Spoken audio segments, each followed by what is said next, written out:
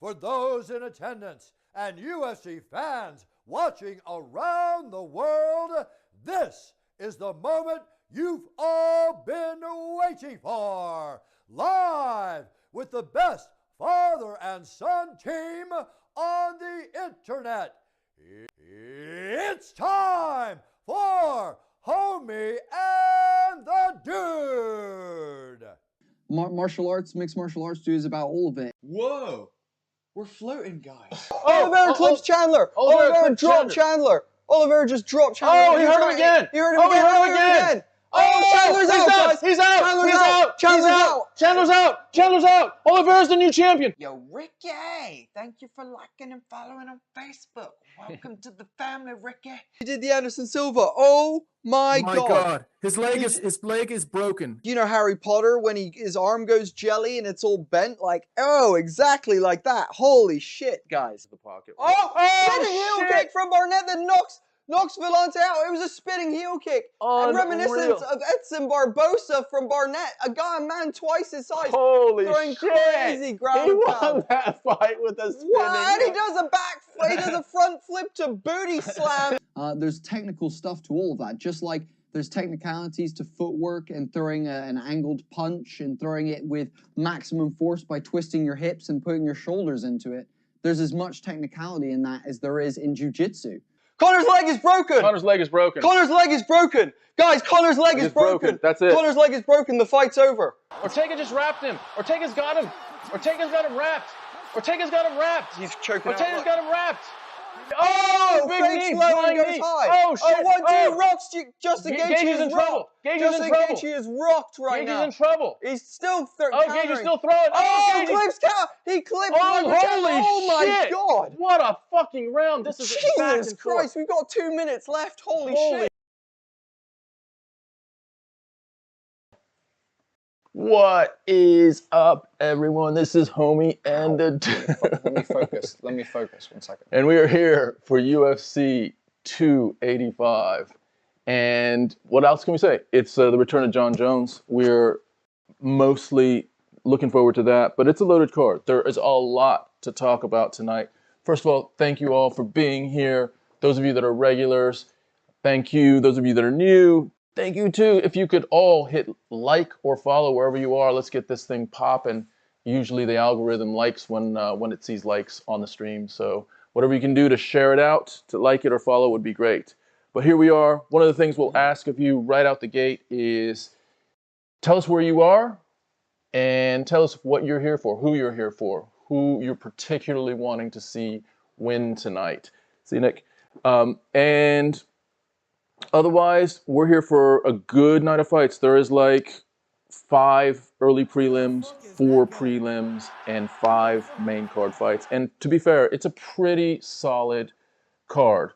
I will go through the highlight fights for me, and then we'll kind of. By the way, the early prelims have started already, but let's just go through the key fights that I think would be interesting for us to pay attention to as we go up from the early prelims to the prelims and to the main card. So early prelims, the last early prelim is Ian Garry. Now, tell me this. Does anyone know why Ian Garry is now Ian Machado Garry? Because he's from fucking Ireland. And I'm not sure how Ian Garry, unless he changed his name or that's his like official nickname, but it's actually now like his middle name. So that's interesting. He will fight Kenyon Song. So looking forward to see Ian Garry fight. He's exciting. He's got some interesting skills that I'm looking forward to seeing how he has progressed. There's another good prelim fight between Derek Brunson and Dricus du Plessis. Du Plessis, you'll remember, had a great showing against Darren Till. I don't know if y'all have seen the news about Darren Till, but it's been kind of sad. Darren Till has been released, or quote unquote, has asked for his own release from the UFC. He had a really interesting interview with Brett Okamoto. And it was, I mean, from my perspective, it was a little bit, I'm not sure if the word is concerning, but maybe confusing. He talked about the fact that he just needed a lot of time to heal up his knees. His knees were the big problem. He couldn't train properly, and that's why he was having some bad results. Remember, he lost to Derek Brunson because he was getting taken down by Brunson. He lost to Duplessis because he got taken down by Duplessis. He was like, I cannot train. So then in the next instance, he's like, but I'm going to fight 3 times this year. And I don't understand, you know, as I was listening to him, it was a little bit scattered. So he's fighting this year. He's going to maybe try boxing this year. He's not going to get surgery. He needs to work on his mental game. It was very, very strange.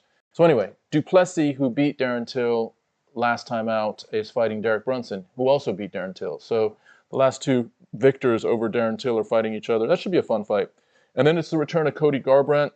Cody Garbrandt, you know, with Cody, it's a matter of, is Cody going to knock someone out and do basically a walkout knockout, or is he going to get bombed himself? So that'll be fun. We'll see. He fights Trevin Jones. And then it is the official pay-per-view introduction of Bo Nickal. That should be cool as well. Bo Nickal is this phenom wrestler who is truly pretty insane in his wrestling skills. And so Bo Nickal is going to be introduced to the world in a bigger way against Jamie Pickett. Jamie Pickett's a good veteran. So although Bo Nickal should handle him, it is going to be an interesting fight to see how dominant Bo Nickal will be. And then Mateusz Gamrot versus Jalin Turner is another good one. Gamrot is potentially the one of the top candidates in the lightweight division. So looking forward to seeing Gamrot. Chris Zimmerman, what is up? We're looking forward to tonight as well, Zimmerman. What are you particularly looking forward to? And as always, you have some gems. So hit us with your gems. Hit us with what you have been thinking about recently, and we can talk about that. By the way, Bodie is looking to fix some shit on Facebook because... Oh my God, dude, this is a joke. I can't even... Facebook is fucking us right now. But it's actually live streaming. So if you're on Facebook, it's all good. We just have to edit some things, some moderator stuff. We're trying to get that sorted. So Bodie will be with us in a second. What else? Zimmerman, hit me with who you are particularly looking forward to seeing this evening. And then some other really interesting fights. So Geoff Neal versus Shavkat Rakhmonov. Rakhmonov is another one that is really, really particularly one for us to look out for. He is like this stealth bomber. He's under the radar a little bit, but everyone is looking to him and saying, that mofo is one that could be a champion. I don't think he's going to get a shot at the championship this year, but he is a dominant dude. So Rakhmonov is one that we're particularly interested in. Fights Geoff Neal. Geoff Neal, you'll know, missed weight by... Do you know Geoff Neal missed weight by 4 pounds? No. Yeah, he missed weight badly. And so Geoff Neal has handed Rakhmonov 30% of his purse. And let's see if he hands him his fucking head tonight as well for his efforts. But otherwise, what else? We got Shevchenko against Alexa Grasso. Looking forward to seeing Shevchenko come back from her fight against Talia Santos. That was probably the first time that we have seen vulnerability in Shevchenko.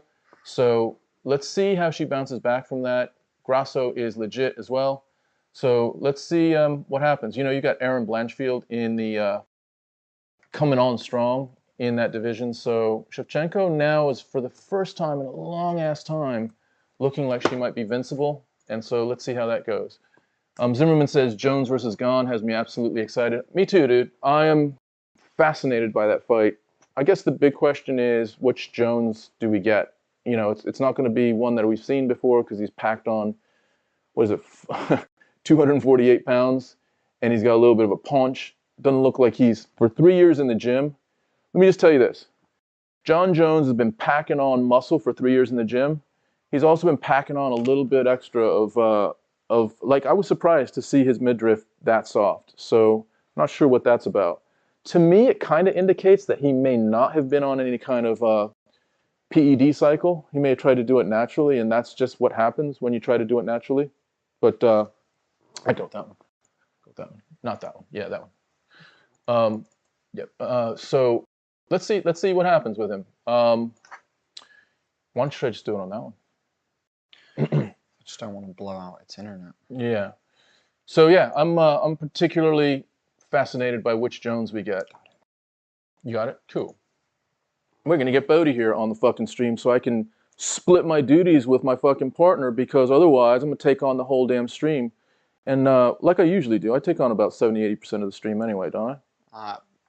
Don't I? Y'all can comment who's the champion here. Who's done the best one-on-one streams with you guys? Who's carried you through events How many have you done? where Tom's been sick? I've done like 3 or 4 now that I've been by myself. Where you had that little run for like a month or 2 in last year where I was like, I did one of myself. yours. I did at least one of yours. No, you've done like 2 or 3 of mine as well. Oh yeah. You've done like 2 or 3 of mine. It's so much better when we can do them together. It's just a long, like, to do it on your own is that's a tough night. Really? What's that? No, it's all, it's all good. Let's forget about it. You know it's a fucking tough night. You're bitching to me the next week. You're like, oh, fucking, I was talking for 7 hours straight. I'm a fucking, anyway. When does the prelim start? The early prelims have begun. The first fight is currently going on at the moment, and is in it. It's Rybovicus versus Razdanabov. Yeah. Radzanabov. There we go. This is the first of many mispronunciations of fights tonight. I got it. I got there in the end. Zimmerman, you're excited about Shavkat as well. Dude, Shavkat is a marvel. Let's see what Shavkat's all about. Because the more I watch of him, the more, we need to see if he needs to get tested. Neal could test him tonight, although I could also see Neal just getting choked out in the first round. Geoff Neal getting choked out in the first round? He actually looked really good against Vicente Luque. He fucking bombed. Was it Geoff Neal or Neal bombed out. I always get him and who's the other guy in the division? Who? Geoff Neal. Oh, Neil Magny. I get Geoff Neal and Neil Magny mixed up. Yeah, Neil Magny got that mushed same as well. last name. Yeah. Who did Neil Magny get beat up by? He just got beat up. He got fucking crushed by. Was it? It happened in like the last event. It wasn't Hamzat. No, it wasn't Hamzat. It was Who fucking knew? Oh, was it Gilbert Burns? Yes. Was it Gilbert Burns? Gilbert Burns choked out Neil Magny like the second round. It was like an arm triangle or something. Yeah. Something like that. Yeah, that's a good call. So, yeah, Shavkat is an interesting one. But otherwise, who y'all here to see? Where are you calling in from as well? That'd be interesting to understand. This is a good fight. Oh shit, this was a good fight. This fight's gonna be over here in a second. Oh, Razdanabov is hanging on for dear life, gripping on for a double leg for dear life as he's receiving heavy hammer fists right now. He got dropped. Yeah, he got dropped and is like doing panic wrestling. He is back to his feet and is now like clenching up against the cage. So fair game to him. He just ate a heavy right. Oh, the side of his face is red. Oof, that jab just slipping through. Oof, nice overhand from him though. Return. Oh wow. Heavy 3-4 actually from Rivovic's. Wow, that's a nice little spinning back kick. Look who's the third man in the cage. Mark Smith. Mark Smith, where you been, dude? You been on holiday for a little while? We haven't seen you for a while. Mark Smith used to be in the, kind of in the main circuit of top. He's not anymore. He's not so much, no. I wonder what's happened to Mark Smith. I wonder if he's just like chilling. He might be chilling, or, I mean, he did have a couple of borderline performances. Nothing like egregious, but yeah, it is weird that we haven't seen as much of him. But sitting in the corner right now, it's definitely a few cuts on. Oh, that was a nice straight left that clipped him, and then a panic takedown, like stagger takedown. Those things work when you're. Look at that! Look at the crowd. Look how fucking empty that is. This is John Jones night, and it's empty. That is crazy. And this card is wild. This card, it's a great card. I would definitely be there minimum in the early prelims for Ian Gary, but you got some other stuff as well. Oh, 53 down days. What's poppin', son? Yo, 53 down days. What you doing? What you doing, son? How's life? Yo, what's pop-a-lockin'? How's your week's been, 53? We've been on a heavy grind, and to the point where, like, have you looked at this card? Like, I mean, I've looked at it, but have you, like... Nah, not really. Chewed on it? No, I've been busy, dude. I've been cashing necks. Oh! He freaking clips him. Holy shit. Razdanabov just clips him with a big right. Oh, and a huge left hook that rocks him, and a knee. Oh my goodness. Ribovics is on his last legs right now, but he's firing back. Oh, he gets clipped with a fucking right again. Oh, the overhand right is just money for Razdabov. This is a crazy fight. That's a good opener. Great opening fight. This is fucking Rock'em Sock'em Robots right now. Fucking heads are popping. Good, miss you guys. Has Ian Gary fought yet? No, Ian Gary has not fought yet. We are on the first fight of the early prelims. We are Ribdovics versus Radzabov. Yo, 53 down days. Do you know what his real name is? Machado.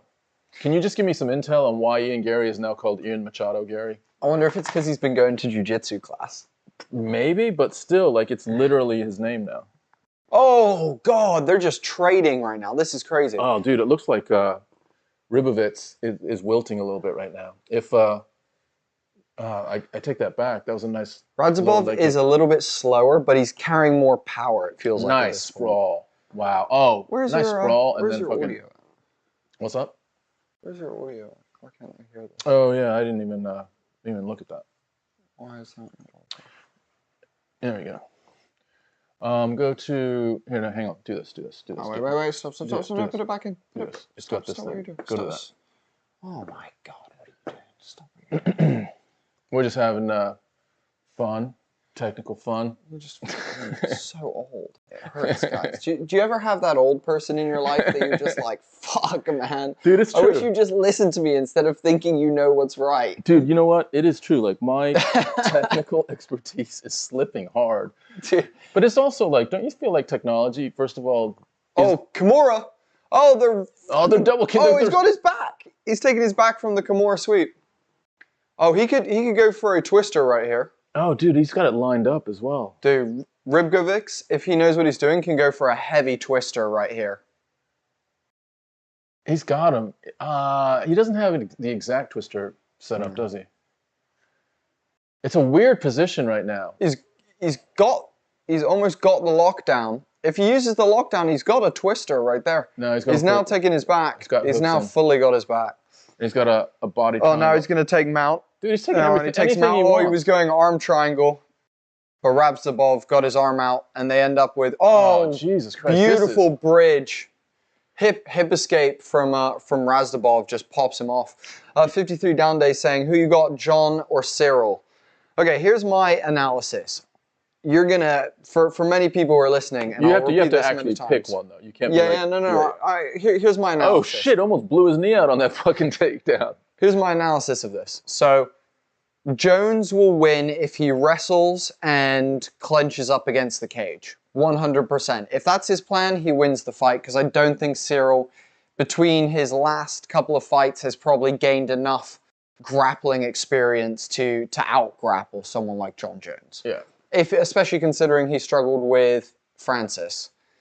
Then, if they stay on the feet, I think Ciryl pieces John up. Though John is a creative striker, you saw him against Dom Reyes and Thiago Santos begin to not the level of striking he seemed to be struggling with. Yeah, so I don't think John has got the ability to stand with Ciryl for a whole fight. But make your fucking call. My call is, what I want to qualify is, I want John Jones to lose. I really want John Jones to lose, because everyone thinks he's the GOAT, and though he hasn't lost and he's got an incredible record, he's cheated throughout his career. Oh, Razabov just got clipped, dropped for a panic takedown.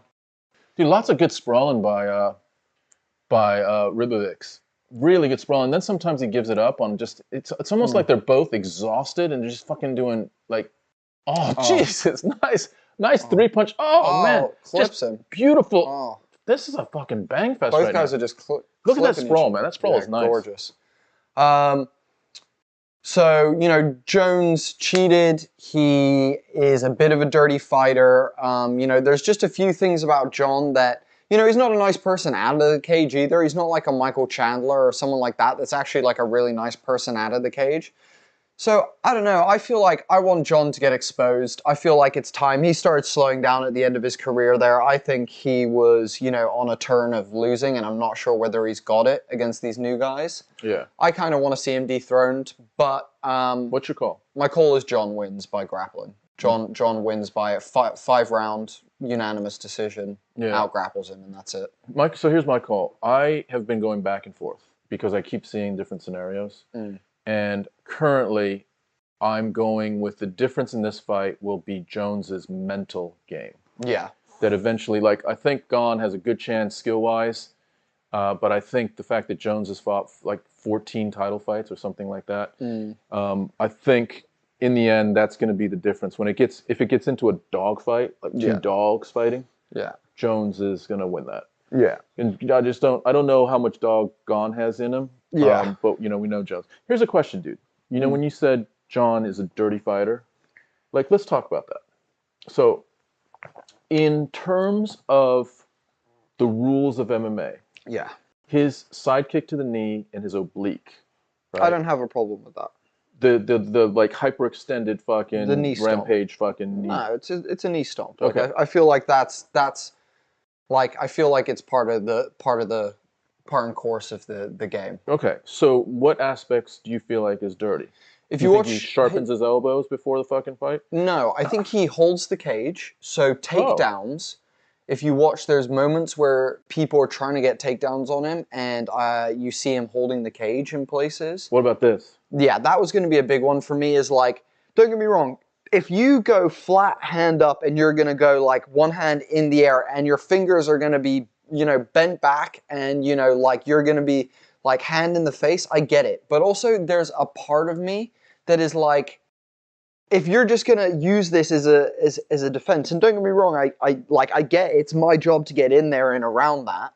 But especially also, when you got an 84-inch reach advantage, like the longest reach in history of the UFC. But also, he doesn't always have his hand up like that. No, he doesn't have it 90 degrees. He has it like that, which even... And it's literally there. It's there the whole time. And when it's fight in motion, like, as I move in, like, and you're, like, trying to do it, it's gonna happen. It's just gonna happen. It's part and course of, like, how he does it.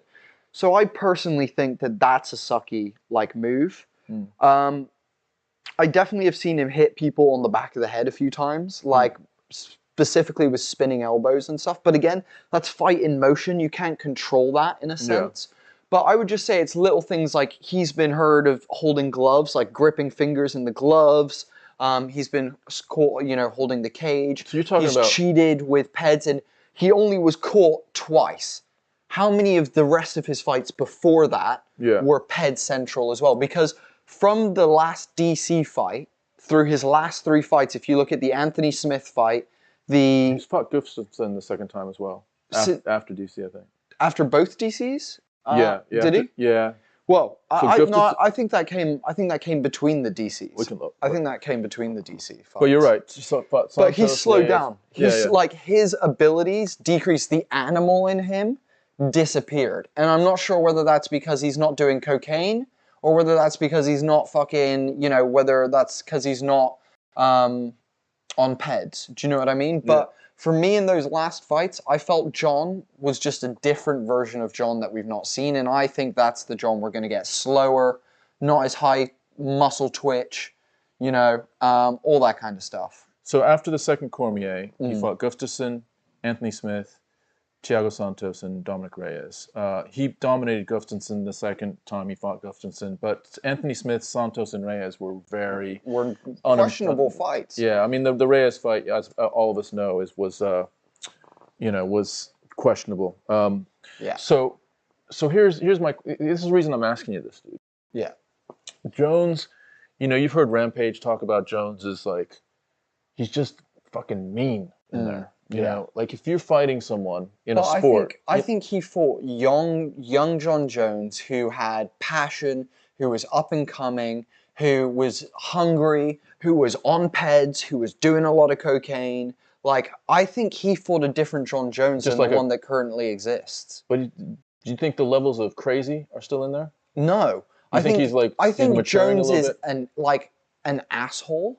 But I don't think the levels of like, I'm gonna fucking just kill you in there, are in there anymore. Flying knees, spinning elbows. It didn't look like that in his last 3 fights, against Smith, Santos, and Reyes. Yeah. And Reyes we said this, Reyes has been knocked out 3 times since that fight. Badly. How is it that he comes close to beating Jones? Like, in my opinion, wins that fight. Do you know what I mean? It's 3-2, in my opinion, to Reyes at the end of that fight. So... I don't know. It's a hard one for me to like be honest with and how I feel about that. Mufasa saying, "God bless me." What's up, Mufasa? Mufasa, what the fuck is up, dude? What's up, dude? Just talking shit right out the gate, bro. 53 Down Days saying, "Did you hear Islam cheated in his match with Volk? How did he cheat?" No, I know what you're talking about. He's talking about the IV. The IV. Yeah. Here's the thing. I mean, let's call it straight, because you know we call it straight here. He probably did do an IV. And then what we find out is there's a gray area of IV in the fucking rules. So he may have cheated, but then the UFC provided top cover for his ass. And, you know, they were just like, well, you know, you can kinda, if you have the directive from a medical expert that you need to rehydrate or you need to IV to whatever, then you can do that. So it's all gray area, dude. I totally kind of agree with you that we initially thought that's fucking cheating. But now, in retrospect, I think like it's one of those. Also, let me just clarify something because this one, I agree. Ali did tweet about it, which says something. But Mufasa, your point of he definitely had an IV, you can see from the photo. You know the fighters' photos are taken way earlier in fight week. You know that those are taken while he's cutting. It's not taken after he's cut weight. They don't do all the media after he's cut weight. And while he's recovering. They do media in the week leading up to it. So those photos might not even be from this camp even. Some of those photos might be from other camps. And just because you have a vein bulging here, dude, does not mean that he was doing an IV. If you look at dude like Aljamain Sterling and people like that who are like jacked up, you'd be like, oh, he's got a vein there.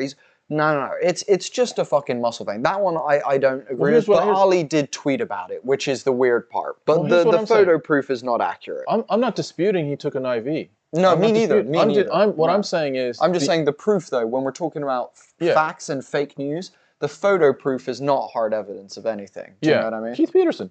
Peterson. He's got the shortest arms in the UFC. He's got the shortest neck in history as well. Go for it. Apparently, he's fully body tatted out. So... yeah, I'm not disputing that Islam IV'd.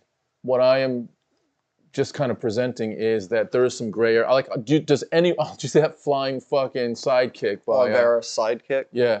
Does anyone know what the rule is with IVs right now? Like, specifically, this is how much you can take, when you can take, how much, you know, it's still gray to me. Like, I don't know what the rule is on IVs. Similar to, you know, when Conor he's in the rankings for fucking 6 months, but out of the UFC pool, USADA test pool. I mean, there's just like, they turn the dials on the rules as required or as needed. So, dude, I'd love to see Volk versus Islam again as well. Just like the fucking Khamzat misses weight and like goes, they're like, oh, we'll just rejig everything and pretend that wasn't the plan from the start. Dude, that's serious conspiracy theory right there. Dude, come on now, let's not be silly. You know what I loved about that? What? Nate got to walk out on his own terms. Dude. Yeah, I agree. And that Tony Ferguson fight was a good fight as well. 53 Down Day saying, I think we see Volk Islam too. I agree with that 100%. That's going to go down. 53 Down Day saying, Australia doesn't allow IV. Okay, well, that's another point then. I take that. So the question is, if Australia doesn't allow IV and there is mention that he did IV, where are we? Like, is it somehow in their sporting federation? Yeah, where's the USADA, but instead of American, it's Australian. Yeah, like if he cheated, then let's look at that fucking single leg. Oh, it's an ass kicking contest. That was a nice. Is it Blackshear just literally pogoing? Oh. Cody's saying 0 evidence, yet you guys are peddling it. Jesus, Volk lost, get over it. Dude, we know Volk lost, dude. More than any, dude, there's people online who say that they thought Volk won that, dude. Volk did not win that fight. Islam out-grappled him just because he won the last minute of the last round does not mean that Volk won that fight, dude. Volk clearly lost that fight 3-2, in my opinion. But I would say what we are doing is addressing the question of whether someone said earlier they think Islam cheated by using an IV. We think that he did use an IV, but either way, Volk still lost that fight. It doesn't that doesn't change anything. Volk lost that fight. Yeah, there's no disputing that. Yeah. So, yeah, by the way, Cody, fucking welcome. Yeah, welcome, dude. Way to come in and be fucking sassy. Yeah, I'm getting a little salty, Cody. How about you come in and say hello, motherfucker? Jesus, that's not a way to fucking start a fucking message with us. Damn, son. Cody, did you pay the fucking cover charge before you come in talking smack, bro? What the fuck, bro? Come on now. Damn, son. 53 Down Days saying, yeah, there's defo proof. His manager said he did it.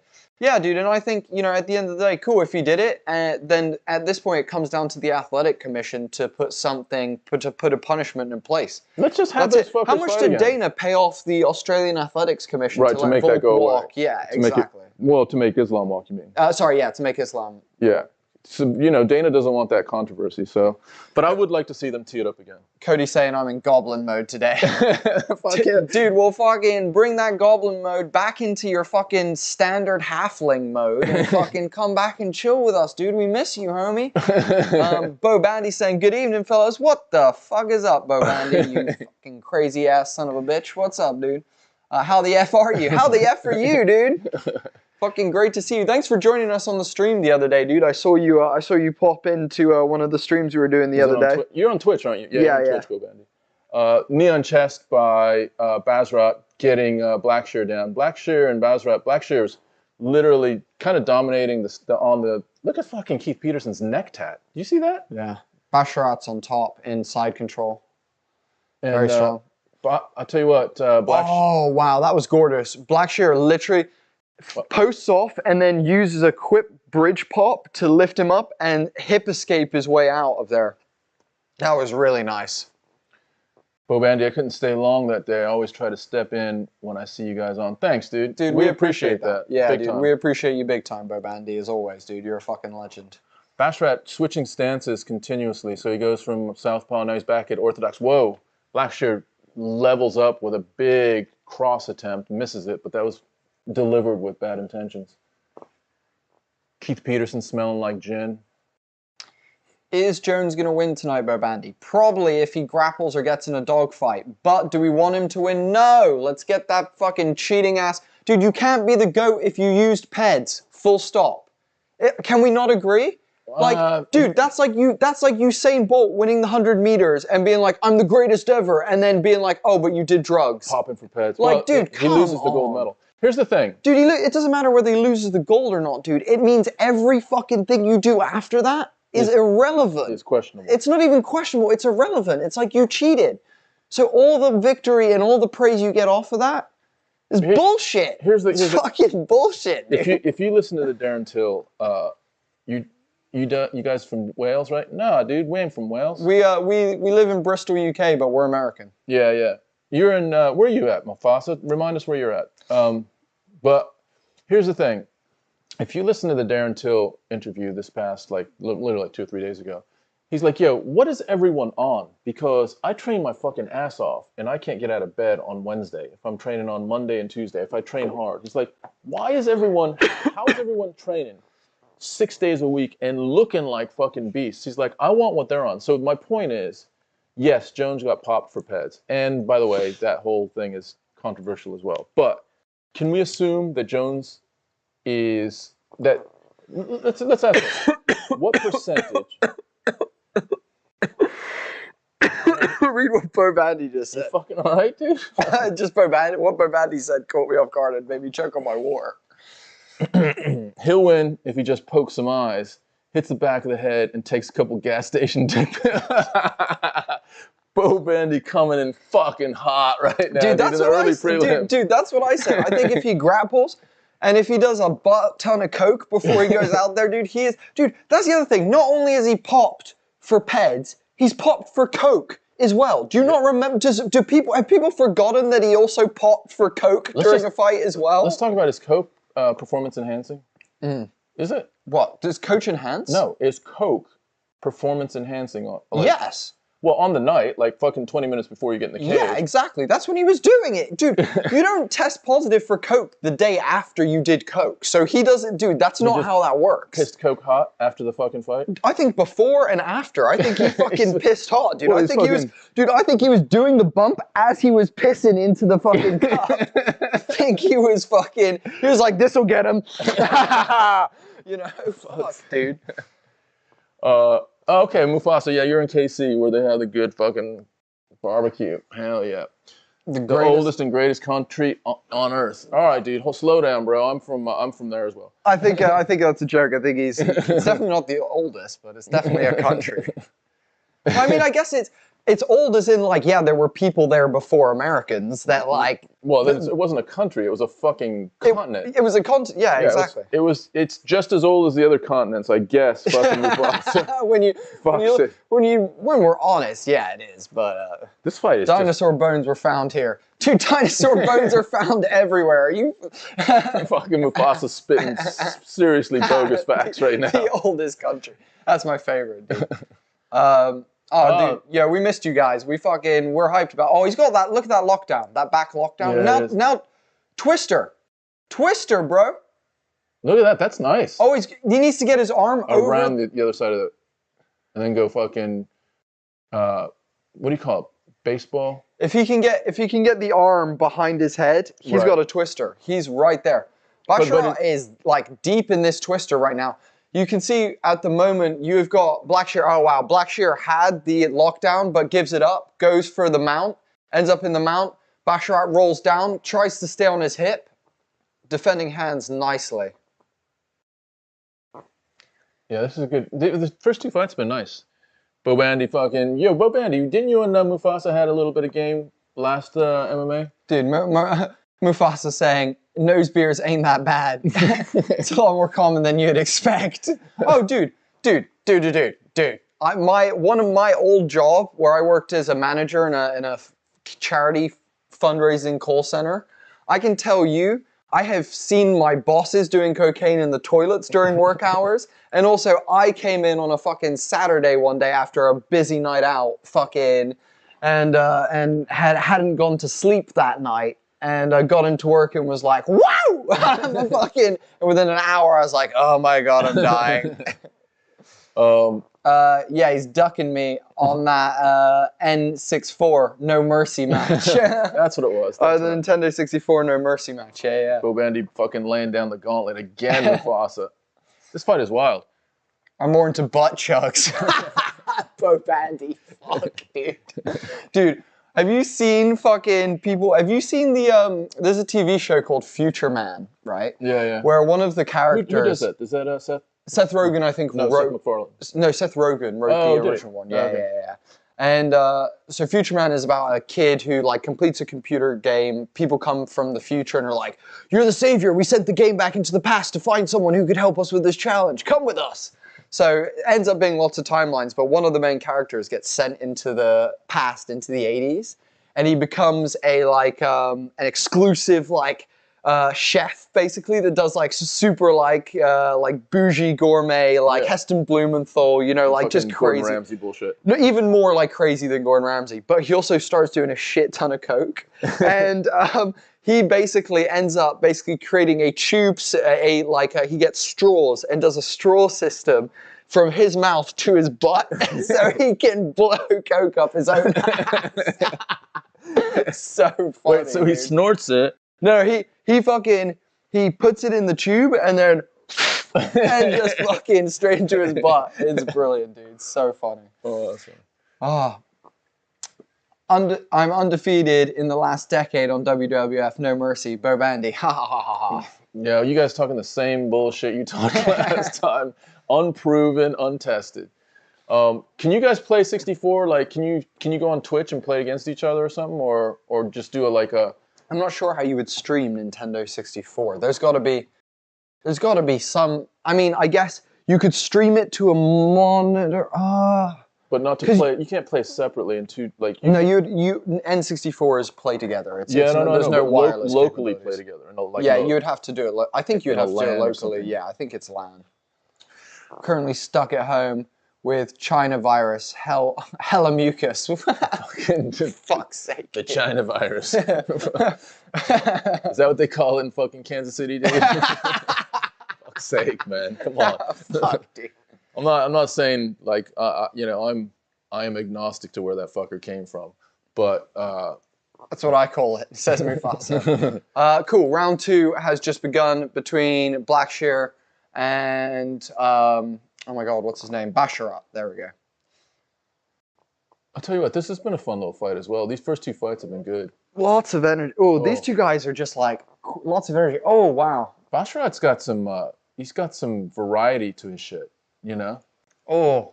Blackshear's like, throwing some nice combinations. Punches Punches and bunches. That's what I meant. Blackshear. Oh, nice straight right.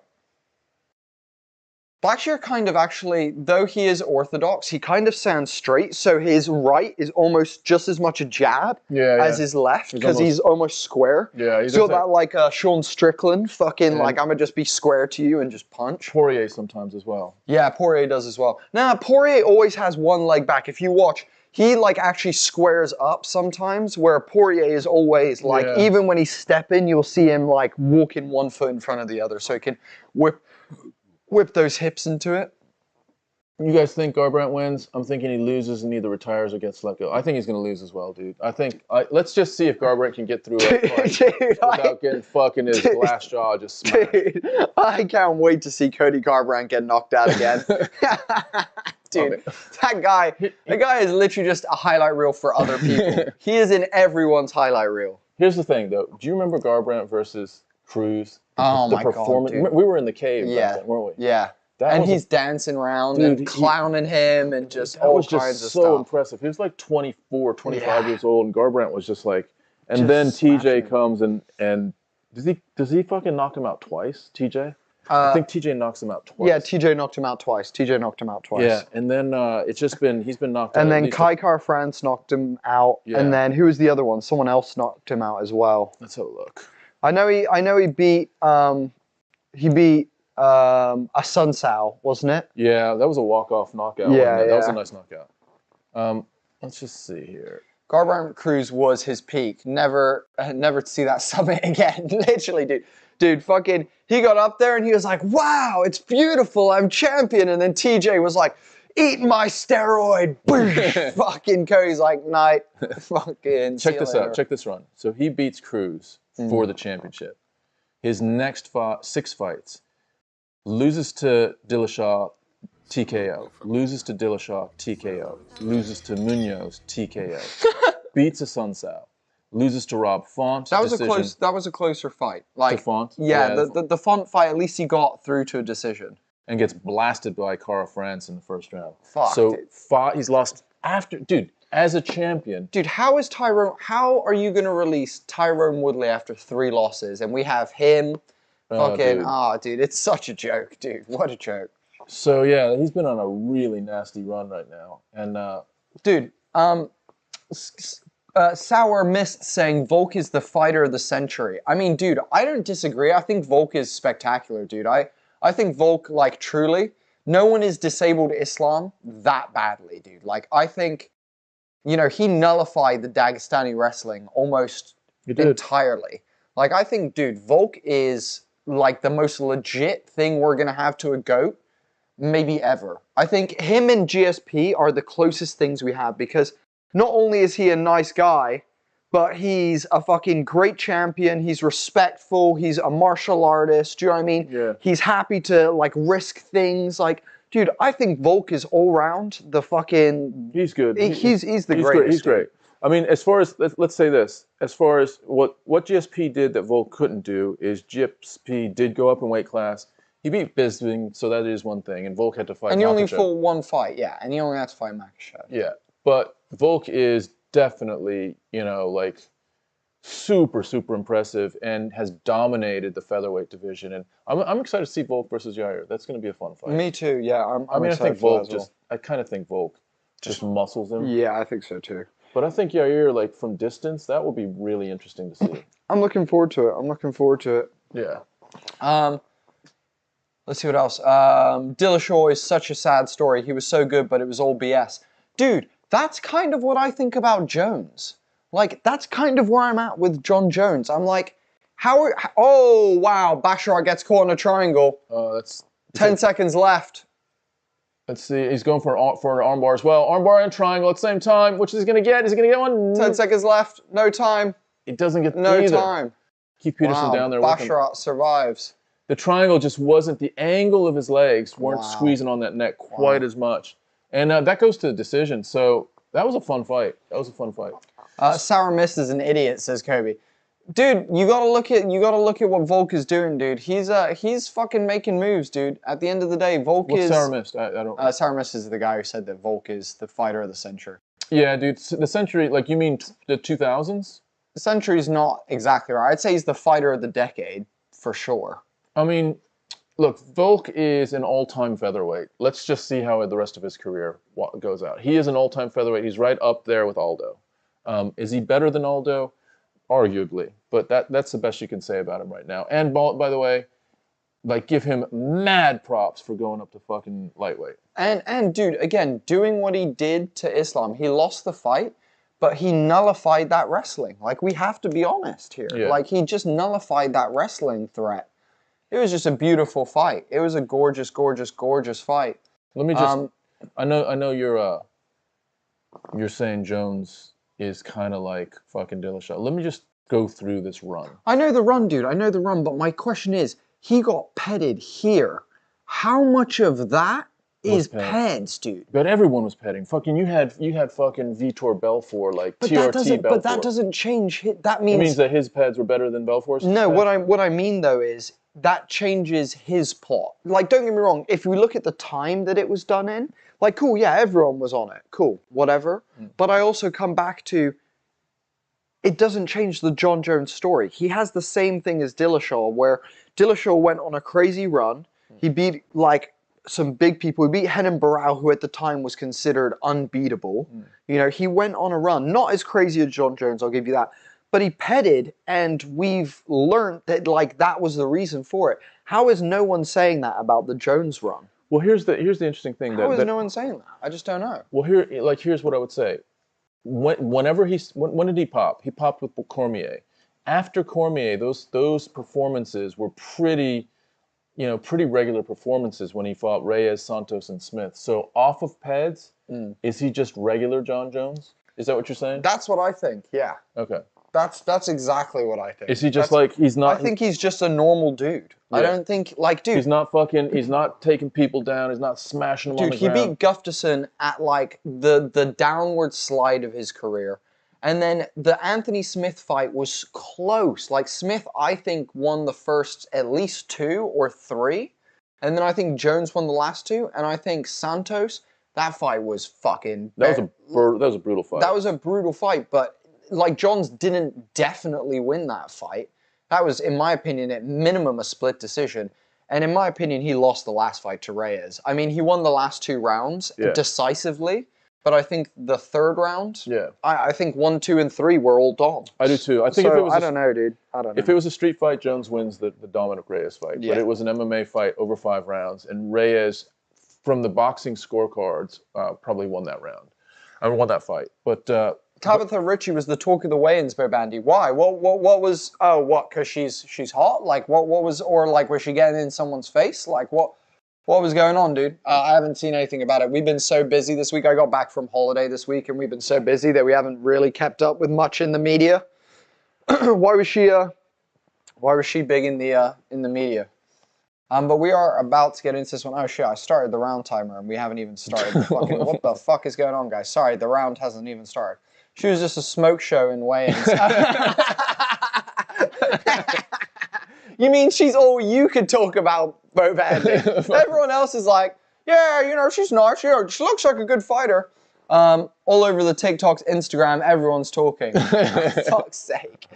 Fucking Bo. Dude, I know what your fucking algorithms are on fucking TikTok. The TikTok Instagram, the TikTok algorithm is exactly like, it is your personality. It's like your subconscious personality. If you got fucking Tabitha Ritchie all over your TikTok, I'm not surprised, dude, if you don't have other fucking tits and ass all over your fucking TikTok, dude.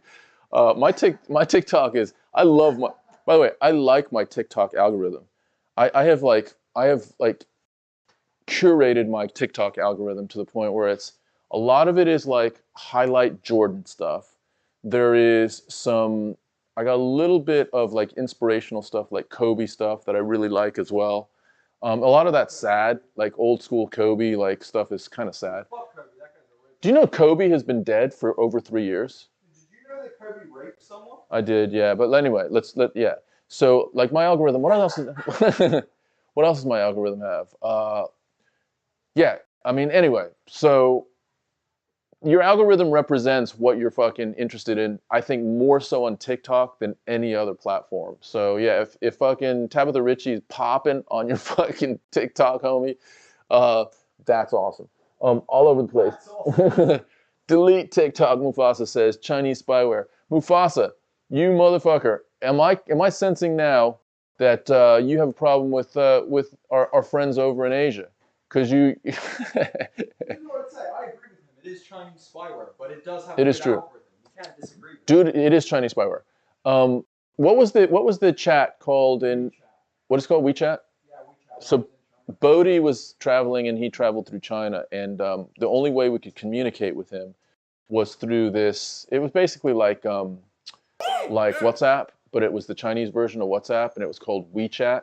I don't know if you've heard about it. Dude, to tick through all the approvals, you have to give away basically, not to this extent, but they asked for everything on your phone, your pictures, your fucking contacts, your it wasn't quite your passwords, but it was fucking close to just say, yeah, I just want to send a message to my son in fucking China. So yeah, I get you, dude. I get you, Mufasa. The Chinese apps are pretty intrusive, let's say. What they do with the data, who knows? Mufasa spitting facts. Thermonuclear truth bombs. Fucking Mufasa's getting salty already. All right, Tabitha Ritchie is 7-1. She's only 5'1", by the way. So she's a little short, like fucking fire hydrant. Dude, imagine you're in the club and you're like, and then like fucking you accidentally bump into her and you're like, oh sorry, and she's like, whoa man, and you're like, get out of my face. And she's just like, bah, bah. Tabitha Ritchie. She's built a little bit like Jessica Andrade. She's got that buff, short buff body. And Jessica Penne is 14-7. Damn, 14-7 is not a great record right now. Wins 2, loses 1. Wins 2, loses 1. But she, the weight class is so thin that they gotta fill out the roster. So sometimes it's just bodies in some of those weight classes. Mufasa saying Chinese has a social credit system. Dude, I know, that's weird. That is fucking weird. That is weird. Jason Herzog, do you know the social credit system boats? Have you heard about that? Where if you, you don't want to fucking talk about it. All right, so Penne versus Ritchie. Ritchie comes in. No, dude, Tabitha Ritchie comes in very energetic, looking to take a single leg on Penne right there. Oh, Penne actually just goes to the canvas, so Penne must be comfortable coming to the canvas. Penne looking, she's in a guard right now. She's got one butterfly hook in, but Tabitha Ritchie gets up to try to kind of raise up out of the guard. She does now, and stands to her feet. Penne's still on the ground, and Ritchie's just tagging her with leg kicks while she's standing. Penne's looking for an opportunity. She's up kicking and looking for an opportunity to get up. I think she's happy to up kick right now. And now she goes for a double leg from the ground. That was crazy. But Penne grabs the top of her head as she dug for the double leg. This is kind of crazy. This is a little bit wild right now. Not your traditional kind of striking or ground game. Tabitha Ritchie circling to her right. Penne's longer. She's got longer reach in the striking. Penne with a low leg kick.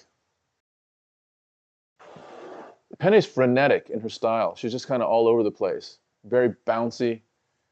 A little bit wild. Her technique's a little bit, just kind of rounded punches and rushing forward and just a little bit crazy in how she is just trying to stir some shit up here.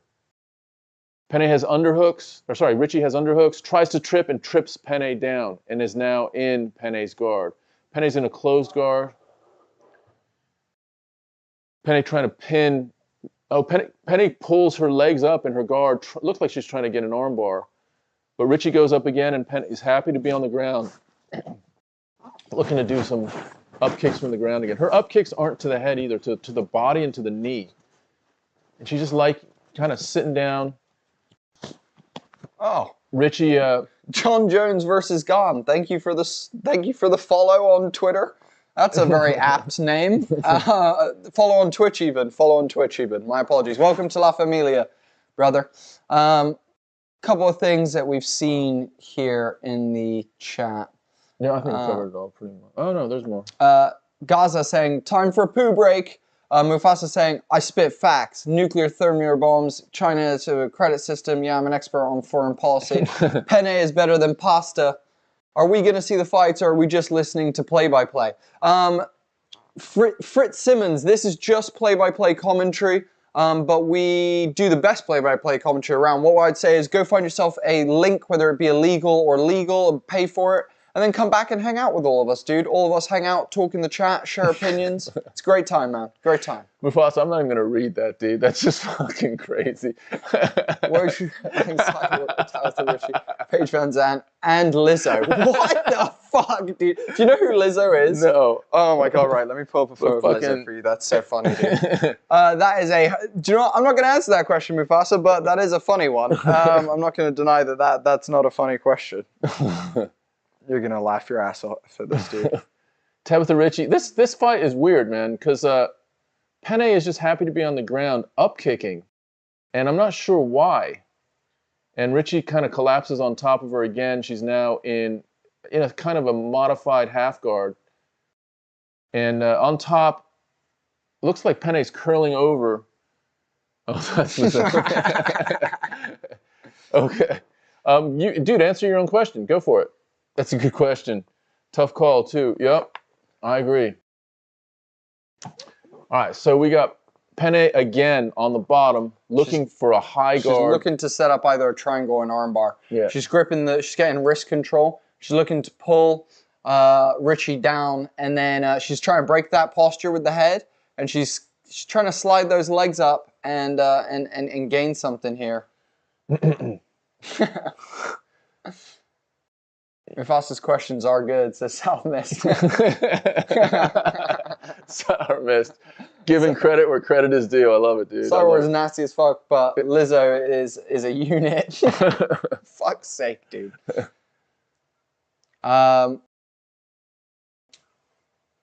So this is how this has gone. Like for round one, it's been crazy. Penne on the ground, up kicking, and Ritchie kind of just tearing up these legs. No, I don't even think she shoots for a shot. Oh, shoots a punch as she's getting up. They trade. Ritchie shoots in again and goes body lock up against the cage. Double underhooks for Ritchie. She's looking to hip toss and nothing. Righteous Christian soldier, you bitch. Hit me up for, oh, you little punk. Yo, dude, that ain't what this is about. Now we're gonna have to block you, homie. Why you go do that? Find this motherfucker. You know what this fight reminds me of? Kind of the old school women's fights where, you know, there's a lot of energy, there's a bit of technique, but there's no like conclusive finishing skills. Like there's like neither Ritchie nor Penne can bomb the other one out. I feel you. And neither one of them, it seems like, has high level submissions or ground and pounds. So it's a complete scramble fight the whole time, and not literally like, you know, they're both attempting traditional stuff, but the ammo behind it is just a little bit empty. So this is kind of like women's fighting in circa, you know, 2015, so to speak. It's fun, but it's not like, you know, when you think of Amanda Nunes or, you know, just recently Erin Blanchfield, you know, where someone's got some shit that's just gonna, or fucking Jessica Andrade, what she did to Lauren Murphy, that type of thing. But here we go, round two, bouncing around.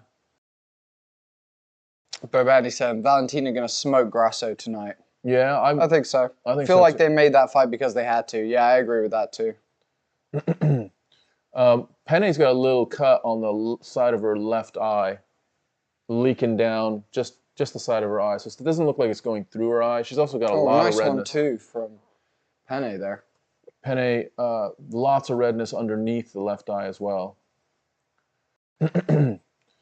Yeah, the Shevchenko fight tonight is interesting, and then what do you do afterwards? Do you give I think you do Santos Blanchfield. Oh, beautiful judo throw by Richie. That was lovely. That was really nice high-level judo throw. Hip toss, basically. Just trying to recover guard again. Penne is, at times, comfortable being down in her guard and bringing Richie down into her guard. Do you think if Shevchenko wins, do they give her rematch with Santos? Do they give her Blanchfield, or do they have Blanchfield and Santos fight a sort of an elimination? That would be nice. I'd love to see Blanchfield versus Santos. That would be nice, I think that's a good fight. Dude, the ground tactics in that fight would be awesome. Yeah, it would be. That'd be a great fight. Yeah. Blanchfield is looking awesome. She's definitely dangerous. I'd agree, Bo Bandy. I think she's a fucking problem. Yeah. It's still a little early to tell. But what she did to Andrade was really... Did you see that fight in the end? Yeah, I did, yeah. Like she stood with Andrade. Like she didn't dump. She wasn't doing great on the feet. No, but when you think of Andrade against Lauren Murphy, she neutralized Andrade's serious strength standing. She didn't get bombed out. And then as soon as she took her to the ground, it was fucking over. Yeah. Oh, Richie steps over for an armbar. Richie's may have this. 200. Oh, she's got it. She's got it. She taps. There we go. Wow. There you go. Wow. You know what? I'm gonna just take back what I said, because Richie's hip throw, that judo toss, was really nice. High level skill on that. You can tell she wanted to grapple. All she wanted to do was grapple. There was no intention of really standing at all. But that was really nice. That was a gorgeous. She had the feet of what's her name? Penne, sorry. And passed around. As she passed around them, just stepped over, got wrist control, and just instantly stepped over and got it. Like it was like within a second. Yeah, it was nice. Look at this. Look at this toss right here. This is actually beautiful. Look at that. Steps over. It's actually it's both legs. It's not an inside of the one. It's a both legs fucking hip in, and you're going all the way over. That was really nice and straight. Look at that step. That was beautiful. That was really nice. That was high level. Yeah. That was beautiful actually. Gets the pure arm, and I tell you what, Penne, like she knew, she tapped. It seemed like she tapped before it really was going to do any damage. Yeah. Nicely done. Yeah. That was a good victory. So, what weight class is this? What is the fucking the telestrator? That's DC. DC just fucking talking shit. Right he's just fucking drawing circles around Richie's head and shit. I don't know what he's doing. She gets her first finish inside the octagon. Nice one. So Tabitha Richie now is 8-1. 8-1. She lost to Manon Fiorot. Manon Fiorot is another one, man. We are 2 fights away from the end of the early prelims. We've got Martinez versus Sayman next, and then to end the early prelims, we have Ian Gary versus Kenan. S. Kenan. I don't know who S. Kenan is. It's Kenyan Song. Is it? Kenan Song. I guess that, I don't know if it's Song Kenan. It might be Korean or Chinese where they swap the names. Yeah. Maybe they do it the opposite way around.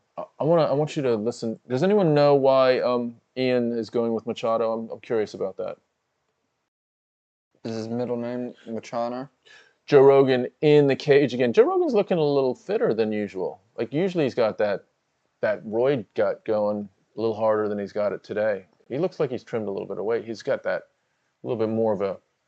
Look at that. Beautiful. That was beautiful. Posts on the head, gets the wrist control, spins round. Just gorgeous. Look at that. That was nice. Oh, I just thumb up as well. Yeah, that was nice. It's savage. That was a nice. Any more, and she was breaking that arm. It looked like the shoulder was getting wrenched more than the arm. Like she had the leverage on the shoulder. No, it was like here. She was lifting it up, but this was, if you looked here, like her. Ooh. Yeah. There was bends that were meant to be bending. Yeah. For nasty. Sure. Nasty as shit. Nasty. Good for her. Good for her. Good for you, Tabitha. Way to fucking be in Bo Bandy's fucking dreams and in the fucking win column tonight. It's 2 big victories for you. We got an undefeated fighter, Cameron Saymon, versus Mana Martinez. Mana Martinez is Oh wow, 10-3. there's 3 South African fighters. Cameron Simon is his name. Yeah, he's undefeated. He's coming up now against Mana Martinez. Duplessis is Fighting. What do you think about Duplessis? I like Duplessis, dude. He's fighting Brunson. He's got the weirdest body. Yeah. He's got the weirdest, like, his, like, chest, and also the way his feet are. Duplessis' feet are, like, it's so strange, dude. He's such an odd, like, stance Who else fighter. is like that? You know who else is like that is GSP's kind of like that as well. I was gonna say Josh fucking Emmett. Josh Emmett is also like that. Similar to and he's also got that weird, like, foot, like, thing going on. There's a couple of people that have that. It's a bit odd. They just got, wow. Jesus Christ. Oh man, Simon just folding people. And knees and fucking just lots of damage. He likes that tie clinch to a knee. That dude that dude's all over the place. He's like, ow, stop hitting me. Cameron MSP Simon. MSP. Versus Martinez. Oh, wow. Look at Megan O'Leary in full fucking magenta. Full magenta right now. Including fucking lipstick. She is fucking glowing. Right fucking, now. She turned and she looked at fucking, what's his name? What's his? Joe Benavidez. And she's like, Joey, how do I look tonight? Joe's like, I'm not a champion. I don't know, honey. Joe's like, I can't. My opinion doesn't matter. Fuck it. You go and have fun tonight, sweetheart. I'll just stay at home and watch it on the pay-per-view. The question is, was the box she's standing on magenta colored as well? I have I mentioned my faux cedar rotating DVD tower carousel? Oh, fuck are you talking I about? don't even know. I know what all of those words separately mean, Mufasa, but when you put all of those together, I don't know what the fuck that means, dude. What the is my faux cedar rotating DVD tower carousel? But Mufasa had a little bit of a wordplay last time that we didn't get for a while, didn't he? I think so. Or was that someone else? I think he's saying that he's got a fake cedar wood rotating DVD tower that's a carousel. Is that? Are you literally saying that, dude, or is there a joke in there? I had to drop the hammers, said Mufasa, on Bo Bandy. Oh, okay. Fucking Bo Bandy laughs. Is that like...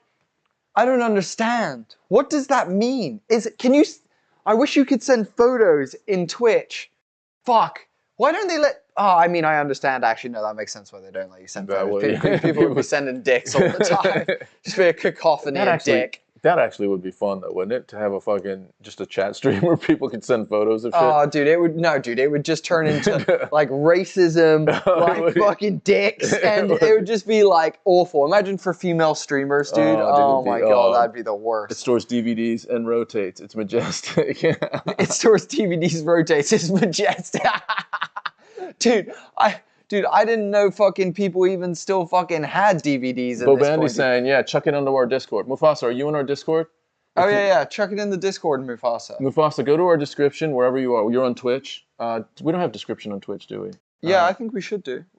Well, if it's not on Twitch, jump onto our YouTube, get on the description. There's a link for our Discord. Chuck it in there. We'll have a look. Dude. What does one have to own these days? What does one have to own these days to play a DVD? Like, unless you have a Blu-ray player, a PlayStation, or something like that. Or a 3D printer. You can fucking 3D print a DVD player. You know what I'm saying? All I'm saying is, like, not even laptops have CD and DVD, like, drives anymore. Dude, let's get a 3D printer and start printing some old school technology. What? Like a fucking... You can literally go to like fucking Radio Shack and buy it. Let's get a fucking old school like fucking Sony Walkman and shit like that. Like, why? You can store 3 songs on it. It's literally like, I have 1 meg of data, enjoy. You're like, oh, okay. Yeah. All right, fucking Martinez in the cage. Martinez got a big old head. Mufasa saying, I have a 5-disc Sony DVD player. Dude, I had one of those for the longest incredible. time. No, it wasn't a DVD player. It was a CD player. CD player. Yeah, it was a Pioneer CD player. Did you ever see that? Yeah. Oh, yeah. We had it in Spain. Yeah. We used to put music. Yeah. We had it in Spain. We'd each choose a CD. Remember? Oh yeah. Bo Bandy's saying I got one of those tape decks with the cord plug into the CD player in the old truck. Nice. Dude, I'm so old. I remember the fucking 8-tracks. There's these fucking things that were this big that and there was a hole like that in the car, and you'd plug this thing in, an 8-track that would have basically one album on it. Oh, wow. So you'd have like Pink Floyd or fucking, like Zeppelin or something like that. I have a 24-disc CD changer in my trunk, fully loaded, 99 Chrysler LeBaron ragtop convertible. What the fuck, dude? Who are you, Mufasa? Literally, who are you? Who drives that car? That's crazy. Mufasa, is that fucking handle like disguised? You know he drives it like this, dude. You know he drives it like kicked back like this, rolling. He's like, sup, fucking, in his Chrysler LeBaron. Elon fucking Musk. Mufasa. Yo, spill who you really are, homie. It's my backup car. What is your first car? What's your fucking upfront car, bro? Is it a fucking Tesla? What do you got, bro? I have a built-in record player in my house. This is actually serious. That's fucking sick, dude. What do you mean a built-in? Like into the wall? Yeah, like you know how. Or is there just like a thing with a thing coming out the wall? Like you got the like our hand. The needle and the exactly, like the needle and the holder just coming out the wall. He reminds me a little bit of Gary. But anyway, Martinez holding the cage, ready to charge forward. So Martinez is an orthodox fighter, and Martinez clipped Simon there. Simon is a southpaw. Simon's skinny, man. Look how skinny he is. Oh, nice teep from Simon. Wow, Simon's kicks are fucking snappy. They are. It's like a bullwhip kick. Whap. But Martinez grabs the next one. Oh, Simon with a little fucking kick off the grab. Oh, nice outside leg kick there from Simon. Simon's got a lot of explosive energy. Now he's still in southpaw stance. Martinez has nice counters. Yeah, this is an interesting spot. Now nice outside leg kick from Martinez. Simon switches stances. Now goes with a lead left. By the way, Herb Dean in the cage. Herb Dean. So we got Herb Dean. Smoking Herb Dean. Did he get high with Rogan on his podcast? That's a good question. I don't know if he did or not. Probably not. Oh, man, I'll tell you what. Simon's got some flicky kicks. But then the head movement of Martinez. Martinez with some great body work there. Oh, nice fucking body head from Simon there. Gorgeous back and forth right now from these two guys. Oh, interesting combination by Simon. Inside leg kick followed by a jab. Yeah, that was, and it was like a walk-through jab. Simon is really quick with his leg kicks. Well, Simon's nose is broken because it's just bleeding right now. I think his nose is busted. But your call on Martinez's counter is nice. This is interesting because Martinez's counters are fast and nasty, dude. You've got Simon who's just got the forward pressure, but Martinez's counters are dirty. His counter left is fucking crazy. You know, this is a beautiful fight because Simon likes to lead the dance and Martinez likes to follow with the counter. So you have a nice little is the lead going to dominate or is that counter going to catch him? Nice jab there from Simon. Oh, nice one too from Simon. Oh, he's always there with a punch right after it. And it's usually that fucking snapping left. But Martinez changes stances now. He's now in the orthodox stance. He shakes his head, checking the leg kick, and then checks the second. Oh, he clips Simon. Simon drops to a knee. Simon actually dropped to a knee first and then got clipped by the hook. Again, Martinez so accurate with his counter. Whoa! Did you see that right counter from Martinez? One of the better counter punchers. Oh! That was a huge body kick from Simon there, though, right across the fucking torso of Martinez. Ooh. It feels like Simon's he's not quite got his range yet. He's a bit in and out. Where Martinez feels like, kick to the cup, dude, big time. I heard that one. I actually heard it. Damn, dude. That was loud. That was like... So let's just catch up here. It's my backup. 2016 Subaru Legacy and 2022. Damn, dude. What fucking cars you got, Mufasa? Dude, this guy is fucking balling. Dude, are you one of the 1% billionaires out there, dude? With your Chrysler Baron with its fucking 24-track CD player in the back? What the fuck is happening right now? Bandy, it flips out and is connected to speakers in the house. Nice. Yeah. Whoa, dude, the record that's player with the needle. Dude, that's fucking beautiful, dude. That's so beautiful. Do you like 45s or are you playing like biggies? What color's your Bugatti? What color's your Bugatti, Mufasa? Damn, son. Bandy, tell me this. What is your go-to LP when you're just like, you know, it's been a fucking hard day? What's everyone's go-to album? What's everyone's go-to album? Yeah. Like you're like, yo, man. What's your like last album? The one album you take on the fucking Desert Island. On the desert island. The one album. What you got? I know what mine is. I think I know what yours is. I know what mine is. Oh man, mine's close. I'm gonna say. Can you do a double album? Mine's Stadium Arcadian. Yeah, mine's Stadium Arcadian. You gotta do a double album. I was thinking, by the way, but also I would do Stadium Arcadian just the volume. Big body kick from Simon. Keen.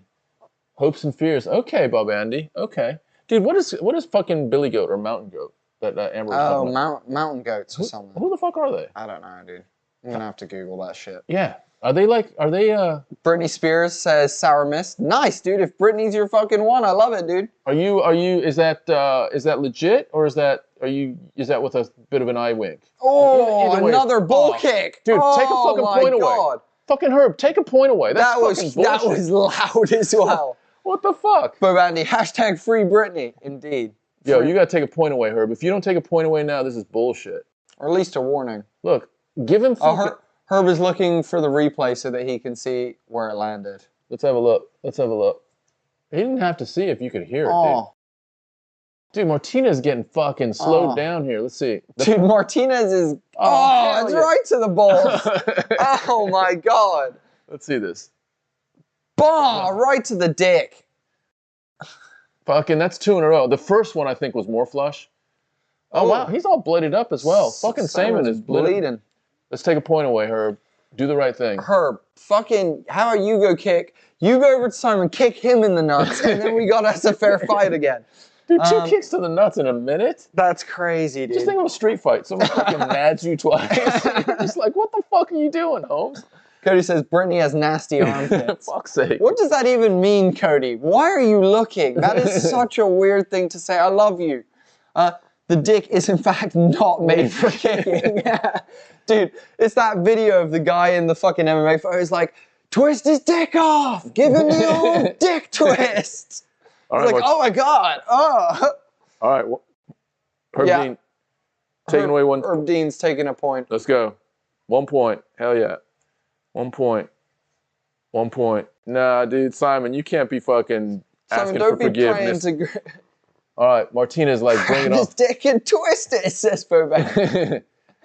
Fucking dude, Martinez is literally gonna be like, I won the battle, but I fucking lost my future kids. Martinez coming in with counter. Oh, nice counter from Simon there. Both guys have got slick hands. Really fast hands, really fast counter hands. And do you know what, actually? I really like Simon's overhand left. Simon's overhand left is really nice. Do you think the judges have counted those flash knockdowns? I think they're just points. I don't think he only had 1 flash knockdown. I think he's been on his wow. He slipped on his knee once, and then the other time he slipped on his knee again and then got clipped while he was on his knee. Simon super fast. Big inside leg kick. Another one. Throws it to the shin. Ow, that was shin to shin. Outside leg kick. Same leg. Simon just tearing him up with kicks. At this point, Simon is out striking him, so you got to give the round to Simon. But he also lost a point. Oh, Jesus. Is it a 9-9? So this is still the first fucking round. This feels like it's the second round. It's because you've had 2 fucking dick kicks. I mean, it's going to be a 9-9 round. That was a violent teep up the... Oh. Dude, his kick game is nice. Oh, head kick from Simon. Almost like walked onto that jab. Oh, he clipped Martinez, though. Almost dropped him. Wow, both guys counters. It's like you got Martinez, you got Simon being 1, Martinez being 2, Simon being 3, and then Martinez being like 4 sometimes. But I would say Simon wins this round based on output. It might be a draw because of the loss of points. It'd be a 9-9 round. It'd be a 9-9. I think that too. Let me ask you this. Yeah. You're a fighter. Yeah. First round. Yeah. Would you trade 2 fucking on-point dick kicks for a point? Like if As a strategy. You're like, I'm going to fucking give away a point right now. I'll give away a point. I'm going to dick kick him as hard as I can, though, dude. Like, but here's the thing. I would have made the more direct dick kicks, dude. What, like a teep dick kick? Like, I mean like a fucking soccer kick up the middle, dude. Like, I mean, it's not even angled. It's just, whapa, like, they very rarely take a point away for the first dick kick. Yeah. So 2 fucking flush dick kicks for a point. I think it's a good strategy, man. I think so too. I think it's a great strategy. It's like not washing your feet before you go into a fight. There should be points given for surviving 2 dick kicks. It's fucking minus a point for you and plus a point for you. All right. Jesus. All right, so you got to say Simon won that round, but lost a point, so it's a 9-9. There we go. This is potentially heading for a draw if each of them win the next 2 rounds. But Simon is just delivering lots of quick punches and kicks, and his outside those leg kicks. You got to wonder how Martinez's front leg is doing. Yeah, for sure. Martinez has slowed down a little bit since the second dick kick as well. Nice kick from Martinez. But his counters are not as whippy. Oh, fucking Simon just tearing up the legs. Yeah, Martinez now having to switch positions because he's giving up the other leg now. But now Martinez goes back to the orthodox stance, now switches again. If you're Simon, you're just like throwing a series of low leg kicks because it's getting Martinez's attention. At this point, you've got to be thinking, if you're Martinez, cool, do half this round on the feet, and if it's still not working, start shooting in the second half of this round, right? Yeah, exactly.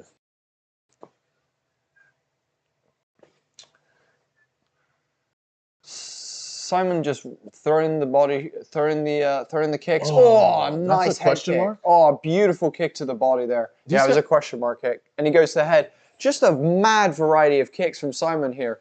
Martinez with some nice counters again. He's a little inside. Oh! He's got a little inside head kick that's almost like a 45, like an uppercut or like hook. It's interesting how he delivers it. It's like inside head kick, not outside of the glove. Oh, big uppercut from Martinez, and Simon clips him with the left. Wow, Martinez's chin. Yeah, Martinez getting hit a little bit more than he was. Oh, big uppercut from Martinez. Wow, this is back and forth. Martinez landing gorgeous counters. Nice body kick from Martinez there, and they like buzzsaws as they come together, and then reset, and then boom, boom, boom, boom, boom. Oh, nice counter hook from Martinez there as Simon comes in. Simon's spinning, looking to throw some more of those nasty kicks. Martinez starting to pick up the punching pace. He's starting to box a little bit more. Starting to push himself into that boxing range and keeping himself inside the kicking range of Simon right now. Oh, that was so close. Oh my God, that head kick from Simon like gave fucking Martinez a haircut, basically. Martinez is unleashing an uppercut here and there a little bit more, and it might find its mark. I'll throw this out there. I think Simon is starting to slow down a little bit. My one prediction, that hurt the leg of Martinez. That visibly hurt the leg of Martinez. Switched immediately back to his orthodox stance. Oh, big body kick from Simon there. Nice 1-2. Martinez coming back with some counters. Oh, he drops him with a straight right there. Simon drops him with a jab. And now Martinez is in his guard, in a high guard, has one leg wrapped around Simon's right arm. And Martinez walked onto that jab. Yeah, that was big elbow there from Simon. At this point, if you're Martinez, you're like, cool, okay. If I don't get up, I've lost round 1 and round 2. And round 1 is a tie. Round 1 is a tie. Round 1, yeah, that's a good point, because of the point being lost. Yeah, it's a good point. But here's the thing. He has not been the same since the second dick kick. Like he hasn't, dude. Like his counters, how whippy were they? How fucking on point were they? That's not happening as much right now. He started picking up the striking pace in the second round. But what an absolutely gorgeous jab from Simon. Mano doing a good job of pushing off with his feet and creating a good guard.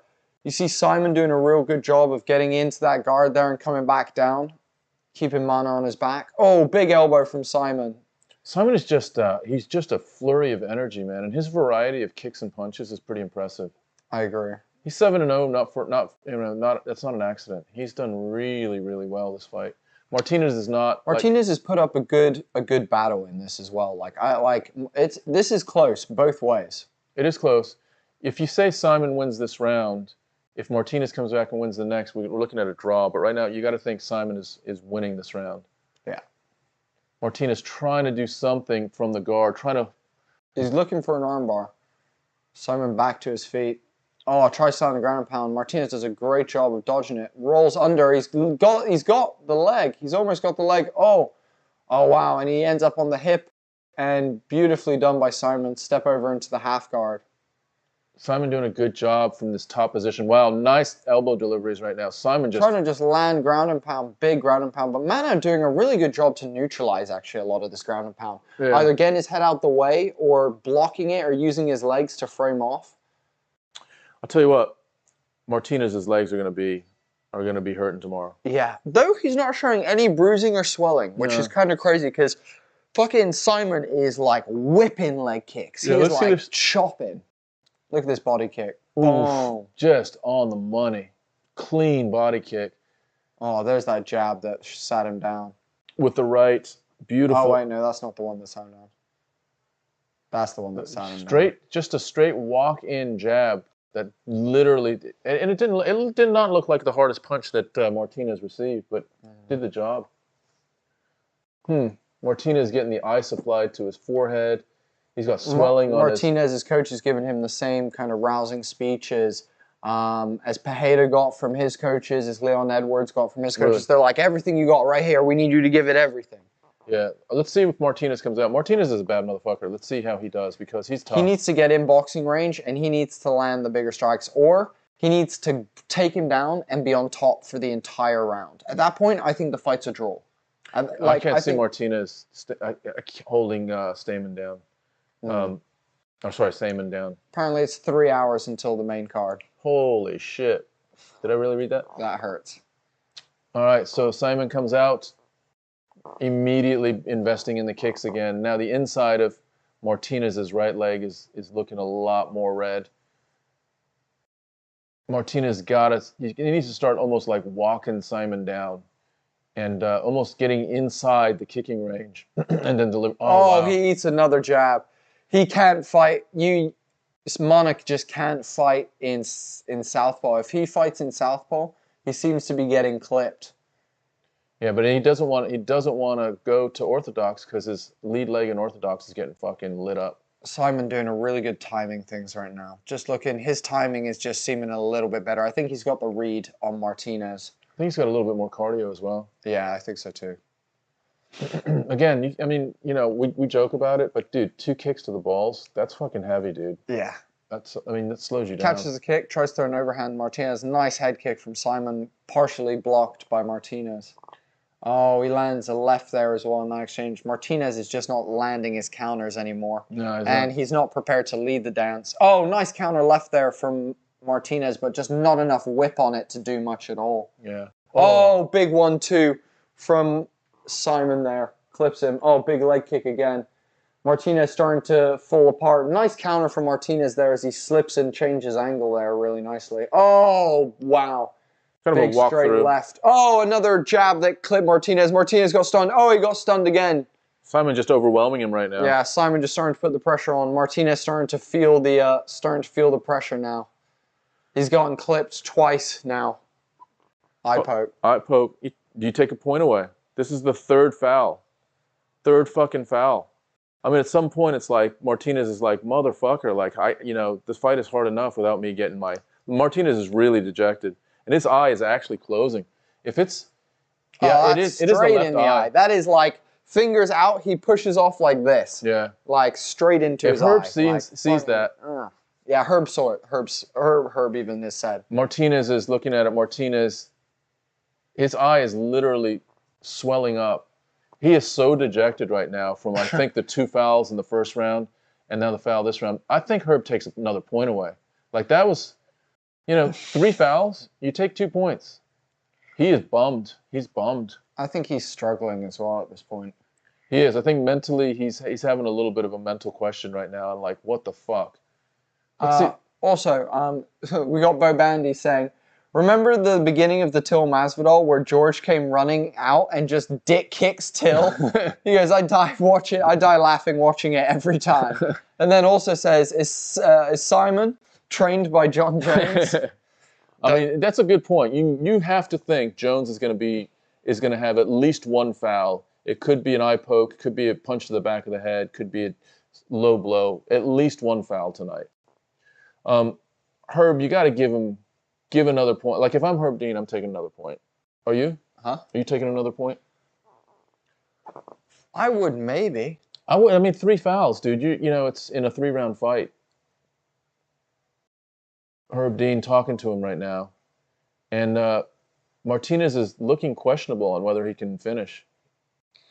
Let's see what he says. He says, Bobandy saying, I don't think I would be mad if Martinez takes the win by DQ.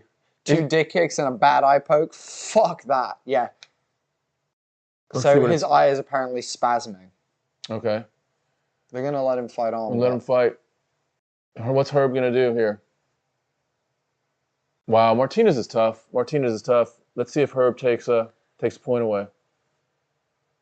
If he does, then it's going to be tough for Simon to win this fight. Herb asking Martinez whether he's good to go, and he says, yeah, fuck it, let's do what it is. Herb warns him. Gives him a stern warning. That's bullshit. 1 point for those 3 fouls is a fucking bargain for. I reckon Martinez gets knocked out now. Yeah, I think so too. I mean, Martinez is tough, just landed a nice right hand. Oh, what's going on with our feed? Feet just fucking froze up. There we go. Oh, God, that kick from Simon. He throws that body kick. He's trying to just rip the body apart. Low leg kick by Simon. Simon trying to just finish the show here. Another kick. I mean, he's probably landed 20 kicks on Martinez below the knee on both legs. Bobandy saying, good on him for fighting on, but there should be a 3-strike rule or something along those lines. I agree. I think. Oh! Nice big counter. Left from Martinez that landed stiff. Martinez swinging for the fences again. Trying to put him out. Wow. Spinning back kick. Martinez with a nice little duck under and trip there, but Simon gets back to his feet. Oh, big, nice body kick there from Martinez as he catches the kick. Martinez, I don't like this move that Martinez falls to the ground. I'm not sure if he's looking for a sub, but this wasn't a great move for him tactically. I think he was tripped. He just spun. Yeah, he spun around. Simon had the leg, and I think he was trying to balance it, but just couldn't. And this is again. Simon looks like he's going to win this round, and potentially win the fight 2-1. Actually, 3-0. But the first round will be a draw. And I gotta say, I question Herb Dean's call on that. I think you give... If Martinez stays on his back, he loses this fight. Yeah, and it's going to be tough for him to get off. Simon's just got good energy. He's got great energy, but the fouls were not cool. They just weren't cool. I mean, he can win without, 2 square kicks to the balls, and he's a really skilled kicker. So you got to question. Wow, he just busted Martinez open with an elbow. Yeah, he's smashing Martinez now, and Martinez is now looking like a defeated fighter. He's just hanging on. Oh, big elbow. Wow, Simon's just putting it on. This might get stopped. Oh, he misses big time there. Nicely done from Martinez with his head movement. Mufasa saying, I forgot about John Frusciante and River Phoenix. What about them? So John Frusciante is an amazing guitarist, and River Phoenix is a dead actor. You mean like music-wise? You mean your island, your one album to the... I didn't think River Phoenix... Dude, the Empyrean album by John Frusciante would be an album to take on the island, to be fair. This is just turning into total domination by Simon right now. Really nice way to close the show.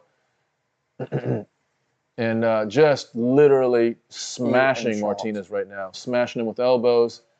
And just complete domination his last couple minutes. Martinez trying to get up. Mufasa saying apparently John and River were doing drugs together the night River died. Yeah, I heard that too. Oh! What happened there? Did Simon get injured? Oh, no, I think he tripped throwing the kick. Wow. There we go. Done. Fight over. Fuck that fight. Yeah, that was Fucking Simon don't get no performance bonus after fucking 2 dick kicks and an eye poke. Yeah, that was bullshit. I mean, I like Simon. I like his style, but you don't need to. And again, I will emphasize this. He is a skilled kicker. He kicks to the head. He kicks with both legs. He does low leg kicks. He's doing spinning back kicks. He's doing heel kicks. He's doing fucking question mark kicks. Like, he's got a good variety. So if you're gonna tell me that those 2 kicks that were squarely low fouls, I'm going to start questioning whether that was not intentional. And so if I'm the referee, I'm taking away 2 points. It looks like they took away 1. And I don't know what to think. Simon wins the fight, but won it dirty. Yeah. He won it fucking dirty. Yeah. He won that John Jones style. Yeah, he did. That's what John Jones does to people, dude. Same thing, dude. That's why he ain't the GOAT. That's why he's the fucking I hope Gane fights well. penis. I hope Gane fights well as well. I just hope I'd like to see Gane I just and want some Jones competition in there. I want it to go 5 rounds and let them both be just fucking swinging. Yeah, exactly. I'd love to see Jones get dropped. See Jones get fucking knocked out. I want to see Jones get knocked the fuck out. Martinez should throw nasty front cup shot for good measure. I forgot about John. They're doing drugs. 50G to Martinez for not quitting. Literally, yeah, mate, exactly. Dana should give him 50 Gs for not quitting. I fully agree with you, dude. That's hilarious. Majority decision. Simon. Wow. He won via unanimous decision. What a fucking jabroni fucking... I mean, like, he did win the fight, but also... Fucking 2 dick kicks? Come on, man. Fucking two dick kicks? Excuse me. Just eating. Joe Rogan is interviewing him currently. The first of 3 South Africans to fight tonight. So, that'll be interesting. I'm looking forward to seeing South African fighters. There's not many of them on the roster, so nice to see him do it. He's apologizing for the dick kicks and stuff. He's yeah. Next up we got Ian Gary versus Keenan or Kanan. Looking forward to that one. Who's excited to see Ian Gary tonight? Who thinks Ian Gary is going to continue his win streak in this next one? Who doesn't think Ian Gary's going to win this next one? So pumped for Gary, says Bo Bandy. I hope Ian Gary brings some fire. Oh, excuse me. Oh my goodness, excuse me. Oh my god, guys, sorry about that. Fucking hell. Those sneezes came out of fucking nowhere. Yo,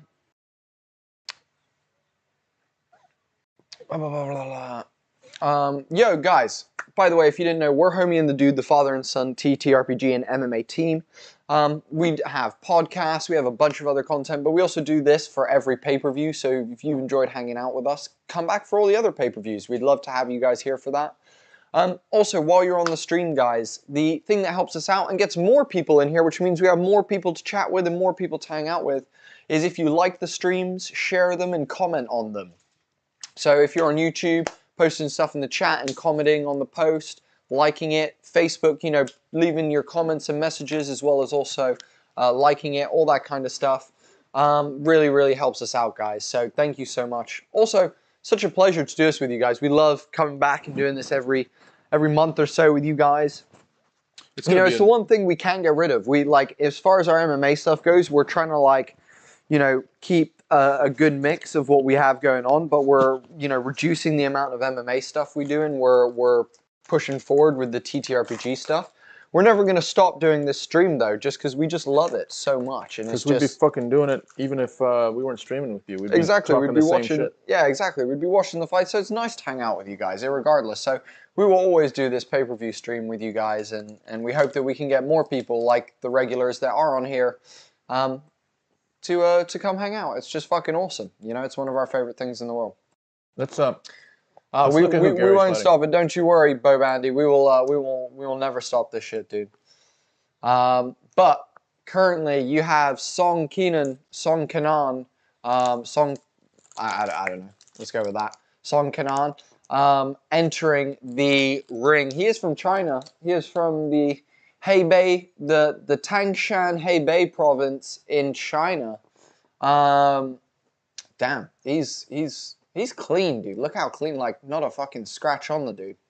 You know, they're bringing on Gary nicely. They're not throwing him to the wolves too quickly. They're doing a Sean O'Malley with him. Yeah, they're bringing him up slowly. You see Giannis fighting fucking Divashvili? Oh yeah, Divashvili. Yeah. That's what do you think about good that? Fight. That's a good fight, dude. I like Divashvili. He trains with Aljo, so it's great. But it just means if he gets to the top, he's not going to fight Aljo. They've said they won't fight each other. Aljo's fighting Cejudo. Ah, fuck, dude. Dude, I kind of, do you know what? I kind of hope Cejudo wins. Just for shits and giggles, dude. I just want him to, like, continue his stir shit the whole time. Dude, he's just a character. Like, I don't really care much about, like, his style or much, like, but he's just funny, dude. I just find him fucking He just trolls funny. the whole time. Yeah, he's just a troll, and it's just funny, dude. So you remember we were talking about It's pure who's going to fight first? It was Cejudo, Jones, McGregor, and Jones. It looks like Jones is first, Cejudo's second. McGregor's still fucking McGregor's around in out the there. summer when he's fighting, because he's going to fight Chandler later this year in the summer after the Ultimate Fighter series. We didn't talk about that, by the way. What do you think about McGregor versus Chandler? I fucking hope Chandler knocks him the fuck out, dude. I hope Chandler fucking catches his ass with something beautiful and just fucking, but if I'm honest, McGregor has the advantage on the feet. I think so too. Counter. I He's think got so that Jose and Aldo we've counter. seen Chandler get clipped by many people. Yeah. Chandler's best. Oh shit, Chandler's got fucking Rashad. Is that Rashad? Who is that in this Ian corner? Gary? Let me have a look. Oh, that's Henry Hoof. No, that's Henry Hoof. But look at where is fucking right here? Is it? No, that's not Rashad. I don't think. No, that's Uriah Hall, isn't it? No. Oh no, it's not. No, it's not. I didn't see McGregor looks gigantic next to Chandler in the latest promo picture, dude.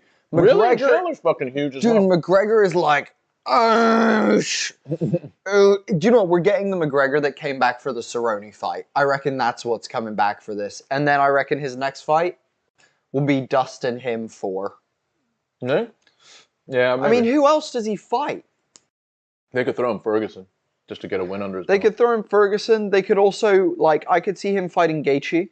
Yeah, that would be fun. That'd be a fun fight. I think would sleep Gaethje him. might sleep him, yeah. Gaethje's just... I don't know. He might get fucking... He got dropped by Charles, dude. He did. Who knows how Gaethje comes back? That could be a... What Charles did to Gaethje could be similar to what Gaethje did to Ferguson. Like, we could see a different Gaethje. You know? Yeah, I don't know, dude. Fucking... I'm scared, dude. I'm fucking scared. One thing for y'all to... I just don't want McGregor to get a title shot. That's the only thing I don't want. Yeah. Take a look at Ian Gary's legs when he is... He's a tall dude. He's 6'3" for a welterweight, but he's got really flexible hips and throws knees from all kinds of different angles. Even in the clinch, he'll throw a fucking knee to your head, which is kind of hard to even understand, but he does that shit. Nathan Ward saying, are you streaming the fight? We do not live stream the fights because that's illegal. However, if you find yourself a link, we have a bunch of people here in the chat hanging out and discussing the fights, man. We'd love you to come back and hang out with us. Otherwise, we hope you have a great evening, Nathan. Cheers for tuning in, dude. Yep. All right, Song Kenan. It looks like another, almost like a matchmaking stepping stone for Ian Gary. That's kind of what it feels like to me right now, because Kenan is 18-6. It's not a bad record, but it's not flawless. He's coming off of a loss. Feels like they've looked for someone for Gary to continue to march forward, to kind of round out his experience. Oh, I kind of want 10-0. Ian Gary to lose. Could you imagine Ian Gary versus Leon Edwards in London? That would be crazy. That might actually happen at some point.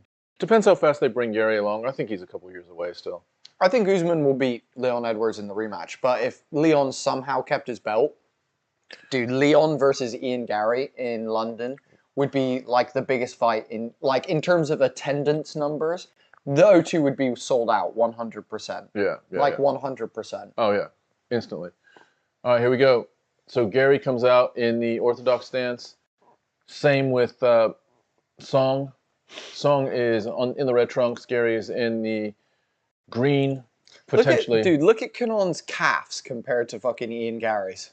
He's got those big old calves. Look how big his fucking legs are, just compared to Ian Gary's as a whole.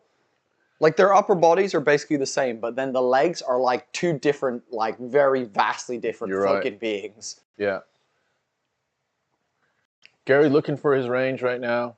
He has been really impressive with stopping people. I mean, just literally smoking people. So let's see. I'm just going to look up his record. Both guys trading leg kicks there. Both of them checking the kick.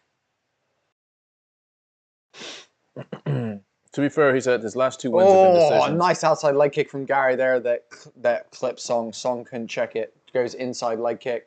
1-2 from Gary that is partially blocked by Song.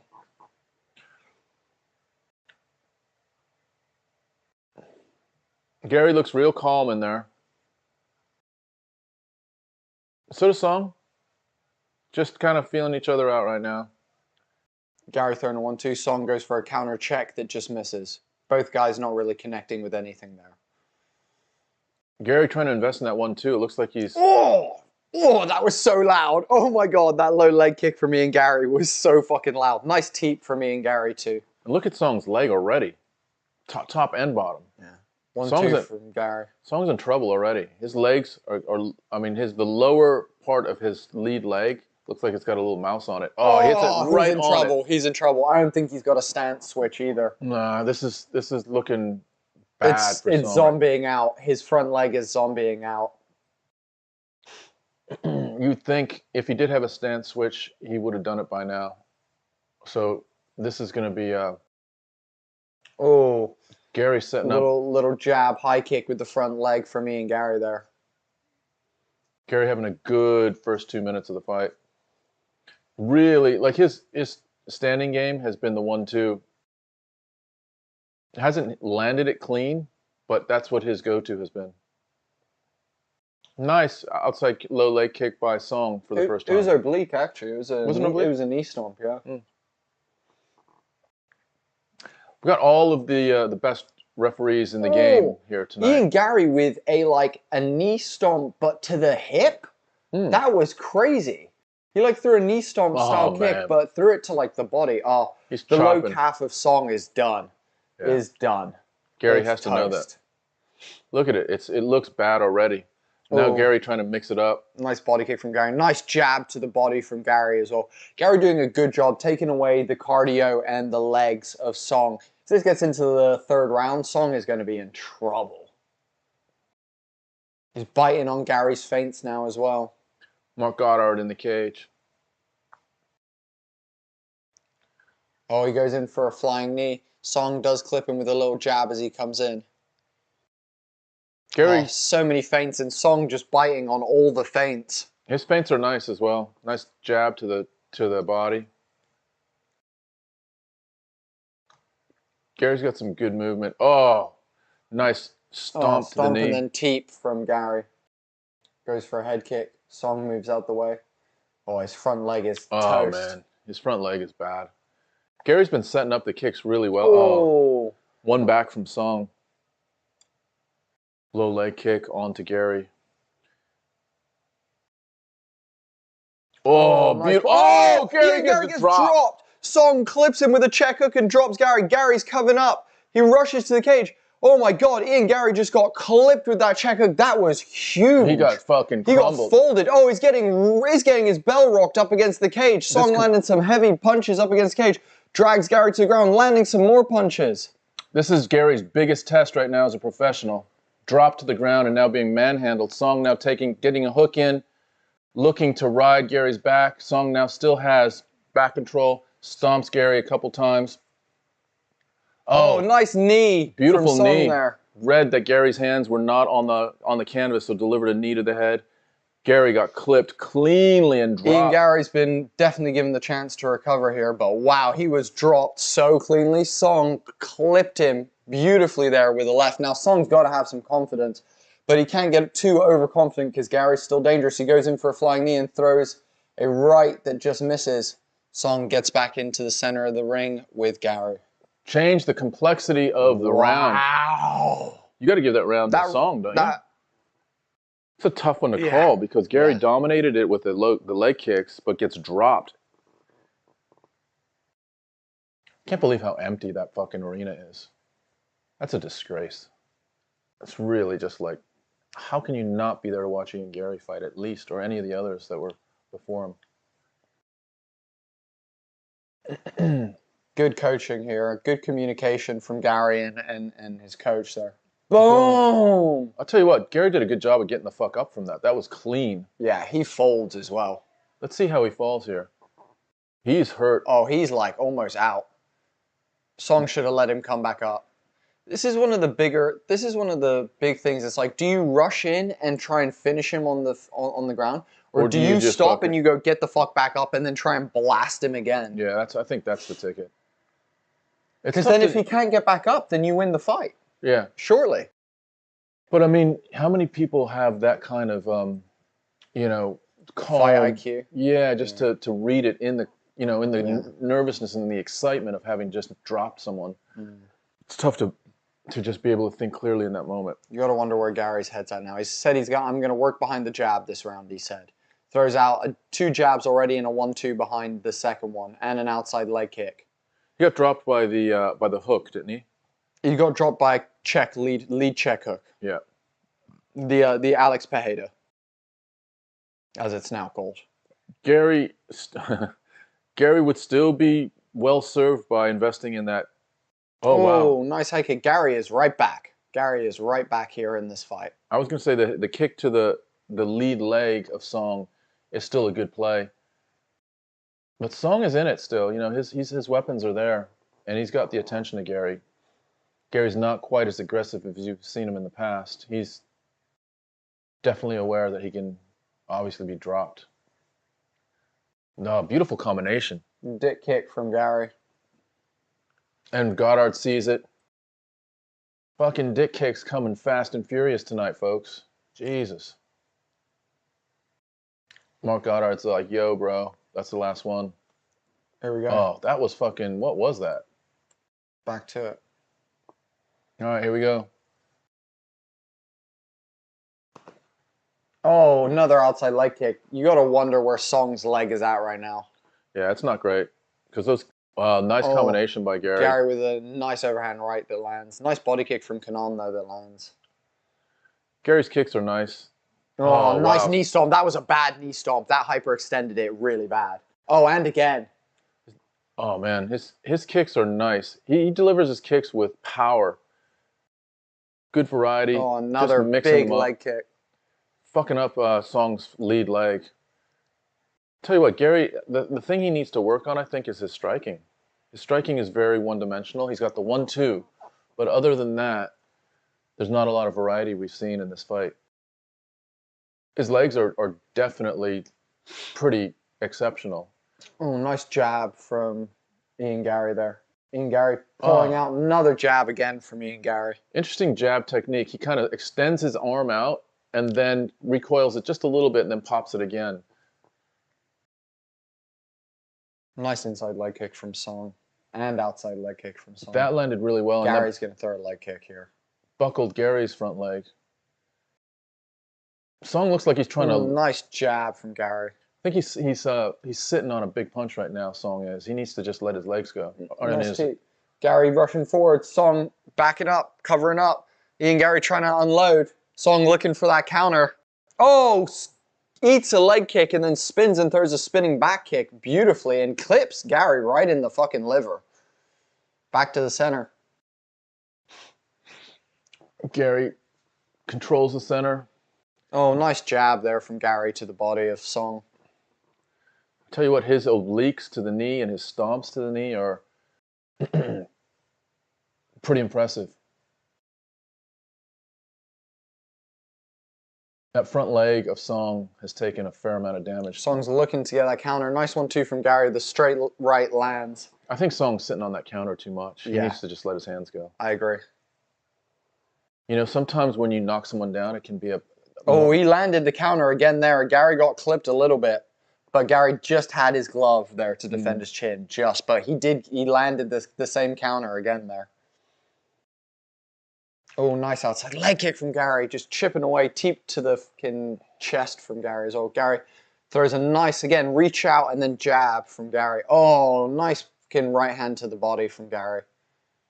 It's almost like, you know when you're on the ground and you kind of do that fucking post? Song needs to get into boxing range right now. Yeah, He's playing the outside game with Gary, and he needs to get into range. Yeah, Gary's length is helping him a lot right now. Oh, nice 1-2 from Gary that landed really nice. Song's left eye is starting to swell as well. Trying to cash in on that 1-2. That stomp Gary again. just now starting to put a variety out there, hitting the legs, the body, and the head, mixing it up. Looking like he's getting into more of a flow, doesn't he? Yeah. Looks like Song is just struggling with the range right now.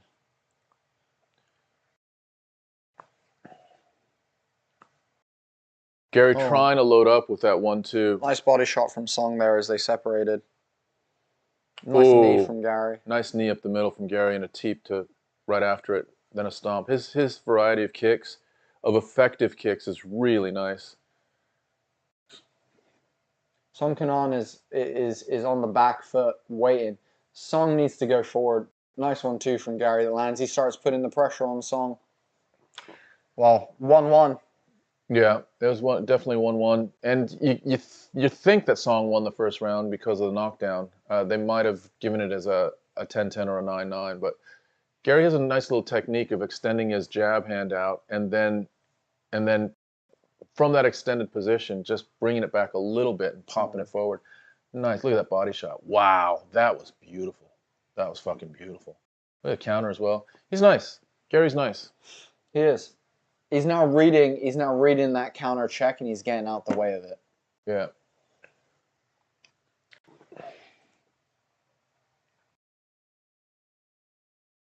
Song's left eye is now closing. He's got swelling underneath and the top of his left eye.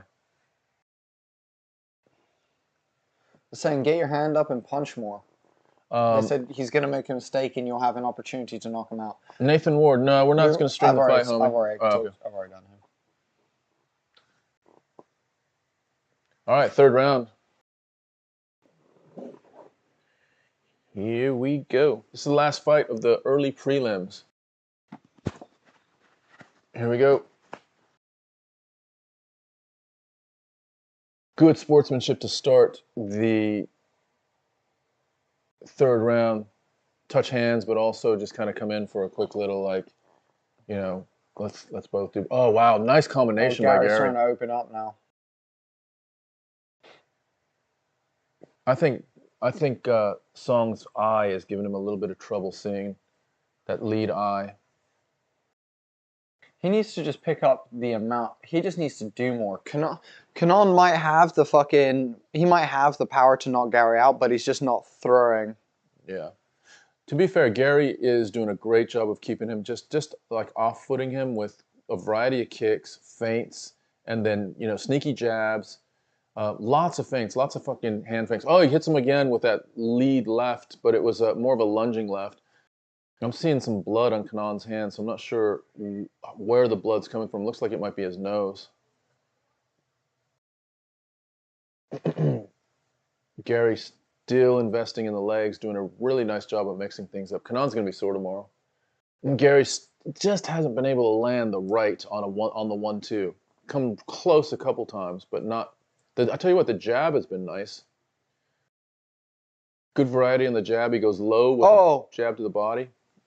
Nice check hook from Song there, but it was blocked. Oh, nice kick by Gary into the blocked guard. Song needs to just let his hands go at this point. He just needs to let his hands go. That stomp is nasty, isn't it? Yeah, Song is now looking a little bit more like a defeated fighter. Like he's going to be fine with ending the fight as opposed to looking to win the fight. It's a big difference. And Gary's now putting it on him a little bit. He's just starting to piece numbers together. Kenan has one chance here, and that is to knock him out, and that's it. He's got 3 minutes to knock him out, basically. Kenan breathing real heavy right now as well. Gary tries to snap an elbow in on the inside. Closing the show real nice. Power teep up the middle.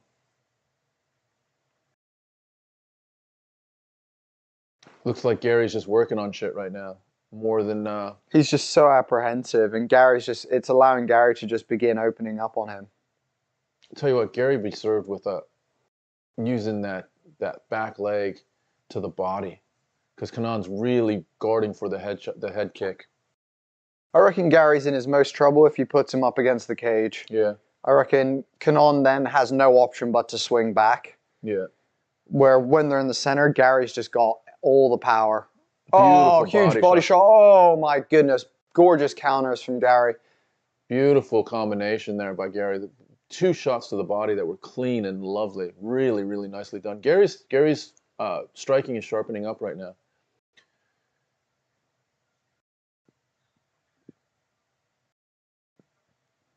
And he's asserted himself a lot more in this 3rd round. Just fucking up Kanon's his front leg.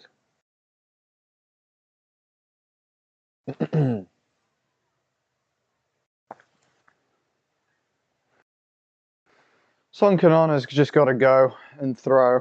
Yeah, he's not going to win this fight otherwise. He's not in desperation mode, and that's what he needs to be in right now. He's just acquiescent to finishing the fight. You know, he's 18-6.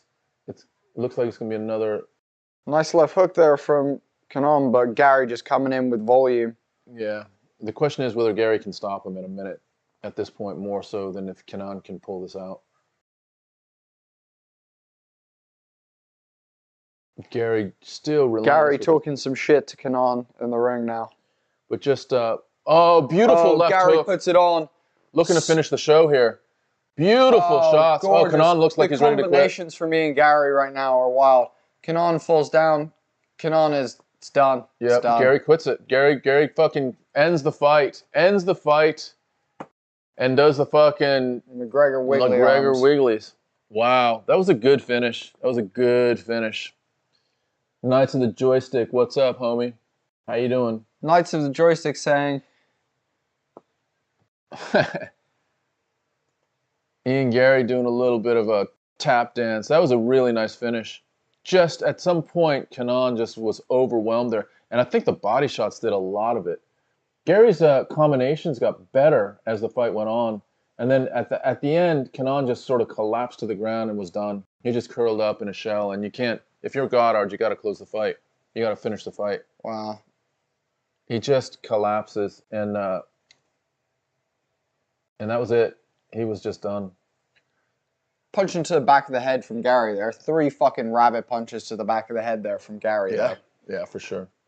But it was another win for Gary, another Gary, stoppage. Fuck, man. He's 11-0 now. I mean, dude, to be fair, it shows that he's not invincible, is what that shows. But also, at the end of the day, dude, that finishing sequence was freaking nuts, dude. That was some true martial arts, like, that was beauty nice. in action. Knees, body shots, strikes to the head, good combinations. So much accuracy. Really, really nicely done. So much accuracy. This is Ben, by the way. Oh, shit. That's Ben, Knights of the Joystick. Weren't you fucking orange? What were you before? Fucking orange man of the fucking... Oh, that's why he had fucking... What? Moderator. Oh, did he?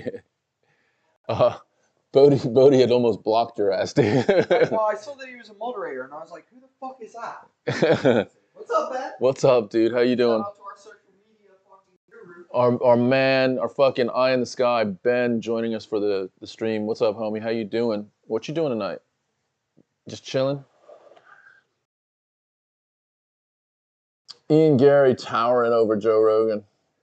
Just a boring old orange. Yeah, that's what you were. Just a boring old orange. Dude, I never asked you what that meant. I don't understand it. I don't even understand what fucking Knights of the... Oh, I guess I understand Knights of the Joystick a little bit more. Sort of. But, how you doing, homie? How's your... Gave you scare? Exactly. It's exactly right. Bodie was fucking clicking 3 dots. Numerously. Nice finish by Ian Gary. Really nice finish. And Goddard gets in there, and that's it. Let's see what Ian Gary's saying. I think he's calling someone out. Hang on a second.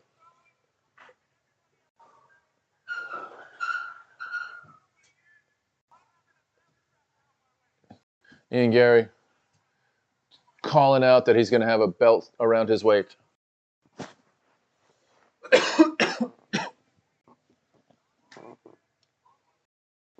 Yeah, it's Ben, by the way. I changed my YouTube name. If I'm not mistaken, Gary got rocked in his last fight too, yeah. Just a boring old orange. Gave me a scare too. Just finish off the series me and Em we were watching. Oh, what series were you watching? Oh, is that the fucking Ann series? Is that what it was? He's wanting to fight again in 5 weeks in on the Masvidal card. Gary talking a lot of shit there at the end of that fight. Calling out people, saying he's gonna be a champ in 2 years.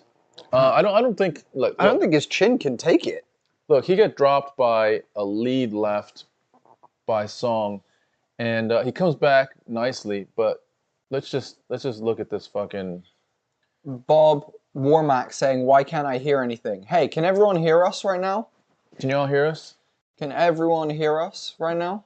Yo, Knights of the Joystick, can you hear us? I'm so excited for Bo. Yeah, dude, I am too. I'm so excited for Bo Nickal. Yo, can everyone hear us? I think, yeah, the N with the E one, yeah. Yeah, I can hear, says Bo Bandy. Hey, Bobby McCormack, that might be you, homie. Unmute.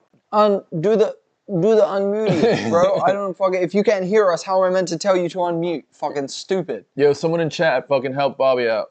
Fuck's sake. Bobby, get your shit together. The and with an E one, yeah, really wholesome. Nice, dude. All right, so turn your hearing aids up, says Bo Bandy. Turn your fucking hearing aids up. Let me just look at That's funny. All right, so fucking Ian Gary talking shit in the welterweight division. Next up, we've got Julian Marquez versus someone Baraliut. Are we switching over to Barriut? We switching on this? Yeah, we are. I think so. Yeah. Click on that. Here, I got it. Let me just tell you. So Ian Gary's talking a big game about this welterweight division. Let me just throw some names out. Oh no, it's in 30 minutes. It's in 30 minutes. Oh, okay. That just might be fucking the preview there. So at number 15, Michel Pereira.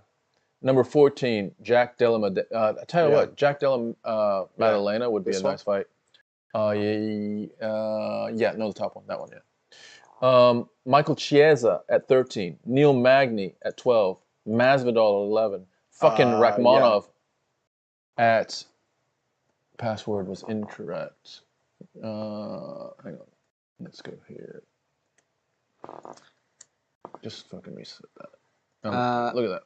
One second. Let me go back to this. Only when screen is small, but once the screen is large, it goes out. That's so weird, dude. That's so strange. I don't know why that's happening, dude. That's maybe on your end. That's not something that we can sort, homie. That might just be on your end, homie. Sorry, Bobby. Fucking love you, McCormack. Womack? No, it's Womack. It's not McCormack. It's Womack. Ben, the and one, hear you here on YouTube. Thanks, Ben. And say it in a Canadian accent, Barriut. Barriut. No, but look at this lineup. The welterweight division. Yeah, what fucking Gary's talking about. I'm going to be champion in 2 years. Dude, Michel Pereira knocks him out. Jack Della Maddalena knocks him out. Michael Chiesa knocks him out. Neil Magny knocks him out. George Masvidal probably loses to him, actually. Yeah. Shavkat knocks him out or chokes him out. Vicente knocks him out or chokes him out. Sean Brady probably gets knocked out by Ian Gary. Oh, it's a fucking grappling. Brady takes him down, doesn't he? Brady's a good striker. Brady's a nice boxer. Geoff Neal knocks him out. Stephen Wonderboy Thompson, that's a good fight. That would be a fight. That's a good fight. Yeah. That's a good fight. Gilbert Burns kills him. Bilal Muhammad out-grapples him. Hamzat kills him. Colby kills him. Usman kills him. Leon kills him. Yeah, Leon, actually, him versus Leon, good fight. Yeah, it might be a good fight. Good fight. That would be a striking battle. Tell Bobby to swap to YouTube or something. Yeah, Bobby, switch to YouTube, dude. Come to YouTube. Come to Twitch. Come to the dark side. We have cookies. Oh, yeah, what's going on here? Barry Alute. Barry Alute. Barry Alute. Barry Alute. What's going on here? I hope his first name is like Martin or like Mark, so I don't have to say that last name and try and work out how to pronounce that. This prelims is nice. So we've got Marquez versus Barut. Then you've got Ajurio versus Ribas. Then you've got Brunson versus Duplessis. That's a great fight. And then you've got Garbrandt versus Trevin Jones. Lots of good stuff here. Lots and lots of good fights. I'm hyped for this prelim. This is a good prelim. Yeah. Why for some reason can't turn off the closed caption? That I have no idea, dude. Bobby, go into our fucking chat and click the link to YouTube, dude. Go over to YouTube, my brother. If you're on Facebook, you can go to YouTube. He can't hear you, dude. No, he can if it's small. He can if it's small screen. So when it's small screen, dude, go to YouTube, homie, or go to Twitch. All the links are in the description and swap over, or go to our link tree and swap over.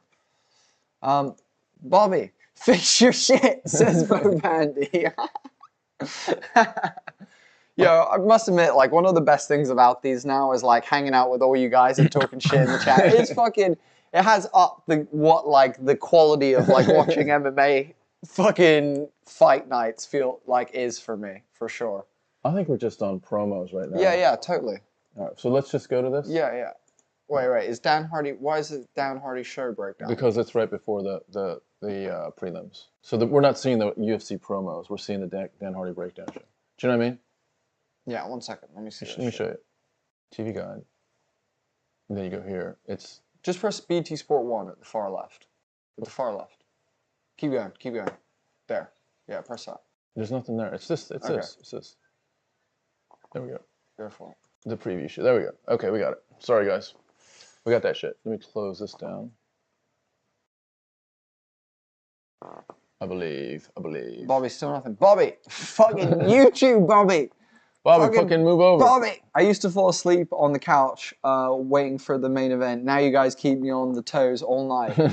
Who won the Ian Gary fight? Ian Gary fucking pieced him up in the 3rd round with about 1 minute and 30 seconds left.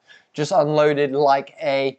Like if you're like thinking Tekken, like Ian Gary's like fucking 30 punch combination with kicks and knees. And then the dude just like slumped, and Gary then just decided to fucking punch him in the back of the head 6 times before Herb Dean decided to put down his joint. It was Goddard. Before Goddard decided to fucking put down his joint with Herb and fucking get in the ring and do something. However, I will say this, 53, Ian Gary got dropped in the 1st round with a straight lead, kind of like a 45 left hook. He looked like he was a little bit hurt, but he was squarely dropped, and he recovered pretty well. Bo Bandy, Michael Paqueta is like Eddie Gordo. Yeah, Eddie, that's a character from like Street Fighter or Tekken, one of the two. He's a black guy with dreads who has like capoeira pants, and he does like capoeira basically, and he's like doing like spins and like jumps and breakdancing. So he was styled after capoeira. He is the future. I'm not sure if he's the future, but he's definitely a future. One of the futures. Who else is the future? Yoan Thomas is the future. Who else is? Yoan Thomas is not the future. No, they're talking about nicknames. No. Ian is Ian the future Gary. Yoan the future. Oh no, Thomas. I think he meant he's the future as in like I think he means both. The next. Well, yeah, maybe. Maybe. Who else is the future? There's someone else that's known as the future. Dude, fucking Yoan Thomas is an amazing fighter, but I do not think he's the future. Like legit the future? Yeah, I'm not quite sure, dude. I think Levi Batch might have. You know Levi Batch has been hanging out in fucking Thailand with Alexander Volkanovski? Has he really? Yeah, and some others, shit. yeah. He's been, that's where he was been there for a couple months. He's going to be on the card. Is he training? Yeah. Fuck, dude. Batch is going to come back with Muay Thai. Yeah, exactly. Oh, dude, that's gnarly. I'm looking forward. Dude, I really like Levi Bachelor's He's style. a grinder. I think out of anyone, he could make his way to the UFC. I think Yoan Thomas has a chance on star power if he keeps winning, but to me, I feel like Levi Batch has a consistency where I think his career will be more consistent. I feel like there's people in the UFC, like Dustin Poirier, feels like one of those to me. Like Gilbert Burns is another one. People who have good careers who are winning fights, losing one every now and then, but winning fights and making good money for fighting and having lengthy, long careers. Batch. I think Batch could be one of those where I see Yoan being like a McGregor or someone like that, or like a Paddy where it's skyrocket and then like likely to be like sharp mountain back down. Yeah. I mean, I just have to take Shaky's. You know, Shaky's been around the game a while, and if he's saying he's the he will be the best fighter that Wales has ever produced. Fucking you know what I was thinking about with Valentina? I think she's OCD. Oh yeah. Yeah, she just does. She's very spectrum. Do you think? Well, I just think she's OCD. She's very ritualistic in some of that, like her pose on the stand, her fucking pose with whoever is, you know, like everything is scripted. Like when she comes in to the cage, that is scripted. When she wins, that is scripted. I think she's very much into scripted routines. She's been talking a little bit of shit. She's called Aaron Blanchfield a little puppy. That's fucking. Dude, I love Valentina. I want to see Valentina. You know, you want to see someone challenged. Yeah, I felt like Talia Santos beat her. Like I said to you when I watched that fight, I thought Talia Santos beat her. But that was just my perception. You know, who knows what the fucking, you know, the judges say this, say that. You know, but I was pretty sure that that's what went down. Nice of the joystick saying Capoeira is so fun to watch. But for every successful capoeira fighter, there must be like 10 more with brain damage. Ben. Oh wow, that's you're not wrong. I don't think at all, dude. I don't think you're wrong at all. Like if you ever want to watch capoeira, like here's the thing. Like I would say capoeira is just not realistic for martial arts. Don't get me wrong, Michelle Pajeda and you know, there's been other people who have used capoeira in their career, but I would say this. The only time you can see capoeira like doing what capoeira does and it looking awesome is in the Tony Jaa movie called The Protector. There's a fight in a church that is burning down around them with... Is that Michael Jai White? No, it's Lateef Crowder. Lateef Crowder, yeah. Lateef Crowder and Tony Jaa. If you Google Tony Jaa capoeira fight, or you Google Protector Prey fight, or you Google Lateef Crowder and Tony Jaa, their fight scene in the church fucking awesome. With the water coming down from the sprinklers and the fire burning the church. Amazing fight scene, very well filmed, incredibly directed, and shows what capoeira, like in a fantasy way, could be. Do you know what I mean? Yeah, like if you were like in a superhero movie or in like, you know, in a fucking D&D game or something, you could make capoeira look like that. But really, we've seen what happens to a lot of capoeira. Dude, is my imagination, is this in my imagination, or did Tony Jaa, did he start turning into a little bit of a fat shit? What's that? Tony Jaa. Is it my imagination, or did he start like getting out of shape and getting a little bit chonky? He did, he very much did, When he did Ong Bak 3, he was like at least like 40 pounds heavier than when he was in Ong Bak 2. And then like Ong Bak 2 was like 40 pounds heavier than Ong Bak 1. Yeah. Dude, Ong Bak 1 is one of the best fighting movies. Yeah, that is one of the best fighting movies. Like the stunts in that movie are ridiculous. And the kicks, the Tony Jaa. See, dude, here's what I'd say. You and I love Ong Bak because I think the story is really good behind Ong Bak. He's trying to fight for this idol, so he's going from place to place, like beating up dudes, this gang, trying to get information. You know, it makes sense.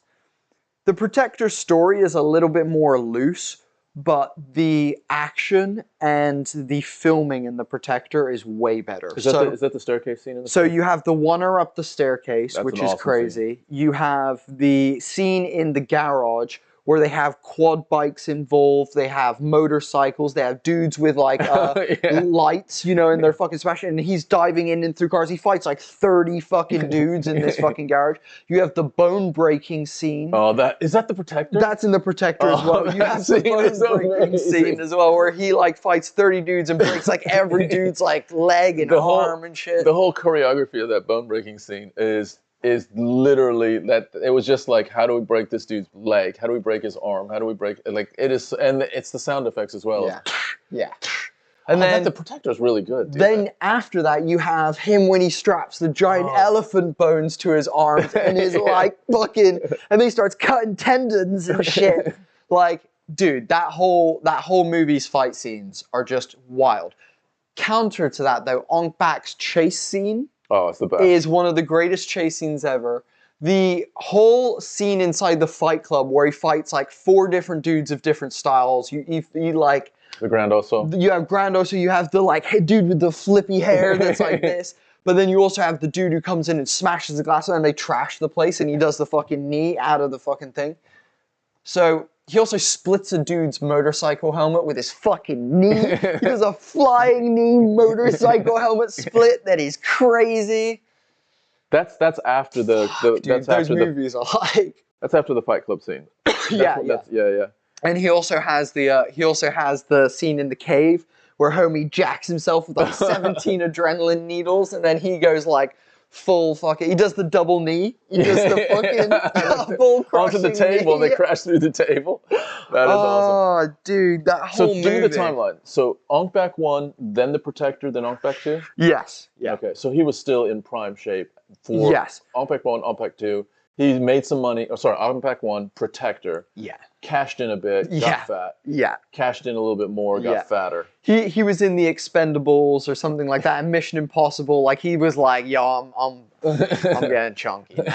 He's like, I'm only doing 2 spins on my like 7. Dude, his spin kicks are ridiculous. I'm only doing a 720 instead of a 900 these days. I can't quite make it that extra rotation. For your information, your YouTube comments aren't showing up on the live feed. Maybe I missed it if you addressed it already, weird. but I just realized. Really? I don't know. That's so weird. Huh. That is weird. Hey, Knights of the Joystick, are you still around? If you are, check out if, can you just tell us if our, oh no, Knights of the Joystick's coming through on... I'll have to have a look at that, guys. I'm not sure if I can sort that while we're live, but I'll look at that for next time and try and sort that for us. Well, it's here, though. Yeah, I know, and it's coming up here. I just don't know why it's not coming up in this. Oh, I see. I see what you're saying. In our interface. Yeah, that's a bummer. They're just showing Jon Jones and Ciryl. Guys, how many of you want Jon Jones to win tonight? Legitimately. How many of you guys want Jon Jones to win tonight? I'm fucking curious. Bo Bandy, the drunken kung fu scene is so good. in Ong Bak. Dude, all of Ong Bak is just... Like, dude, the where he lights his legs on fire and he comes out doing the spinning and he fucking, dude, like Tony Jaa, like, don't get me wrong, like, I think obviously Jackie Chan has to be at the top simply because his use of like parkour, like objects and then martial arts and choreography are like out of this. And also some of his stunts are wild. Like he does like Tom Cruise level stunts, but like in a kung fu movie. So he's got to be top, but I think Tony Jaa for me like sits right underneath him. You know, you have Sammo Hung and you have Jet Li, you have fucking, you know, a bunch of other, you have Donnie Yen and like all these guys who are like incredible martial artists, but I think Tony Jaa's like ability to just, I don't know, he has flair, he has style. Also the Muay Thai. Like, obviously, with, like, Kung Fu, it's all, like, it's either Wing Chun and it's, like, all in here, or it's all, like, this kind of, like, you know, like, fucking, like, whoa, you know, kind of bullshit. And I think, like, with Muay Thai, it just feels as well, like, when he's fighting, it's just like, bang, and he lands an elbow, and they put so much impact into it. Dude, the Thai choreography, like, first of all, they don't, like... They don't pull punches at all. Like, just the tree climbing scene at the very beginning. Yeah. Where the guys are falling out of the tree onto, my there's God. mats down there, but they ain't fucking, like, bouncy. Nah. It's like fucking the dirt. I heard a story once about Thailand and their films versus like China and US. In the US, if like a stuntman dies, they will like stop filming for like a week, like show respect, and then they'll like keep going kind of thing, and they'll just get someone else in. In China, it's like, okay, cool, you're broken something, we'll get you to the hospital, but we're gonna keep filming with someone else on the same day. In Thailand, I've heard that it's cheaper to get another person in than to do any waiting or to even like pay for the medical. You literally, they break something, you like literally like push them out of the set and get another person. And they just have a chain of people just going Fucking through. bodies coming through. Literally, it's cheaper to do that than anything else. It's crazy. Juan Faria says, I take Gane by KO. He will use his footwork and catches Jones. Dude, I'm very much with you. I'm very much with you, Juan, that that could very well happen. That could be the outcome. The outcome, especially if we get like, you know, last 3 fights of light heavyweight Jones, where he was a blitz slower, wasn't taken down, wasn't shooting for fucking, let alone double legs. He wasn't even shooting for single legs for anyone. He didn't shoot. How many fucking takedowns did he get in those last 3 fights? That's a great question. Like, any? Like, he took Anthony Smith down. He definitely took Santos down, but I don't think he got Did he take Gane Santos down? Yeah, once or twice. Okay. But like, but he didn't dominate. Please check that. Please check that. I would love to know that. Let's have a look. Bo Bandy saying, however the fight goes, I want it to be a finish. I don't want a decision. I agree with you. Denny, thank you so much for liking the stream. Mike, thank you so much for liking the stream. What is up, guys? Thank you. We appreciate you sharing the love, giving us a little boost with the algorithm. Cheers, lads. All right, so Jones versus Reyes. Let's guys, also, tell us how your week has been. Has anyone had a fucking tough week? Anyone had a good week? Anyone got any crazy news? Getting engaged or fucking, you know, starting a new job or anything? By the way, anyone betting any money on this fucker tonight? Yeah, great question. Is anyone betting? Where's Tassi at? Tassi, where the fuck are you? All right, here we go. So against Reyes,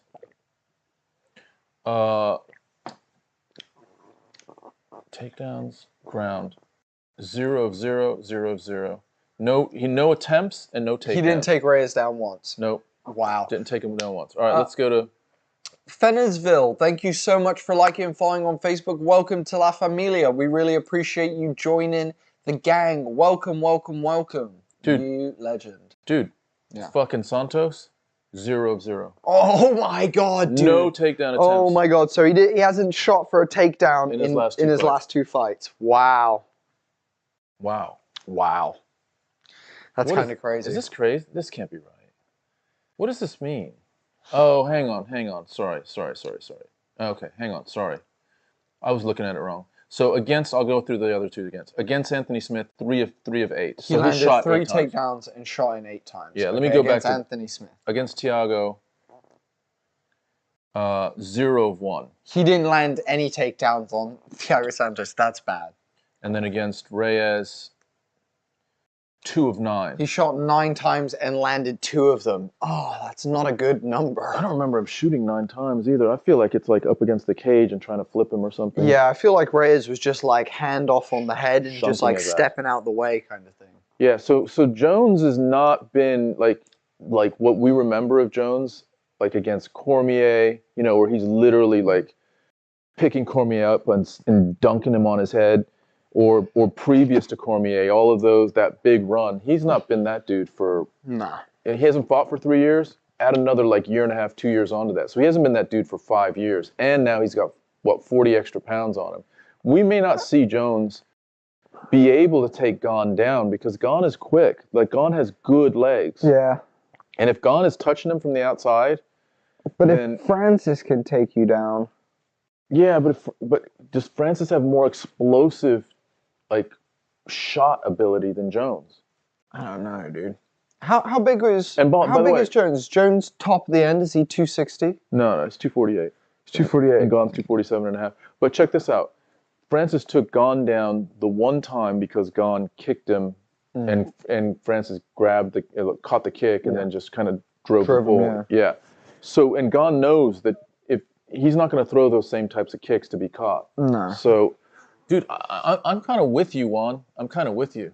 Bo Bandy's saying, fuck betting money. I lost every bet last time. I usually never bet on MMA. Every time I bet, I'm reminded why I don't. Fuck Bo Bandy. Fuck betting. Denny McGuire saying, Gane could catch Jones, but honestly, I think this fight could go either way. Good to see Jones back, though. Seems like a good dude. Wow. Did you just say he seems like a good dude? Denny. Have you seen how many fucking felony and fucking like state charges he has, dude? Like this guy has beat his wife, cops, and the speed limit multiple times, dude. This guy has got fucking problems, Holmes, and he's got like, dude, he was caught doing coke and shit. Come on, man. I love you, Denny. But fucking come on, man. But no, it is nice to see him back in the ring. We've been talking about it for ages. Yeah. Jones has a problem with people with the same reach. Yeah, he does. Owen St. Pierre had a 81-inch reach advantage, I believe. No, sorry, hang on. Yeah, I think 81 and Jones has 84. Jones has the highest reach advantage. Sorry, the longest reach of anyone in the UFC except for, forget what the dude's name was. That was a heavyweight that was like 6'9". Jones's arms are fucking ridiculous. Like 84-inch. Have you seen even Big Boy Jones has got tiny little calves? Have you seen even like Big Boy Jones has the smallest little calves? I got my boy JJ, my boy JJ. John Jones got the trifecta. What the fuck does that mean, Knights? What does that mean, Ben? You're just talking shit, dude. The trifectas and like he's... Oh, the 3 wins? The heavyweight, the light heavyweight, and fucking... What else? I don't know if James Shipley saying, Hebas, yeah, that fight's coming up in a minute. It's coming up in a minute. We're just getting the previews for the prelims at the moment. Yo, Hebas, Tabitha Ritchie just fought, dude. So Tabitha Ritchie beat Penne. So I think you are meaning... No, Bo Bandy saying, I vote Hebas versus Tabitha Ritchie next, as in they should fight each other Gotcha, next. dude, gotcha. Sure. Julian Faria saying, Esteban Strew? Esteban Strew, what about it? He might be the heavyweight that you're talking about? I don't know. Oh, yeah, I think it was Strew. I don't know if they're even in the same weight class. Oh, Tabitha and Hebas. Nah, because I meant the earlier thing you said. No, I meant the Triple Crown. Speeding. Fucking. Yeah, the Triple Crown. Fucking my boy the wife, JJ the with cops, the and the speed limit. The wife, the cops. Exactly, dude. That is exactly what Jones has, dude. Jones loves a trifecta. Joe's just been perfecting the trifecta since before time, dude.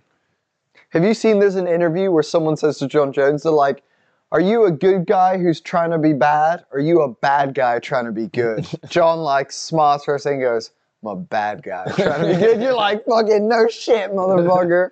Dude, here's the thing, dude. Jones, I mean, he's got a bit of crazy in him, dude. Like, serious. Like, and that, to me, that's an advantage that he has. Like, if you're going up against him and you're like, the dude has no problem, like, breaking my knee. Yeah. You know, like, he will, this is not a sport to him. Like, he is happy to deliver. Well, he used to. He used to, yeah. The more I think about it. I feel like he's squishy these days. Did you see that little punch? Just him like, eh. Did you see that little breadbasket? Dude, this little fucking...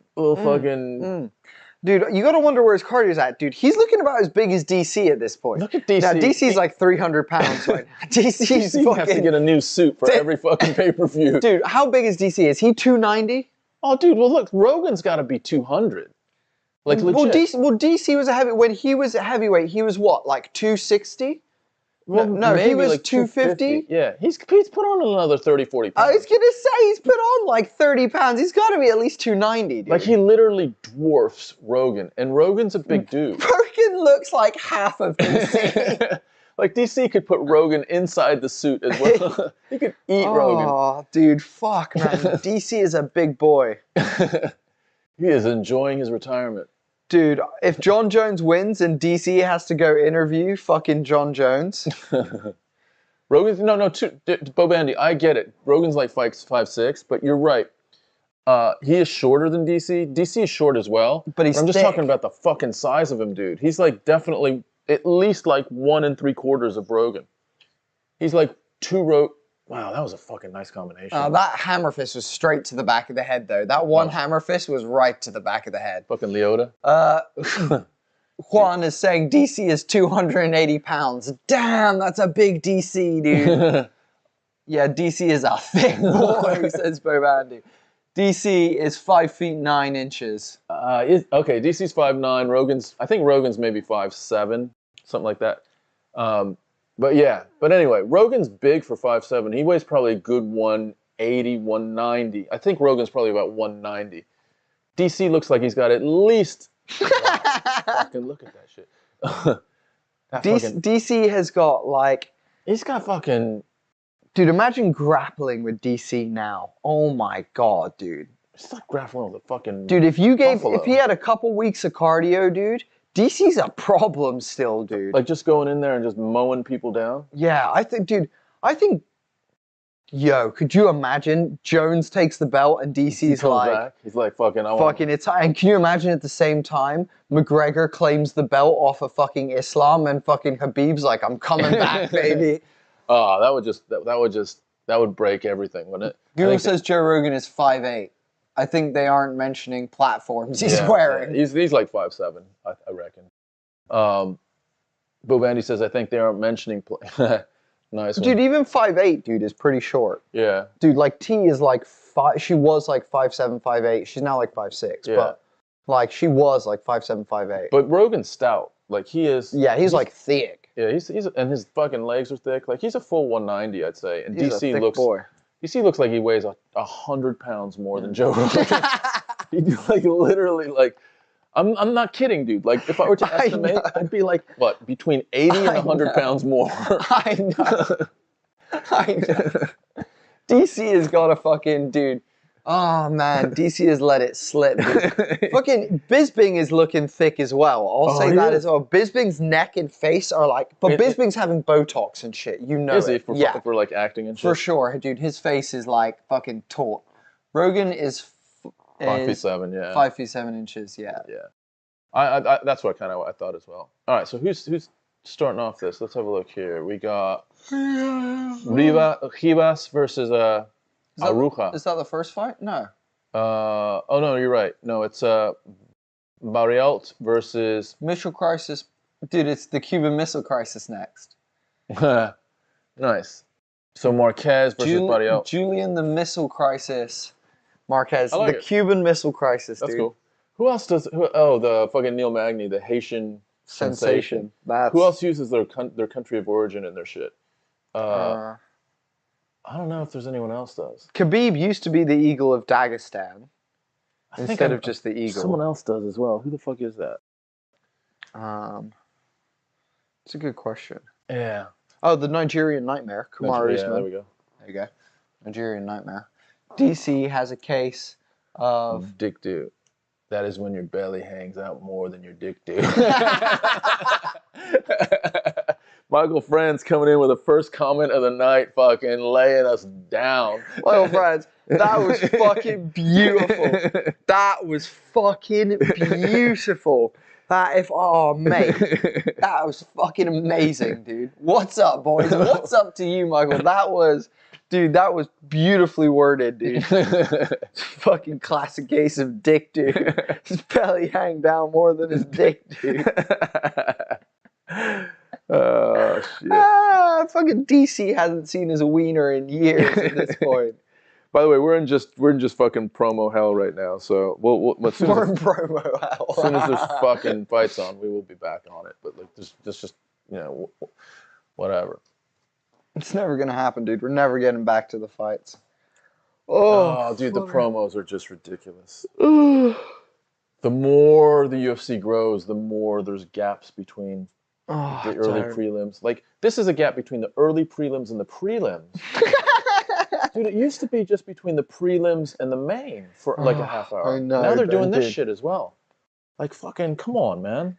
He needs to give the fork a day off, says Michael Franks. Watching you guys on Facebook and YouTube. Thanks, Juan. Hell yeah, Juan. Appreciate awesome, those views. I'll set an alarm for 4 hours from now, and maybe Valentina will walk. Don't fucking true. When they posted earlier that it's 3 hours until the main card starts, I was like, "Fuck, dude, shit." Yeah, this is. Oh. Oh. What about the other fights on the main card? There's some good fights on the main card. So you got. We talked about Neal versus Shavkat. What did you? What you haven't? We haven't talked about Gamrot versus Jalin Turner, the tarantula. Here's I think what Jalen's got a shot. dude. Here's what I'd say, dude. This is where I'm at. I don't give a fuck. Let's just get to some fights. I just want to see someone punch somebody in the face. You know what I think the biggest whitewash tonight is going to be? What? Bo Nickal against Jamie Pickett. I think Nickal's going to fucking steamroll him. Yeah. Yeah, I think he's going to drop him on his head. Dude, I can't believe fucking Leon Edwards knocked Usman out. Oh, that hurts my soul, dude. What do you guys think of the co-main? I like Valentina to win, dude. Yeah, Valentina to come back and win. I don't think That's not like, it's not to say like Valentina is so dominant anymore, but I think she wins this one and is probably going to lose one of her next two, I think. Yeah. I think she's going to lose either to Blanchfield, Santos, or Manon. Oh, Fiorot. Michael France, thank you for the share. You fucking legend. Speaking of Michael sharing. France fucking being a little team player right there and giving us the like and the share. Hell yeah. If you can like, share, fucking follow, whatever platform you're on, do the things. Do those things and Tom will give you more voice breaks like that one that just happened. Speaking of Marc-Andre Barriou, he's Canadian. He's French-Canadian because that is a French name. Bruce Buffer coming in with it's kind of like the traditional... Israel, thank you for liking. Hell yeah, Israel. Bruce Buffer, I like that suit jacket he's wearing tonight. It's like a paisley silver. You see Bo Nickal and DC talking. Bo Nickal looks so focused. DC was talking to him about how his wrestling is above almost anyone in the UFC. It was pretty cool. Yeah, his wrestling's pretty special. By the way, fucking Bo Nickal wrestled Gordon Ryan. Oh, yeah? Yeah. Pretty even all the way through until the last minute. Ryan slapped a fucking... What did he hit him with? I think it was a... I don't remember. I think it was either like a knee bar or something like that. But yeah, they fought... it was kind of like an exhibition. Chronic 7 as opposed to Chronic 6, 5, 4, 3, and 2 and 1. Hell no, it ain't the main card yet. It's not the main card. Fuck no, dude. We're about to start the prelims. Shit, son. You got like 6 hours before we watch that shit. No, it's like 2 hours, dude, until the main card. Like, legit. Oh, was it Jiu-Jitsu no leg locks? Is that what it was, Bo Bandy? Okay. Yeah, it seemed like Gordon Ryan was playing a little bit, but I mean, it was interesting to watch. With Smoke Ryan and straight up wrestling. Okay. But how would he do against Islam Makhachev? You got to Makhachev. All right, here we go. This we're back in the You got to feel it right back in here, dude. Yeah, you do. When you say his name. Same with Khabib. Khamzat. Khazbullah. All right, we've just started, by the way. We got Marquez in the red and Barriault in the black. Kind of black. Big leg kick from Marquez there, and Barriault with a nice counter. I don't know, man. Volk made Islam look very human. Bo Bandy, you're not lying, bro. I agree with that, Bo Bandy. I agree with that. He took a lot of the shine off of Islam. A lot of the fucking... Volk's stock went up even though he lost, and Islam's stock went down. Yeah. That is a fair comment.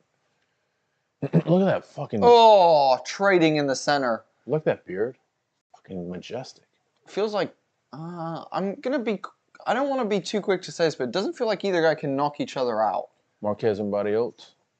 It might be too early. Oh, yeah, it's probably too early to say that. It's probably too early to say that. Let's just give Oh, you... nice leg kick there from Marquez. Marquez coming in with a nice one, too. And give you a little bit of a record situation here. Marquez is putting nice numbers on the board.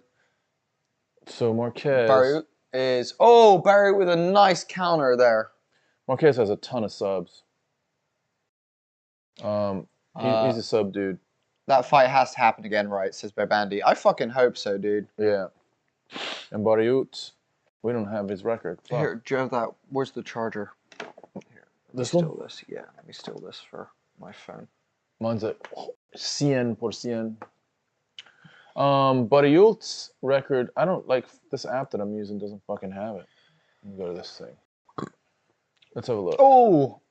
Marquez clipped him with a little uppercut there as they clinch, kind of like traded. Watch nice. Marquez. He's got some. He's got like Nice jab from 5 subs Marquez. on his record. You reckon he wins this by sub? No, I just know that if he does win it, the sub is a good possibility. Oh, wow! Both of them swinging out there. Barry takes he does the Floyd Mayweather guard. He raises high shoulder and goes crossbody. What the fuck is going on here? UFC stats. Both guys are swinging out when they get close. Oh, nice right from Marquez that landed.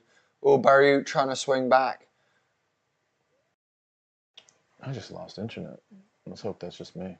Just lost internet. That's crazy. All right. Marquez looks good. Oh, Marquez just unloading. Barry backing up. I think Barry's in trouble.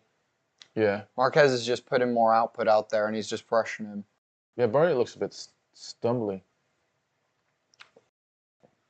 Oh, nice jab there from Barry. All right, let's see fucking Barry's record here. Fine. Oh, Barry with a nice check hook. Marquez with a nice jab to the body.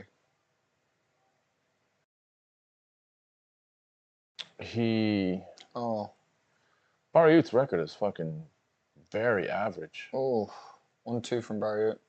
He's 14-6. Ouch. 14-6-1. And we don't see his earlier fights. All I can see is... Oh, this is UFC app, so I think you can only see his UFC fights. In the UFC, he's 1, 2, 3, 4, 5, 6. He's 3-6 in the UFC. How is he still in the fucking UFC? Jesus. He is literally fodder. Because he loses 2 and then wins 1. That's horrible. Marquez should win this. Oh. Oh, wow. Barry lands a couple there. Oh, Marquez with a nice elbow as they come in. Marquez feels a little bit... They both feel rough. Yeah. They both feel rough around the edges. Like, it's a power and, like, speed contest here as opposed to a technical contest. That's a nice little combination. Nice. Oh, big right by Marquez. Looked like he could have knocked him down, but Barriot takes a good shot. Barriot's now bleeding. What the fuck did Marquez just do? He just did a pirouette. Oh, nice shot by Barriot.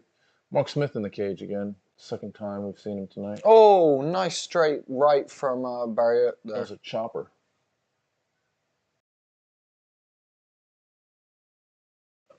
All right, end of the first round. That was a competitive first round. That was. Who do you think? I don't know who wins this one. No, it's up for grabs. I would say Marquez at this point. Yeah. Yeah, just from kind of what we've seen, I'd say Marquez, but who knows? I think Marquez for better output, it felt like. Yeah. I think he just landed more, so that gives him that round. I don't think it's a 10-8, but it's a Oh no. It's a 9-8. 10-9. 10-9 even. Well, Oh, did you see during the weigh-ins that they did a scene from the movie Roadhouse? So so this is during the 285 weigh-ins. They do all the weigh-ins. Rogan interviews Gane, interviews Jones, and then says, and now I'm going to pass the microphone to Conor McGregor. Conor McGregor gets the microphone and he fucking talks shit for a minute. And then Anik comes out, and this was either before or after the official weigh-ins. Anik comes out and he introduces Tobey Maguire's character as a UFC fighter, and then the other actor's character. Very, very, almost identical to how he would normally. Yeah. Yeah, it was a bit... Cheesy? Yeah, it was a bit cheesy. Tobey Maguire looked cut, though. He looked like he was... Oh, nice check hook there from Barrio. Oh, Marquez coming out with some power. Oh, they trade rights there. They're both, let's say, at the same skill level, so that the damage right now is it's like more available. Neither one of them have high world-class nice elbow defense. from Marquez in the clinch. Wow. Oh, and a nice right from Marquez in the clinch. Marquez now got a little mouse under his right eye. But neither one of them have great defense, so we're seeing a lot of contact, a lot of good accuracy. Nice combination by Marquez. 1-2, both land. So this is nice teep and jab from Barrier there. I would brand this fight as the CTE special. Fucking, they're both just banging the shit out of each other's craniums. Oh, that was a hard one. Oh. Oh, man. Marquez hitting him with some good stiff shots. But I'll tell you what, Barriot has a good, really nice chin. Hard head. Just back and forth right now. Each guy landing punch. Neither one landing knockout punches, but both guys landing punches on each other. And they're contacting up close, like these little short exchanges. Oh, Barrier with some big elbows in the clinch. He rocks Marquez rocks him back. Oh, they're just trading now. It's just a bang fest, guys. They're going foot in a tire and they're just swinging right now. Nice jab from Barrier. This is 2:30 a.m. outside the bar. Is this fight pay-per-view or free? This fight is pay-per-view, but if you can find a free link or pay for it, then come on back and hang out with us, Just Killer. Yeah, or you can try to get a tip from one of the homies in the chat. They might have a hookup for you if they're being creative with how they're watching the fight as well. Yeah, Just Killer, how you doing, son? Just Killer. Oh, Barry putting it on Marquez now. Just Killer, you've been around before. What's up? Oh, clenching up here. Barrier landing, nice. Barrier landing. Big elbows from Barrier in the clench. Barrier coming back with the fucking tie clench and elbows. They're both just throwing elbows. Oh, nice fucking right. Wow. Oh, big overhand from Marquez lands. Wow, this is crazy. It's a drunken bar fight. Folks. This is a drunken bar fight right now. Again, two guys, no technique, lots of power. Swing out, shit. baby. Barrier coming back. Oh, Marquez clips him, but he gets clipped. Marquez is in trouble. Marquez is in trouble. He's going to get stopped here if he doesn't do something. He's got to do something. Mark Smith is saying, do something. You're going to have to get it stopped. Barrier just fucking unloading on him. Marquez is not doing anything. Marquez's mouth guard comes out. Fuck's sake, Marquez. Fucking throw a punch.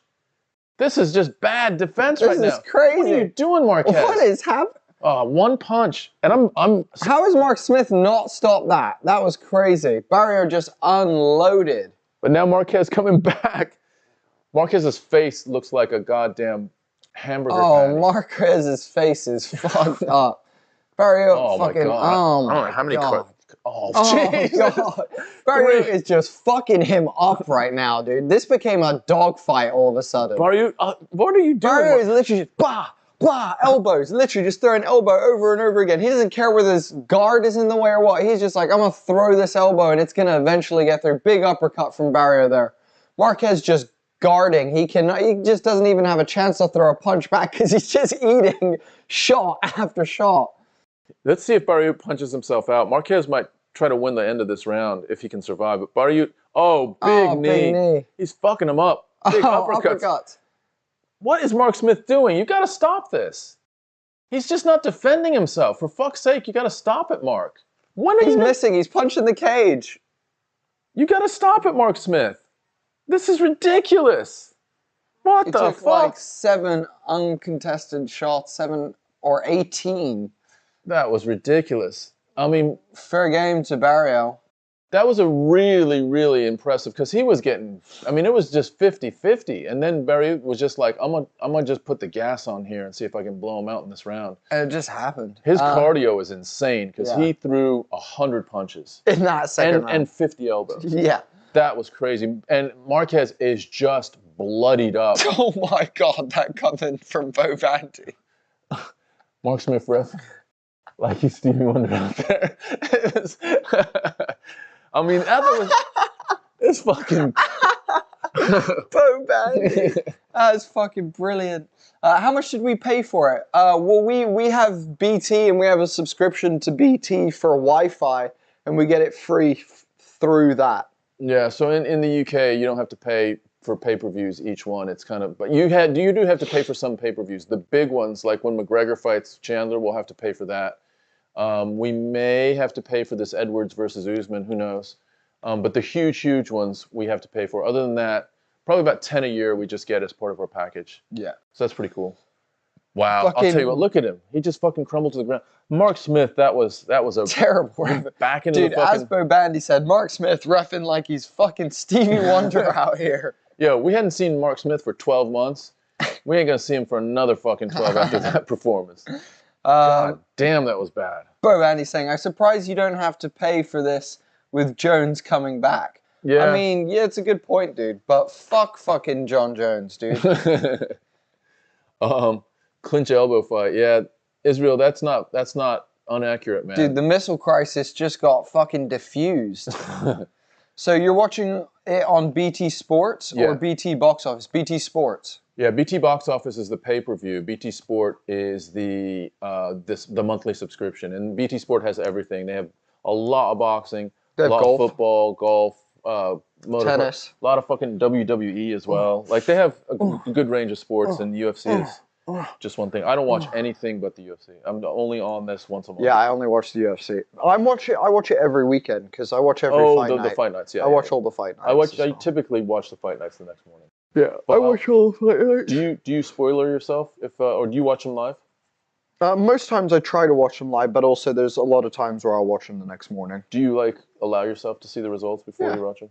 I do too, because sometimes I don't want to see the full card. Yeah. So I'll just like pick and choose. To be fair, actually, I do like going. What I typically do is I go through and I watch people who's like named people that I'm a fan of, kind of thing, basically.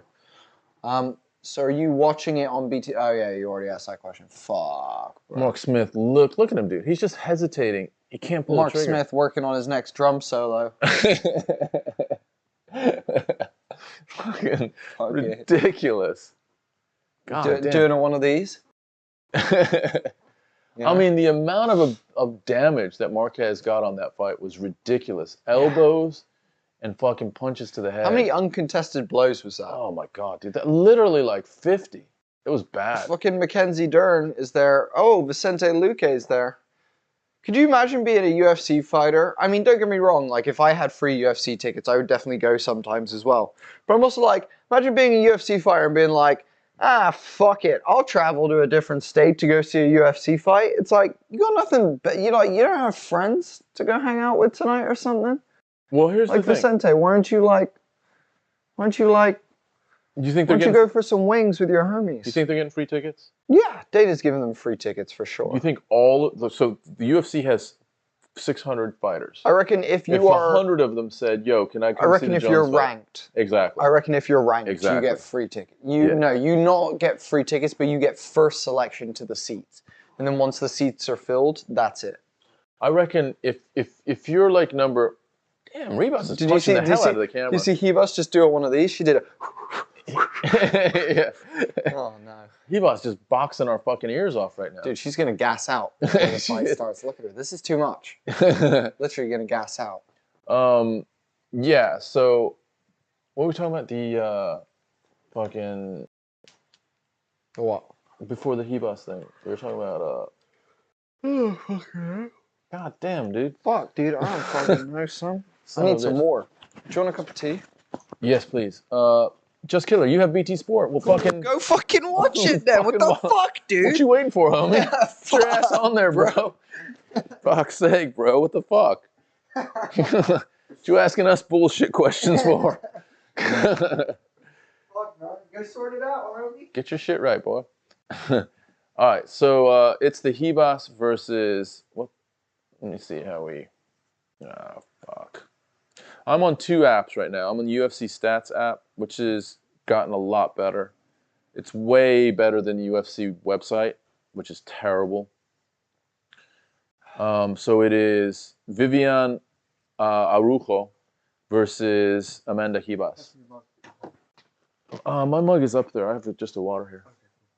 I believe. Cool. Bodie getting that fucking cup of tea.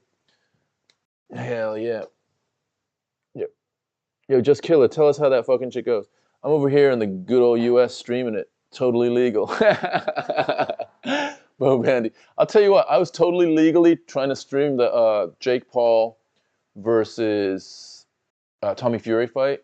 And my total legal streaming was really difficult to legally find. Like, I was totally legally fucking struggling to find a total legal stream.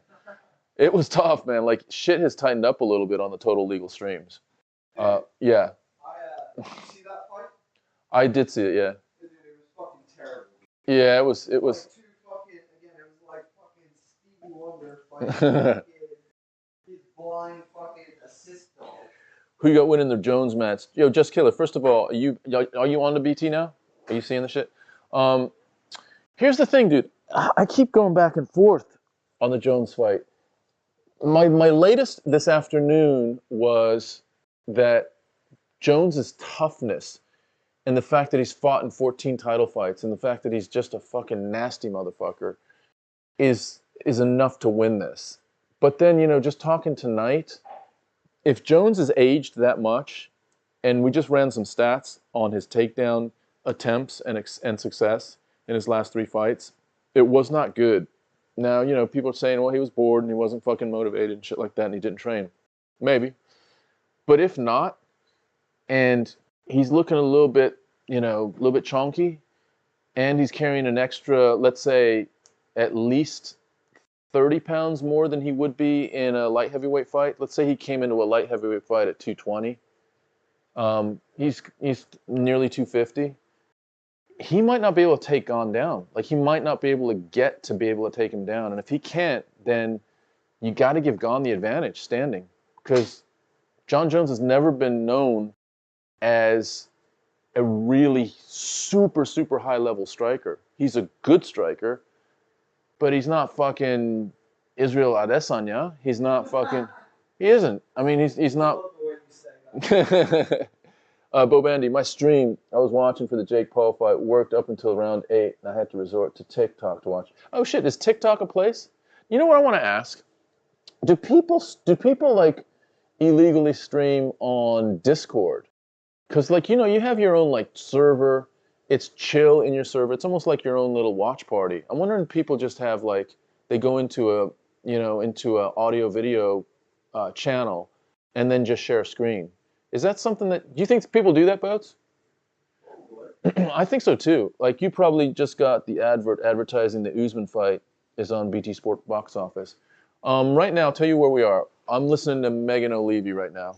And she's, I don't know what she's saying because I don't have my headphones on. Discord, you can kind of do whatever you want. Exactly, Bo Bandy. So I reckon legally stream. I don't know how people, I think people might go into servers that are known for Discord, like they just have a bunch of fucking rooms. What if we we could stream our screen to the Discord? Yeah. With audio? Well, this is the point. Like, it is a good point. We're just talking about Discord. We fucking hitting the streets again? Bodie's saying we hitting the streets again. Anyone that knows that comment knows that early days, we totally had legal streams of our fucking play-by-play. The same level of legal streams that you're referring to, Bo Bandy. You're watching, yeah, exactly. You're watching a woman. That's Megan O'Leary, exactly. So you're watching it, fucking Just Killer. Hell yeah, you're gonna be able to watch the fights tonight with us. So anyone have any knowledge of watching totally legal streams on Discord? No, not even that. Just screen sharing your bought stream on Discord. This is what I'm saying, though, dude. Like, if we did that, then how is that illegal? What screen? Like, what's illegal about that? Us sharing our video stream to a Discord of people. Yeah. What's illegal about it? We paid for BT. We're watching it. We're just sharing it to fucking people. I mean, there's a copyright thing. Yeah, I guess. I mean, ultimate. You're not like streaming it. It's not public. Do you know what I mean? It's only for our Discord. Yeah, no, it is only for a Discord. That is true. It is a private. It's an invitation Discord. So it's almost like a watch party, a big old watch party.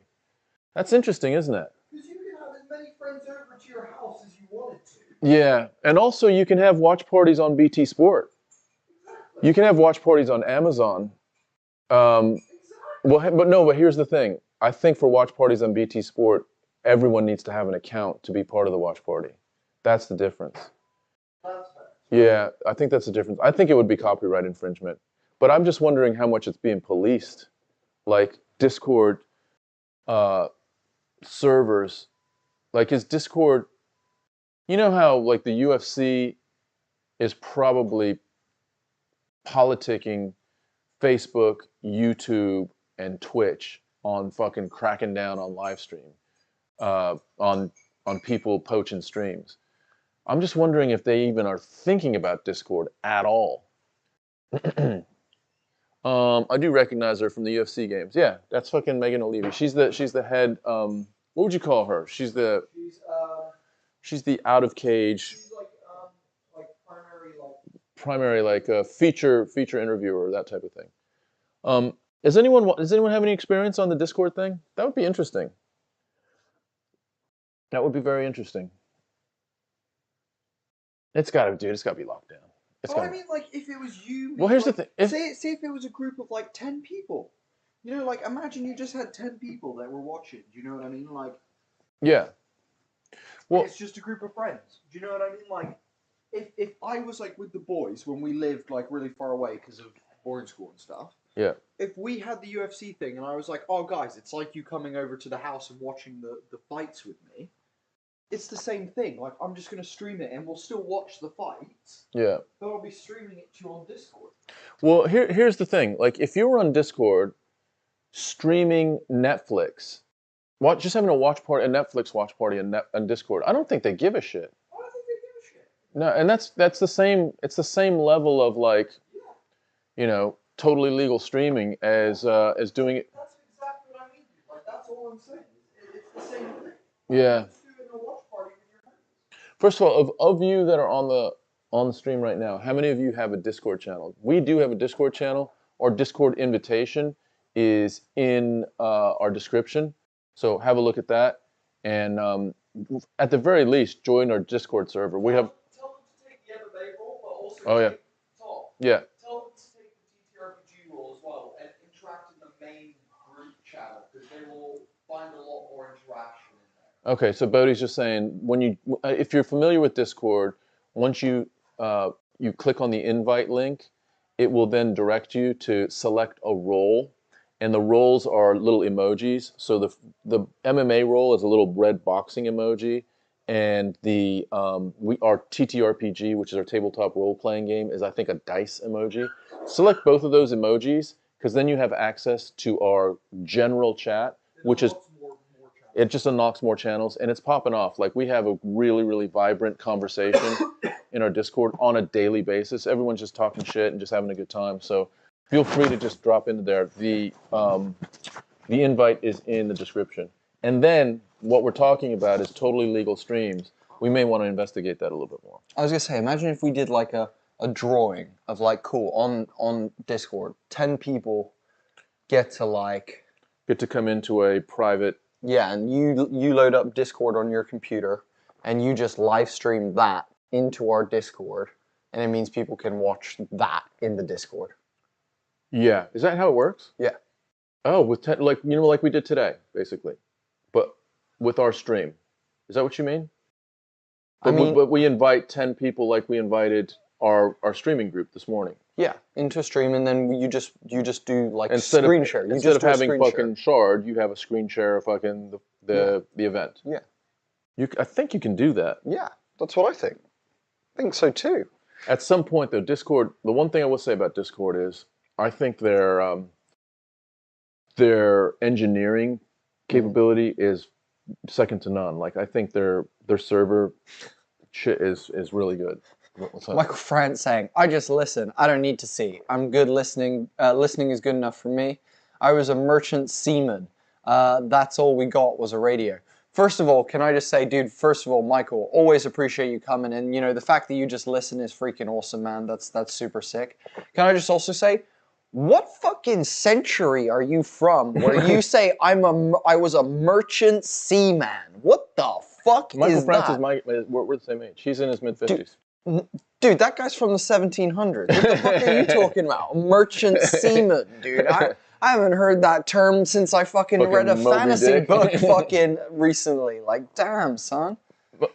Michael, aren't you in your mid-50s? Because we talked about you, like, listening to old boxing matches on, like Ali Frazier or Ali Foreman in Zaire and shit like that on the radio.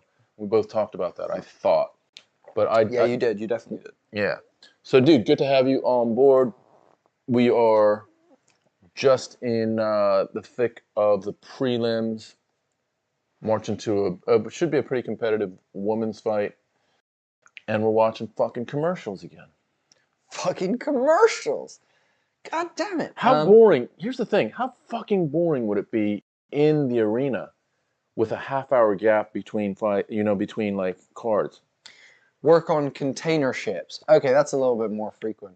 I'm 61. Damn, dude.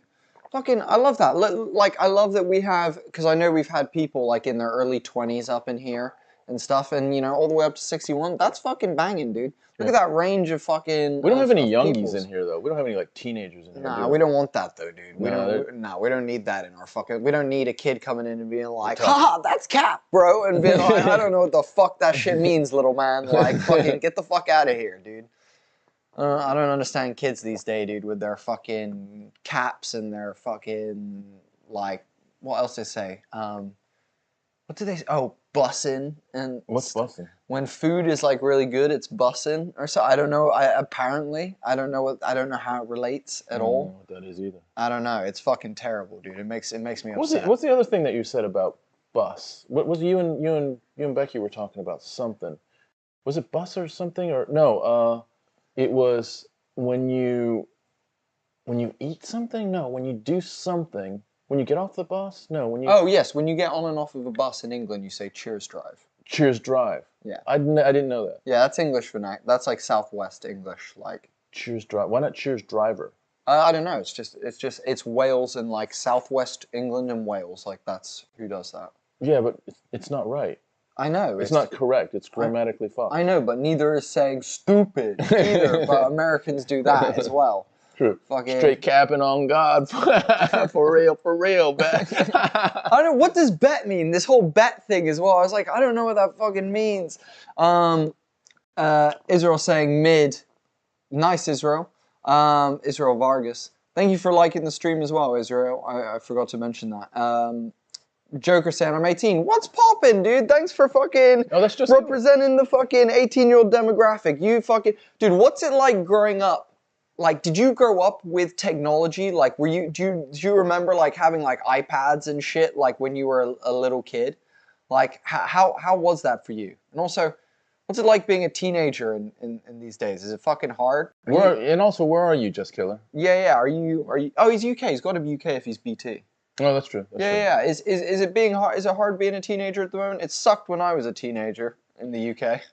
Bo Bandy, I'd be bussing with my wife. What does that even mean? Can you translate that, homie? Yeah, I think he means bussing like he literally be taking the bus to places. You're catching the bus in town to fucking do some shopping. The fuck, dude. Things are bad, Bo Bandy. Things are not good right now. Dude, I am so old. Even the fact that I am like, what the fuck? Like, I hear people being like, oh yes, bet. And I'm like, what is bet? Is bet like, I'll bet you? No, bet is like, so if I go like, it's like a confirmation thing. So if I'm like, oh yeah, dude, last night, dude, I fucking punched this guy straight in the face, and you're like, oh yeah, bet. Like, bet means you did? Like, yeah, bet's like confirmed, nice. Oh, okay. Like to me, yeah. We used to say that, but pretty sure. We'd be like, bet would be like, I'm gonna challenge that you did, let's put some money on it. Yeah. That's what bet used to be. It's not that anymore? No, here, there you go, there's another one. You wanna watch the UFC? Bet. Like, yeah, I wanna do that. Confirmation, yes. It's okay. It's like, yeah. It's like fucking solid. It's like fucking hell yeah. Yup. Hilarious. It depends. Really depends. Well, dude, I hope you work out what it's like being a teenager soon before you turn into a not teenager in 2 years. And realize that it's the same old shit. Except now you got to pay bills. Ooh, these women trading as this first round begins of this fight. Wow. Oh, they both swing leg kicks and clash shins in the middle. Oh, that was a gooch kick for sure. Oh, nice 1-2 from Arroyo. Arroyo's very, very upright in her stance. Changing stances. And wow, Arroyo jumps guard, jumps a guillotine. Oh, she's got that guillotine tight. Oh, that's tight. I don't think so. Yeah, it is. I think she's going to burn out. I think she's going to burn out. It's under the neck. I think she's going to burn out. Oh, that's tight. If her head didn't pop out, then that was gonna be bad, dude. I think jumping guillotine too early is the worst. It's one of the worst. Dude, I feel like jumping guillotine at any point in a UFC fight is dumb to me. It's super overrated. Like, I feel like, how much have people not learnt that you end up just getting ground and pounded in guard? Who wrecked the aura of the guillotine? Who do you think wrecked it? Who wrecked the aura of the guillotine? That's a good question. Dude, come on. Who like? Oh, Volk. You Yeah, think? yeah. You think Volk was? I think Volk was just like, yo, all you got to do is just fucking ride the shit out, and then their arms just stop working. Yeah, and he did it against fucking Ortega, which has got one of the best guillotines in all of MMA. Yeah, you're totally right. Yeah, hell yeah. Couples, married people celebrate Valentine's Day. Single guys, sailors, and truckers celebrate Palm Sunday. I don't know what the fuck that is. Couples and married people celebrate. Single guys, sailors. What's Palm Sunday? I don't. Oh, I get it. I get it. I get it, Michael. Nice. Michael coming in with some fucking 61-year-old humor. I got you, bro. That was good. That was good. Kids say mid, as in as lame or boring, or not as good mid these days. What? Oh, I like mid. That's weird. That's mid, bro. That's fucking mid. That's not even. That's not top. Dude, I can't even. But how do you say bottom at some point? You're like, yo, that's some fucking bottom shit right there. No, mid is like, it's not even worth bottom. That's just like, dude, that's fucking mid. That's fucking just like, mid? It's just like neutral shit, dude. That's just some fucking weak shit right there. So stupid. Fuck. So currently we're still in similar position, except you have Ribas in half guard, with now Ahurio fighting up to dogfight. They're kind of in like a dogfight position at the moment, with Ribas with the overhook and the whizzer. They're kind of trading short little like shots here. Ahurio either needs to step, she's trying to step around and take the back here. That's why she's trying to keep that leg on the outside. But Ribas is going to try and trip her over. She's going to try and use that whizzer to flip her over. Beautiful rotation from both of them. They separate back to the center standing. Very, very equally matched on the ground. And oh, nice left from Ahurio. Nice jab from Ahurio. Ahurio is continually changing stances, so she's now in the orthodox. I think she is a lefty. She just ate a fucking heavy right hand though. Oh, another one. Oh, a nice jab by Ribas.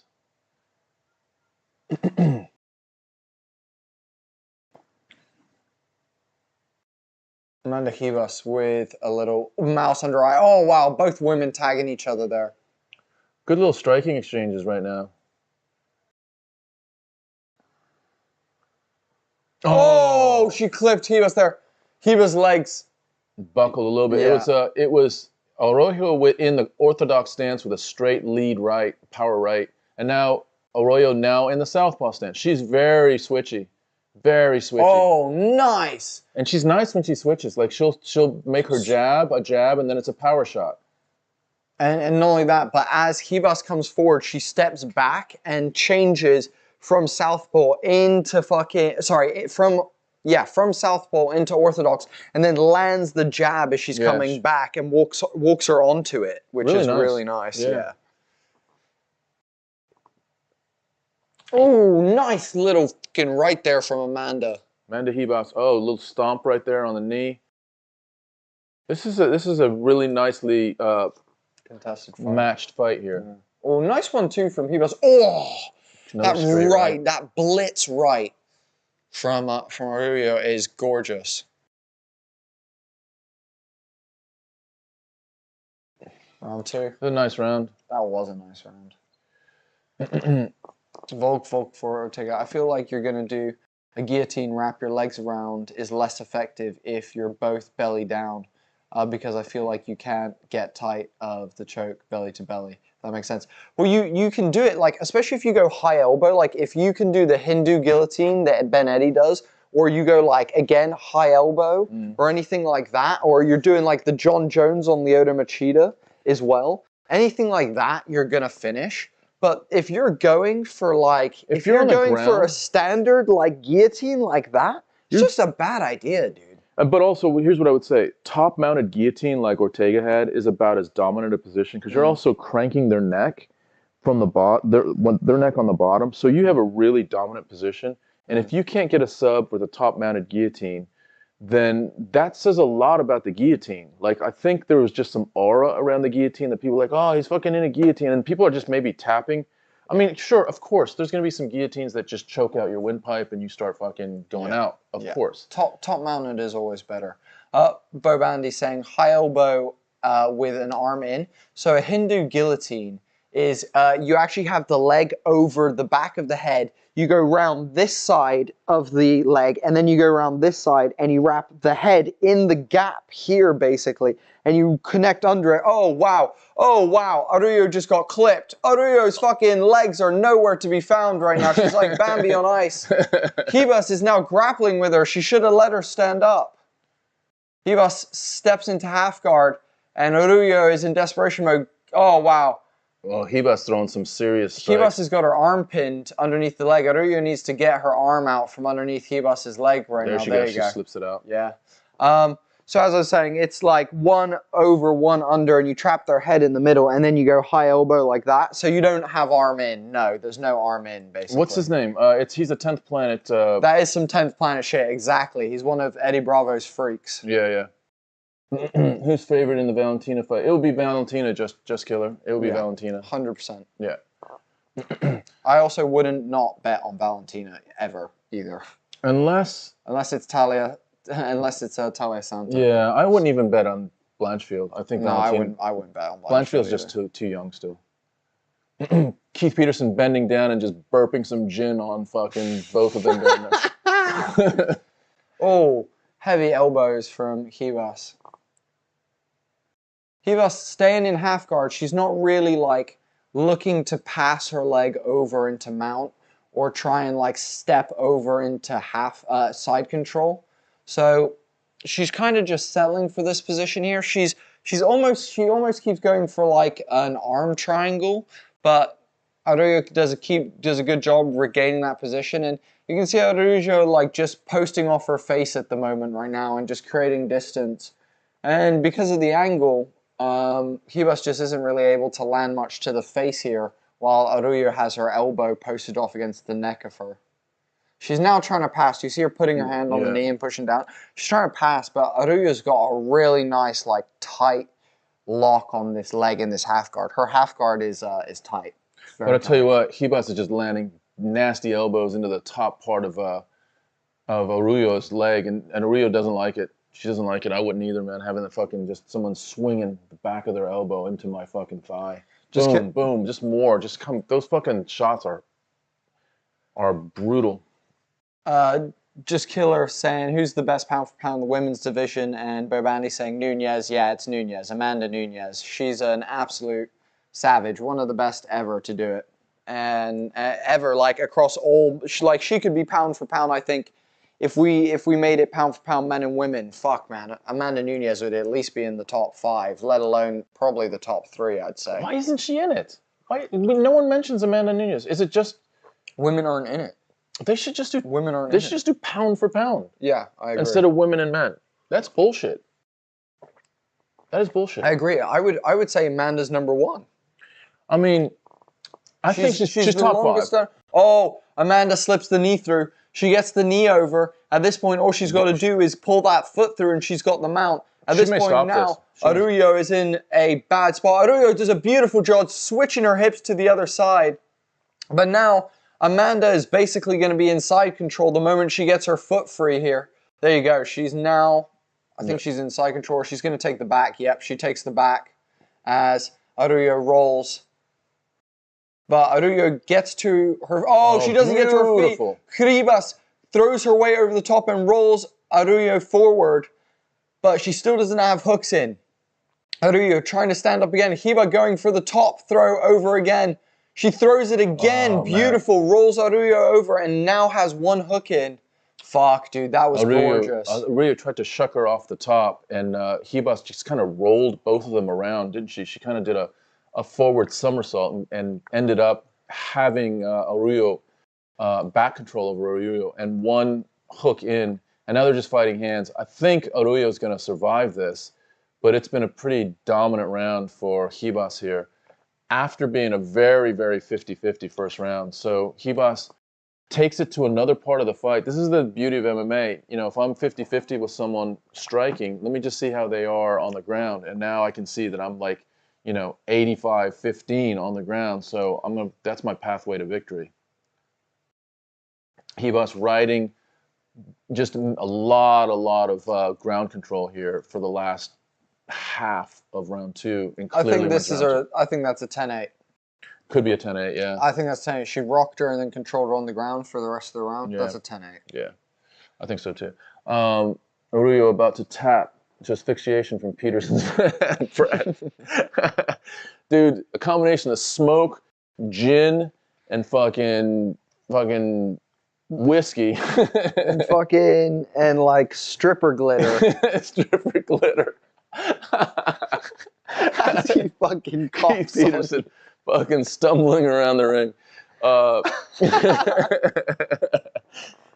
fuck. Now on to men. Who's pound for pound there? Volk, no. Yeah, is. Volk is still number 1. Islam it? is number 2. Yeah, they didn't change it. Volk Okay. stayed as number 1. Islam's number 2. You got to think if Jones wins, they're going to move Jones to number 1. Yeah. But it's Jones, you got Volk, you got Islam. You got to think who else?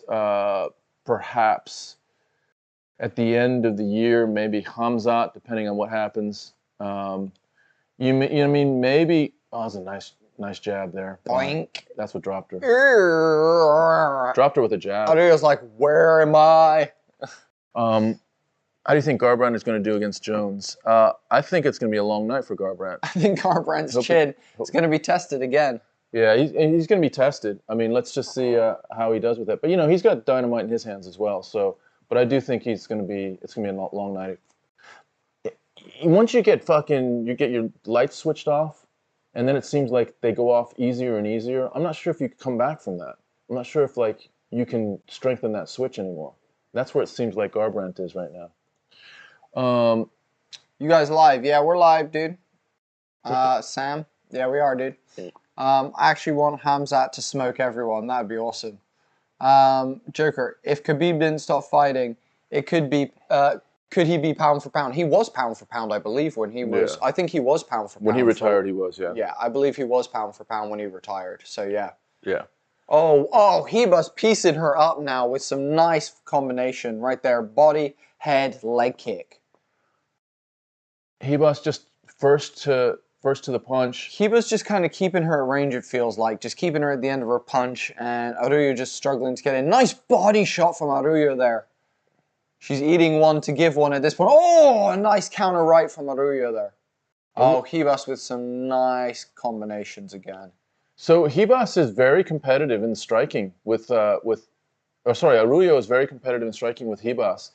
It just, when it goes to the ground, or at least when Hebus has control on the ground, it is dominant. She keeps control. Maybe if Arroyo gets control on the ground, she might as well. But at this point, what we know is it's about 50-50 in striking. Oh, nice jab. Or actually a right by Hebus. Now a jab by Hebus. Exchange jabs. Both have really good, top-level women's striking. This is nice to watch. Oh, nice combination by Hebus. Only did small bet this time, said Kyrix. What'd you bet? No beans on the toast for me this week, says Kyrix. Kyrix, you had a lot fucking riding on that Volkanovski fight, dude. Yeah. I feel bad for you, bro. I feel bad for you. Sam Alexander saying Garbrandt got snoked. I assume it's a smoked or snored by Kaikar France. I'm gonna guess a combination of the two. Kyrix saying Kaikar France is underrated, though he's got good stand up. Yeah, he does. Surely Adesanya is up there. Adesanya was up there at one point, but then big head kick and right by Hebus there. He was at one point, but dude, also he's not piecing people up either. Like, he is, but he's also not at the same time. Lots of decisions for Israel Adesanya. Yeah, Adesanya is. It'll be interesting to see what happens with him in the next year or two, because if he loses to Pereira again, he might fade off into existence. He might even just retire. Yeah, I don't know what he does. If he loses again, what does he do? He might retire. He might just retire. I mean, could he go up? You lose twice to the champ, then you got to go back in line. Maybe down? I don't think he can cut down to 170. Nah. These guys are trading. Hebus seems to be leading the dance, but they are both trading. It's a good competitive fight.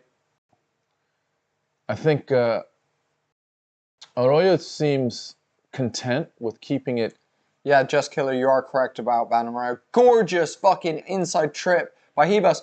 But, Arroyo has an arm. She has an arm. And in the right position right now. She is. She's got to blast those legs up. She's got to blast her legs up right now. Hebus is got her arms locked together. But if Arroyo can sort of detach Hebus's arm, she is in the perfect position for an armbar. And she has it. Hebus is trying to get out, but she has that armbar. Hebus has got an arm underneath Arroyo's arms to save it. Her other arm, not the one that's being barred right now, the other arm is saving her right now. 37 seconds left. Hebus is hanging on for dear life. Arroyo's... her elbow is almost past. She's almost got her elbow past the hips. Arroyo's hanging on. She may... Hebus gets out. Hebus gets out. Wow. That was crazy. And Hebus starts landing some ground and pound. Alexander's saying Adesanya is one of the best. He totally is one of the best, but I definitely feel like at this moment that he's not going to beat Pereira. I just don't think he has. I don't know. I just don't know. My confidence for Izzy beating Pereira is low. K-Pot 1990 saying hello. Hello, K-Pot. What's up, K-Pot? Do you maybe have a link for me to watch the fights, please? We don't personally have a link for you to watch the fights, but if you can find an illegal link or you can go purchase it as a pay-per-view or through BT or whatever, we'd love you to come back, K-Pot, and come hang out with us. And, you know, we've got a group of people here all talking shit and having a good time. So if you want to come hang out, we'd appreciate you being here. If not, have a good evening, dude. Yeah, and if you struggle to find a link, we are doing the basically play-by-play, so you'll get as close to seeing it in there's a few people on here that are just listening, so that's also a choice, homie. Yes, Nunes is double champ. Yeah. Nunes has 2 belts at the moment, and she's the longest standing double champ in UFC history. Well, no, actually she lost the bantamweight. She did, but she held it for the longest. She's the only person that's defended both belts for the longest amount of time out of anyone. Yeah. Because DC stopped defending the light heavyweight when he went, so he didn't hold 2 belts at the same time. Who has held 2 belts and defended both? Was it McGregor? No, McGregor never defended either of his belts. Cejudo? No. I think Cejudo went up, got that one, and then retired. No, exactly. Has anyone defended both belts? So had both belts, defended one, and then went up or down and defended the other one? I'm not sure. No, George St. Pierre did not. BJ Penn did not. Amanda Nunes is the only one. Amanda Nunes. That's why she should be... Dude, Amanda Nunes is the GOAT. Amanda Nunes, fucking Brazilian, like POC, LGBTQ+, and like mother, double champ, like only been beaten like properly like once, basically. The others have been decisions. Like, dude, she's beaten Valentina Shevchenko twice. Dude, I'll tell you what. One of my highlights, one of my MMA watching highlights is what Amanda Nunes did to Cyborg in that first round. Like that was the aura that Cyborg had. She was killing folks. And Nunes just bombed her out in that first round, just took her down. That was blew my mind. Amanda Hebus just won, by the way, guys. K-Pot saying, give me good commentary on every fight. I bet on Cody. Hey, we'll give you the best commentary we can, dude. And yeah, we hope to have you stick around, brother. Sam Alexander saying, but he only needs to last before he gets KO'd 24 minutes like Usman. Who are we talking about? Oh, Izzy. He's talking about Izzy. Yeah, but dude, like, Pereira needs to land 1 punch. Izzy needs to survive 25 minutes, dude. That's crazy. Like, Pereira's, like, dude, dude, just look at the numbers, dude. Pereira has done it 3 times now, dude. It's like, and the other you just thing can't deny facts at this point. It's hard. Sam, this is the other thing that I mean, for me, like, I can see what you're saying.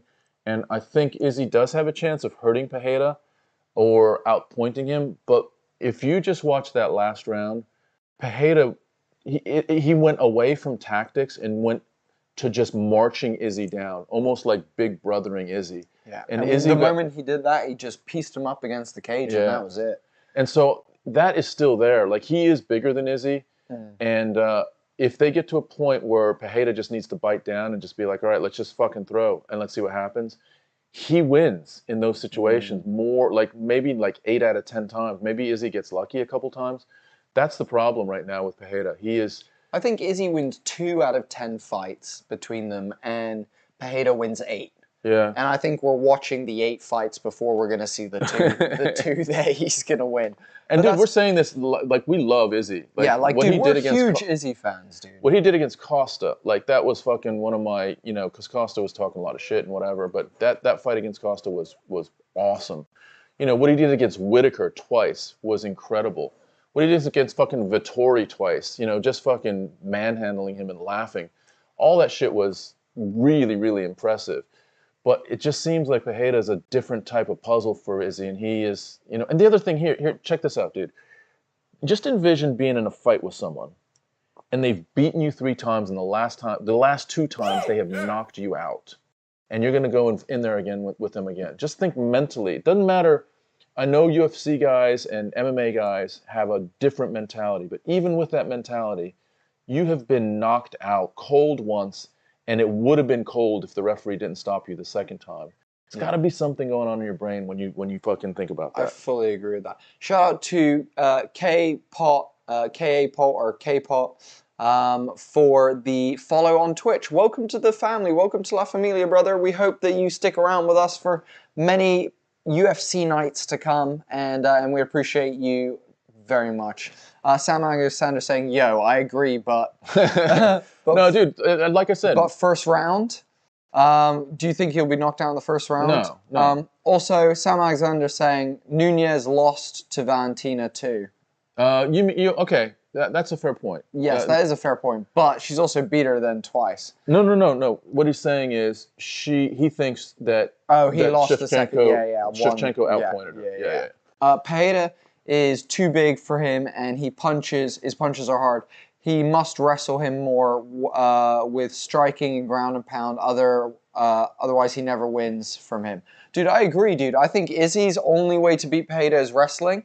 I don't think he has a chance wrestling him, though. I don't think he can learn it fast enough.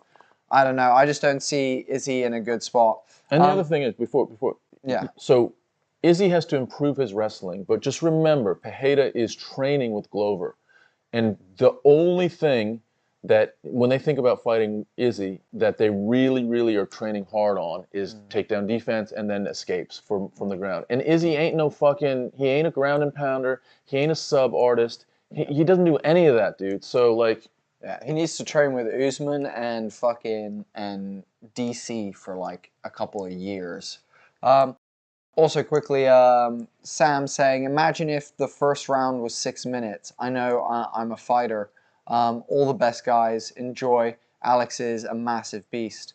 Yeah, I agree, Sam. Yeah. Are you taking off, Sam, or are you hanging? That last one was like, if you're taking off, homie, thanks for jumping in. Come in whenever you want, homie. Yeah, you're welcome. It's been a pleasure having you hang out tonight, brother. Cool. We're on to the next one. I think this is Duplessis and Brunson. Khamzat Chimaev must beat him, Pereira. Oh, dude, Chimaev will easily beat Pereira. Chimaev will take Pereira down and fucking take him for a fucking joyride for 5 rounds, dude. I don't think Pereira would, like, do well at all on the ground against fucking Chimaev. But also, if Pereira keeps it on the feet, he knocks Chimaev out. I think so too. I think Pereira knocks anyone out in the middleweight division if he keeps it on the feet. Yeah. Anyone who can get him on the ground. I think Rob beats him. Tom and I have talked about this cycle that's going to happen in the middleweight. So Pereira's going to get the belt. He's going to knock Izzy out, get the belt. Then he's going to fight Rob. Rob is going to out-wrestle him and get the belt off of Pereira. Then Izzy's going to beat Rob again. And then Pereira's going to beat Izzy again. And then Rob's going to beat Pereira again, and we're just going to go like that for the rest of fucking the middleweight history, for the rest of time. Or train with the GOAT Khabib. Yeah, dude, if Izzy went and trained like and pulled like Khabib in for like, even then, dude, here's the thing. Khabib can like, this is why I think Usman is in trouble for this next Leon Edwards fight, right? Because as much as he can then spend the next 6 months being like, jab, hand up, jab, hand up. Slip the jab, keep my hand up. Slip the jab, keep my hand up. Slip my hand, keep... In the 5th round, when you're tired, and you slip and do one of these, and you get caught again, and fucking... then, I don't know, dude. like, there's certain things that takes longer to learn than even just 1 year. Do you know what I mean? It takes like 3-4 years to really instill it into your muscle memory and to be able to then, when you do dip, dip like that, you know? I think with Usman as well, like, I am concerned about, Usman has never been slept like that. And for Usman, like, mentally, right after the fight, he seemed like he was pretty good, but in my mind, I was thinking, like, he's kind of discounting it completely. And I guess you got to get past it, but at some point, it just felt like he wasn't accepting that it was, you know, it was, I don't know, he just wasn't dealing with it in a way that I thought was, like, healthily saying, I got fucking slept, man. I got owned, and I need to fix that shit. So I just got a feeling that Leon's gonna He was a bit too lighthearted about it. Yeah. Like, he was good about it. Like, I think his response was good, but he was too lighthearted about it, I think, was the real thing. I think Leon might beat him again. K-Bot's saying, yeah, true, everyone with striking, nobody wins only with wrestling. Can win from Pereira. You're smart. Yeah, dude, totally. If you wrestle, you beat Pereira. I think Marvin Vettori could also beat Pereira. I think so too. I think Marvin would fucking Brunson might beat him. I think Brunson might beat him as well. Yeah. I think Cannonier could probably out wrestle him as well. Yeah. Dave Info 5000. What's up, Dave? We haven't. I'm not sure if you've been here before, Dave. But if you have, welcome back. If you haven't, welcome. I would love to see Rob beat him. Rob is such an amazing fighter in person. But you're right. Pereira knocks everybody else out, dude. I agree, dude. Rob is in my top 10 favorite fighters. You know, when we were talking about person to be like, Rob's another really good one for you to like think of Gio as. Yeah. Like Rob, Chandler, like all those kinds of guys. This is quiet confidence. Yeah. It's fucking almost like Dustin as well. I'd say Dustin's in there as well. Yeah. David was saying, yeah, my first time, your last live stream for the previous UFC fight, you guys did great. Oh, dude, hell yeah. We appreciate you. Thank you for fucking coming to that and then coming back tonight, Dave. You fucking legend. Have a good fucking evening tonight, and we're so glad that you're here, dude. And we look forward to seeing you over and over again. The two best guys to do it, says Brandon Reese. What's up, Brandon? Thank you, dude. And that is such a compliment, dude. We appreciate that. Thanks, the two best? I mean, dude. Dude, shut up. Dude, what can I say, dude? What can I say, dude? We fucking, you know. By the way, if you guys didn't know. Feed me more. If you didn't know, we are father and son. We homie and the dude. And we like MMA. Yeah. And look, guys, here's what's up.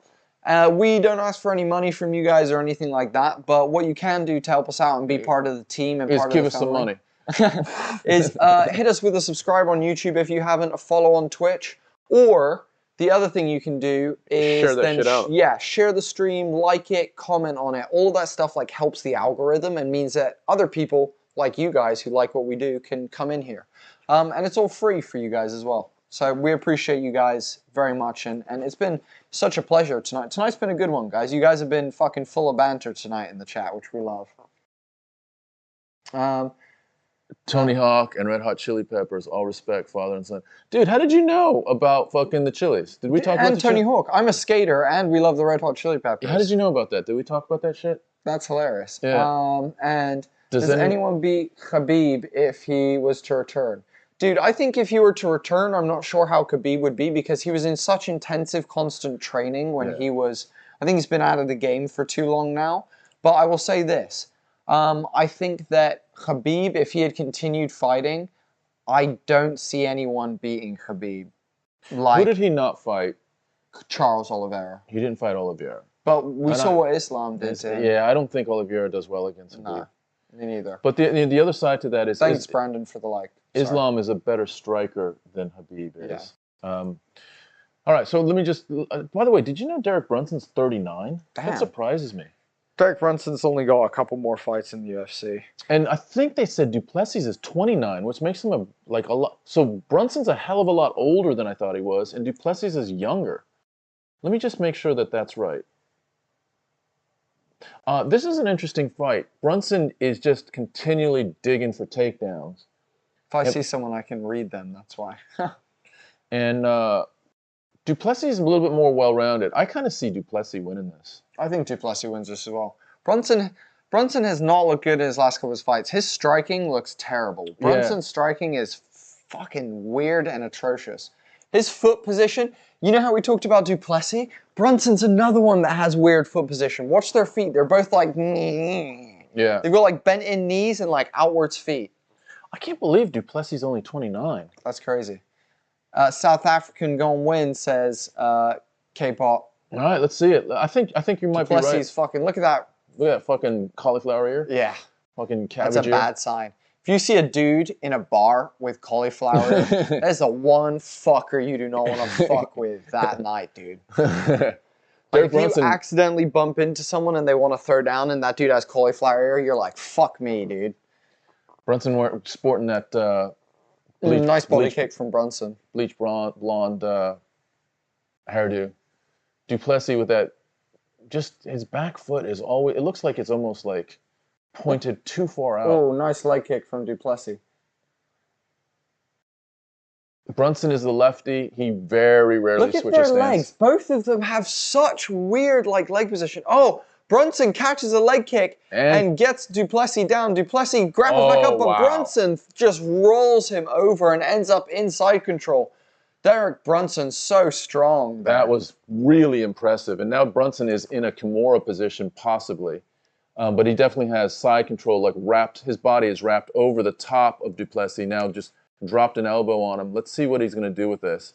He's heavily over the top of Duplessis. Duplessis trying to sneak out the back. Oh, Brunson's looking for an Americana. There you go. Oh, Duplessis almost gave it up. Brunson's still hunting it. Duplessis got to be real fucking careful right now. Is he doing a triangle? No, he's looking for an Americana. Either straight, he's either going to go straight arm lock or he's going Americana, depending on whether Duplessis goes like this or goes like that. Look how fucking Duplessis muscles him back into half guard. But Brunson's real heavy, like a lot heavier than you would think on the top of Duplessis. That shoulder pressure is what it is. It's all in the shoulders and hips of Brunson. Look at his shoulder pressure. Look at that shoulder pressure. Look at that, dude. Duplessis can barely breathe in there, smothering him. Duplessis doing everything he can. Get him back to his feet. Brunson shoots for a guillotine. Oh, and he drops guillotine. Sake. Oh, fuck's sake. We just talked about this. Yo, Bo Bandy, where are you, bro? Brunson jumps guillotine and ends up on his ass with Duplessis landing ground and pound. Fucking guillotine bullshit. God Brunson damn. trying to play guard, trying to play a very high guard. He's looking for like a triangle right now or an arm bar, pretty much. All right, so... Oh, he's going armbar. No, he lets it go. Tried to slip that leg over the top of Duplessis' neck. Oh, that was a big elbow. And remember the last time Brunson got elbowed? He got bombed out by a cannoneer. Yep. And I mean just fucking thrown into the fucking land of ghosts and wind. Duplessis lands a nice punch. He lands on Brunson using the butterfly guard to raise Duplessis and change angle. He's going for a leg lock. He's going for a leg lock. Brunson's got a leg. His knee is deep. He's going heel hook. He's going heel hook. Duplessis going toe hold. Oh, Brunson lets go of the heel hook, and Duplessis has the toe hold. Duplessis has it more. Duplessis has the toe hold. They're both going toe hold. They're going toe hold. It's a toe hold fucking tug of war. Brunson needs to go more on the outside. Duplessis has a good toe hold right now. Brunson's in trouble. Brunson's in trouble. Brunson's going for a heel hook. Brunson's trying to roll out of it, but he's in trouble. Brunson's trying to take his back. Yeah, Brunson takes his back. I fucking called it. Brunson takes his back. Duplessis is trying to get up, but Brunson heavy. Brunson is wet blanket. Yeah. So heavy, dude. He's got one hook in. Brunson with one hook in. Dude, that was mud wrestling for a second. That was crazy. Duplessis trying to shuck him off the top. Trying to shuck him. There he goes. He's shucking him off the top. A little bit more, and he does it. Oh, Brunson with a gorgeous reversal links the leg and the head and reverses it and ends up on the back again. That was gorgeous. Brunson's wrestling is looking phenomenal tonight. He's a good wrestler. This is a great... Oh, he's under the neck. Oh, Duplessis trying to turn into him. Beautifully turned in. Oh, Brunson lands a wild strike. Here we go with the Brunson wildness. Brunson landing some great shots, and he clipped Duplessis. Oh, Duplessis is rocked. He's in trouble. Brunson looking real good in this first round. Jesus, his punches are so wild. Oh, Jesus. He lunges so far into his punches. Oh, Duplessis rocked. Duplessis struggling. Duplessis collapses to the ground. He's in trouble. Brunson ends up and mount, takes his back. Duplessis fucked right now. Jesus Christ. Brunson should just do ground and pound right now. Herb might stop it.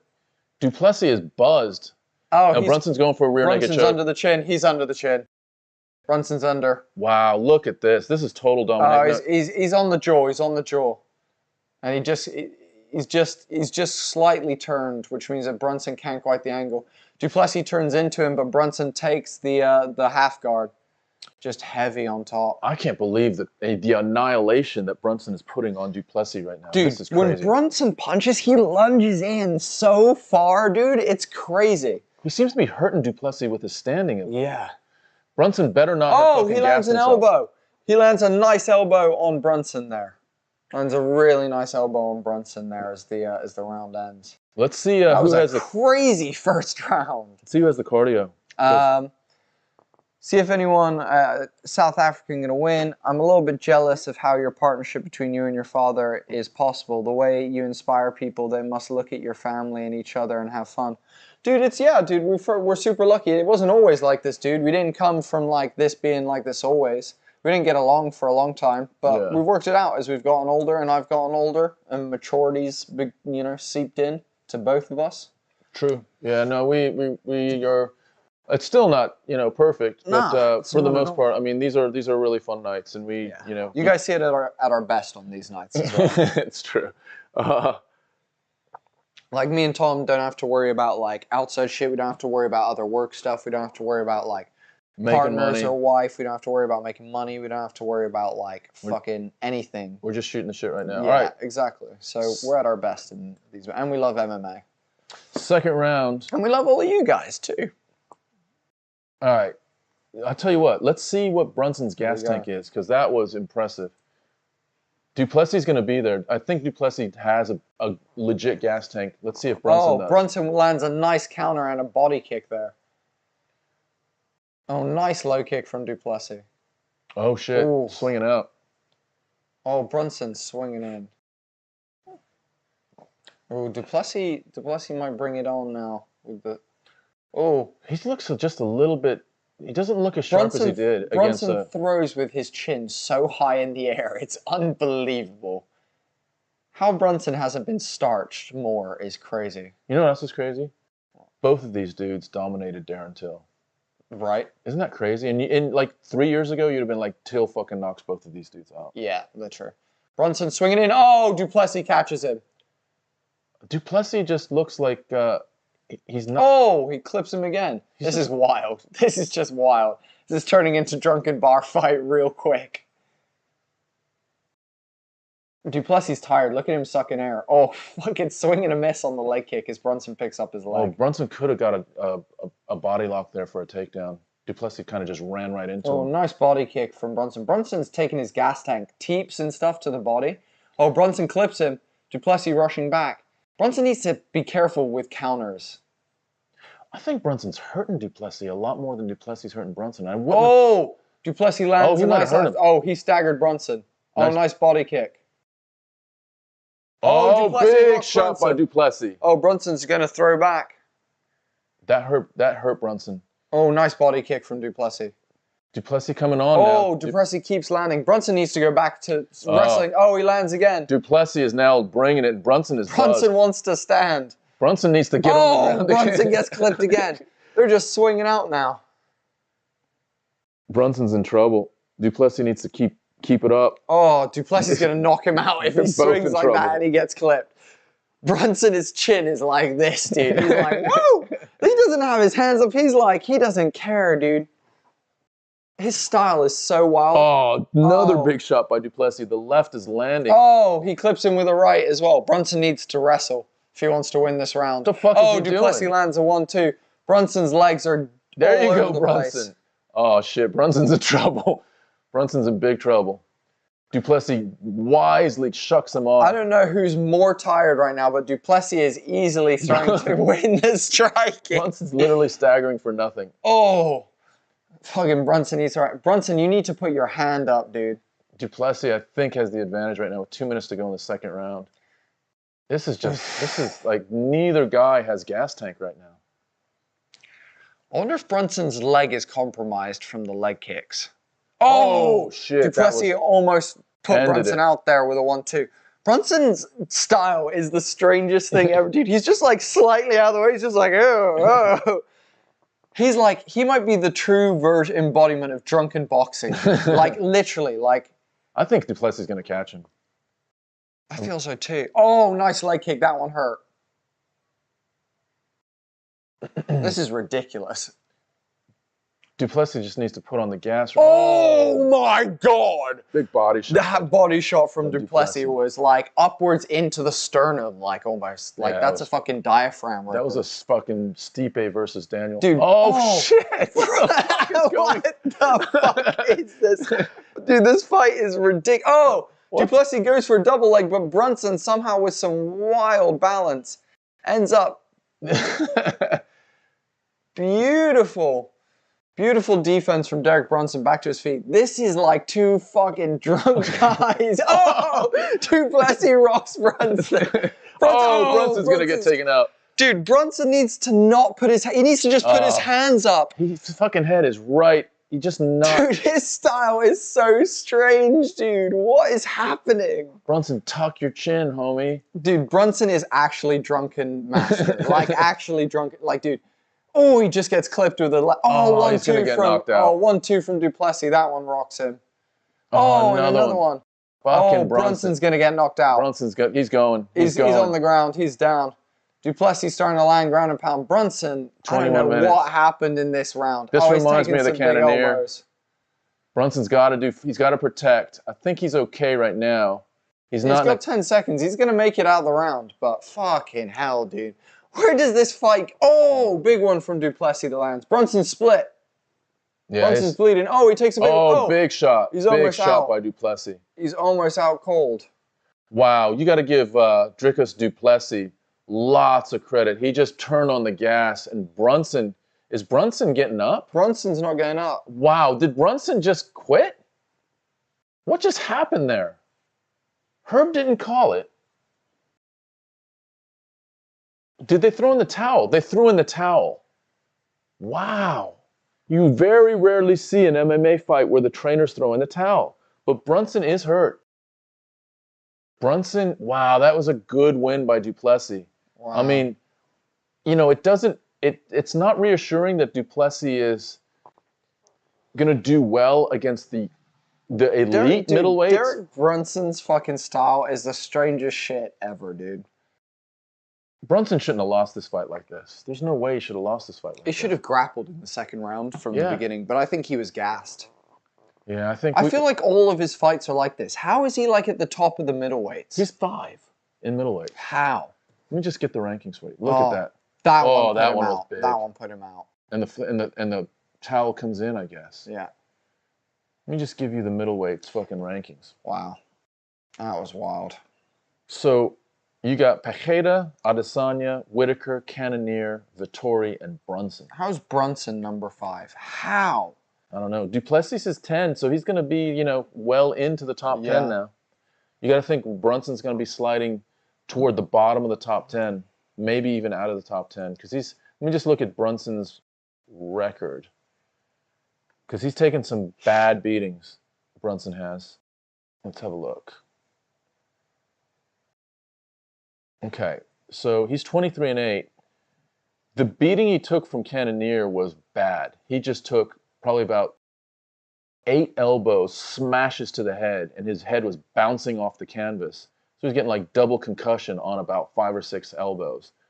But before that, he had beaten Till, he beat Holland, he beat Shabazian, he beat Heinich. You know, he's got a decent record. That's a big win for Duplessis. Last fight on the prelims. Who do we have next? Garbrandt. Oh shit, Garbrandt fucking is the main fight of the prelims. Yeah. It's bangers now, all the way through. Yeah. It's bangers. All right, I'm gonna take a little break. I'll be right back. Cool, go for it. Joe Rogan talking to Duplessis. So that's 2 wins for the South Africans tonight. Who was the other one? Simon. Oh yeah. There's another one. There's a third one, isn't there? Yeah, there is a third one. Who is the third one? I don't know.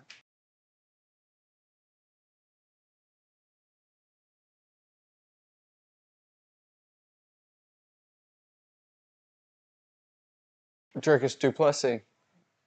Dude, he's trying to get a title shot. He's talking his shit. How are you guys doing? How's everyone doing? How's your week been, guys? We've had a long week. I got back from being on holiday with my partner on Monday, and then was back in work with these guys on Tuesday, Wednesday, Thursday, and Friday. On Thursday, we did a live stream of our new like D&D kind of style series. It's a tabletop role-playing game centered around Avatar: The Last Airbender, where we tell the story of the Airbender genocide that went down. It's a real cool stream. We're super chuffed with that. And then on Friday we streamed episode 29 of our D&D show, The Sky Realm.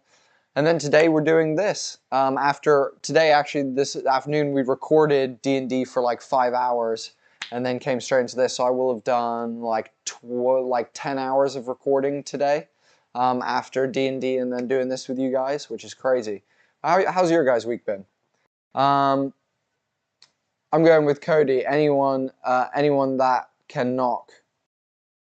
Anyone that can knock. Nice. Kevin MD. Don't know if I'll fully agree with that stoppage, but I think he was done. Yeah, I agree with that. I think he was done. Apparently, he just couldn't get back up, Kevin. I guess his team felt he was done for but 1 second left.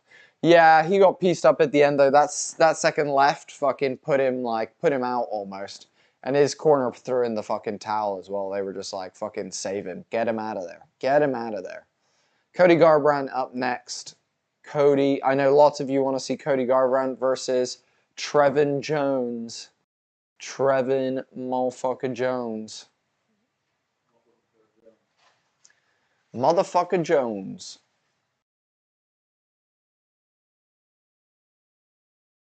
Here we go. Oh, wow. It's been a wild card so far. It's been pretty good so far. But we haven't even hit the main card yet, guys. We haven't even hit the 5 fights on the main card. Should we have a look at that main card quickly? Let's have a little look. I'll pull it up on screen for you guys. I'll put it on the big screen here. Let me just remove that round over timer. And then let me just quickly pull that up for you guys. So, let's have a look. After Cody Garbrandt and Trevin Jones, we have Bo Nickal. Can you believe Bo Nickal is on the fucking main card over Garbrandt? What the fuck? That's an insult to Garbrandt. Versus Jamie Pickett. I mean, Bo Nickal is good, but it's only his third fight. Mateusz Gamrot versus Jalin Turner. That's a good one as well. Then Geoff Neal versus Shavkat Rakhmonov. And then I do much better with Russian names than I do other country names. Where's he from? Then Rakhmonov. Valentina Shevchenko versus Alexa Grasso. And then finally we end our night with John Jones versus Ciryl Gane. Shavkat So is from going over that again, we got Bo Nickal versus Pickett. We got Gamrot versus Jalin Turner. We got Neal versus Rakhmonov. We got Shevchenko versus Grasso. And then Jones versus Gane to end our night. 2 championship fights. One for the heavyweight title, vacant heavyweight title, and one for the flyweight women's title. Look at that. Look at how he ended them all. So Shavkat is 16-0. Just fucking look at that. Wait 1 second. Where's our boy? There it is.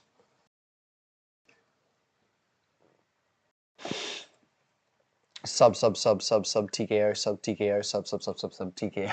He's never gone to a decision. That's Shavkat. savage, dude. 28 years old. That's fucking wild. He's a fucking issue right now, isn't he? That's a problem. Sorry, anyone can knock the other one out in this fight. I'll take Cody. Good shout, Michael. Okay, I see what you're saying. That's a really good assessment. Cabin MD, hope my accumulator comes through. Made stupid bets, so using the rest of my Bet365 wallet on this. Cody gonna win with a KO. Rakhmonov is the best fighter, believe me. My accumulator is Cody win, Bo Nickal sub, Shavkat win, Valentina win, and Jones win. Not bad bets. Those are good bets. So that's... Are they? Yeah, you have Cody win as a... No, I don't have Cody Garbrandt winning it, dude. But it's maybe 50-50. It's 50-50, but I would never bet on Cody Garbrandt ever. Like, ever. Dude, his chin is literally made out of fucking tissue paper, bro. So here's the thing. I like the Bo Nickal. The Shavkat I really like. The Valentina I really like. And the Jones probably. So that all looks good, dude. So what are the odds did you get on that, Kevin? And how much did you bet and how much would you win if you pulled all of those? I guess is the question. Yeah, Kaput 1990. Rakhmonov, dude, I'm looking at his record. 16-0, 1, 2, 3, 4, 5, 6, 7, 8 subs, and 8 KOs. 16 stoppages in 16 fights. Fucking, you know? Do we need to say anything else? He's got a good test with Geoff Neal. Now here's the thing. I am a little bit concerned that Neal missed weight so badly. So he came in at 175, I think Geoff Neal did. And because it's not a championship fight, you could have come in at 171 for the middleweight fight. Or sorry, welterweight. But so what does that mean? Does that mean Neal didn't train? What the fuck does it mean? Anyway, let's see. So, Kevin, you said it's like betting on Paul Craig. I love him as a fellow Scotsman, but he's either hit or miss on Fight Night. It is true. Paul Craig is an interesting one.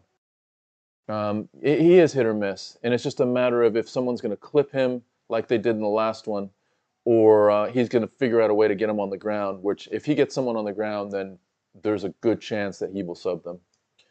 Michael Friend says, so the 5th, 4th, and 3rd, I'll take the light-skinned second Valentina, and I kind of want to see Jones lose. Yeah, I kind of want to see Jones lose either. So only put 450 on it, and I get 22 back, more than doubles what I started with. Nice, dude. Let's ride this out with you, Kevin. I want to see fucking Jones lose more than anything, dude. Dude, like, literally. Dude, I think Shavkat might be the fucking welterweight champ by the end of next year. The end of next year, yeah, I do too. Well, here's the thing. Usman or him? That's a hard fight for Usman. No, how about this, dude? Shavkat versus Khamzat. That's the fight. That's the fight. To decide who then goes for champ. Yeah. And then, dude, Shavkat as well, he's 6'1", so he's going to go up from fucking welter to middle as well. He could be, yeah. And he's only 28. Dude, Shavkat could be a double champ. I mean, dude, we're going to have, here's what we... Well, I don't know if he can get down to 55. But we are going to have, potentially, who is the king of welterweight and middleweight between Shavkat and Khamzat sometime soon. And whoever wins that might be the king of those two weight classes over the next 5 years. Because Shavkat is only fucking 28 years old. He's not even in his prime yet. He's not even in his... How old's Hamza? He's not even in his physical prime yet. How old's Hamza? Khamzat is... I don't know. Let's see how old Khamzat is. That is a really scary proposition, man. Fucking Shavkat. Fucking... Khamzat Chimaev is... Oh, fucking Chimaev is only 28. Is he? And he's 6'2". Dude, this is the future of those two divisions. I mean, we kind of knew it, but when you look at it like this... Yeah, dude. Yeah, they're both 28. Like, who is going to beat those dudes over the next 5 years? I think Usman is a problem for both of them. Still, yeah, dude, maybe for the next year. Yeah, even if he doesn't beat Leon, I think Usman and Covington. I want to see Covington come back and fight. I want to see Covington versus anyone right now. Bo Nickal? No, Bo Nickal is he's middle. Oh, is he middle? Yeah, Bo Nickal's middle. So he could be someone. That would be good. Nickal versus Khamzat. I think Khamzat probably touches him up. Dude, Nickal would fucking Nickal versus Rob. That's all. Like Nickal is interesting. Yeah. Kevin, right, let's have a look. Kevin, my mate has a long-ass accumulator and it's quite good bets, but has put Gane by KO. Bo Nickal versus Jamie Pickett to go past 1.5 rounds. I don't think that's happening. Bo Nickal gonna KO him in the first round. Kevin MD is saying, I believe he will win in the first round, but not sure about KO. Yeah, I think he'll grapple, he'll submit him, as the ladies say. Check this out. Trevin has had 3 losses in a row, 2 decisions and 1 sub. Oh, he's being fed to Garbrandt. Yeah, I think they want to get Garbrandt in the winning ways. To be fair, Garbrandt is, when he was the champion, he was potentially going to be a rock star. Oh, dude, and like, fucking dude, Team Alpha Male were like, finally. Yeah, and then it all came crashing down. Jao Manu saying, come Guzzler. Well, that's pleasant. Yeah, let's clean it up, homie, or we're going to have to fucking block you. How many skateboards did you broken? How many skateboards have I broken?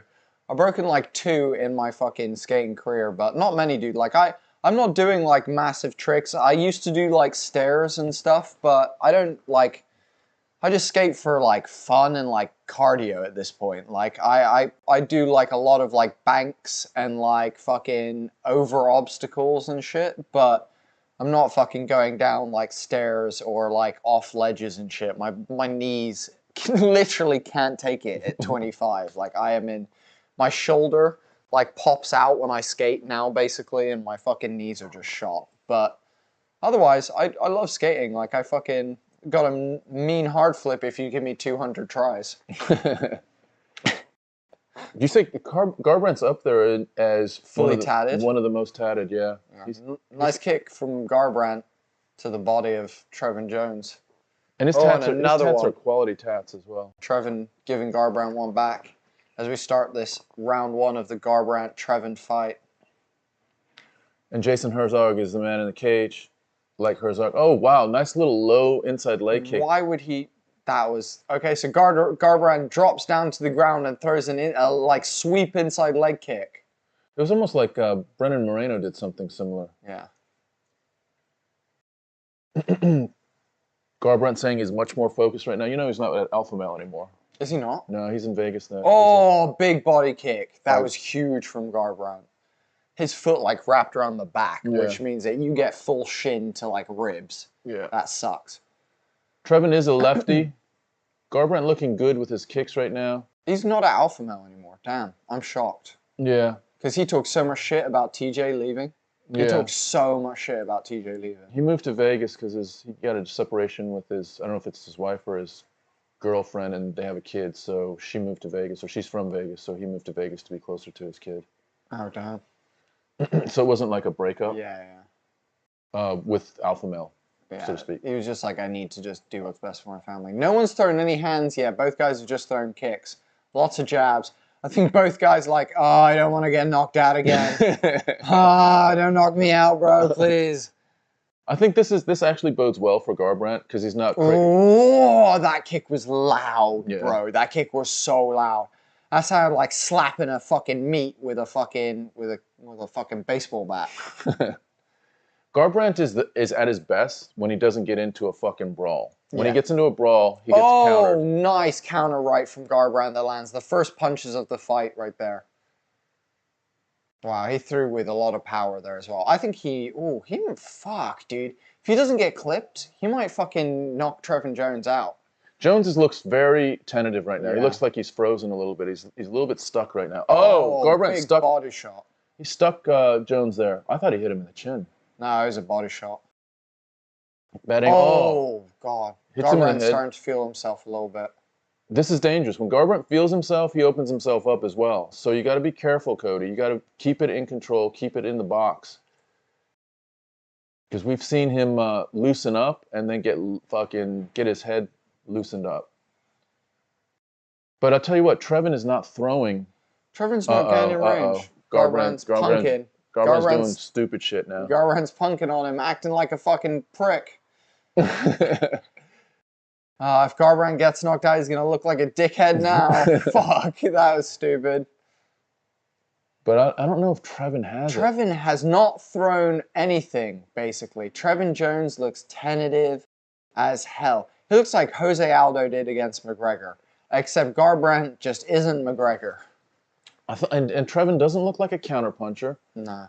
So I'm not sure what's happening right now. If he's just, Garbrandt is throwing a lot of hand feints. He's doing some upper body feints. He's pretty good at feinting, Garbrandt is. Garbrandt's like clowning, but he's also not throwing anything back either. This is a weird first round. They don't want to get in the pocket. They don't want to get into fucking striking range right now.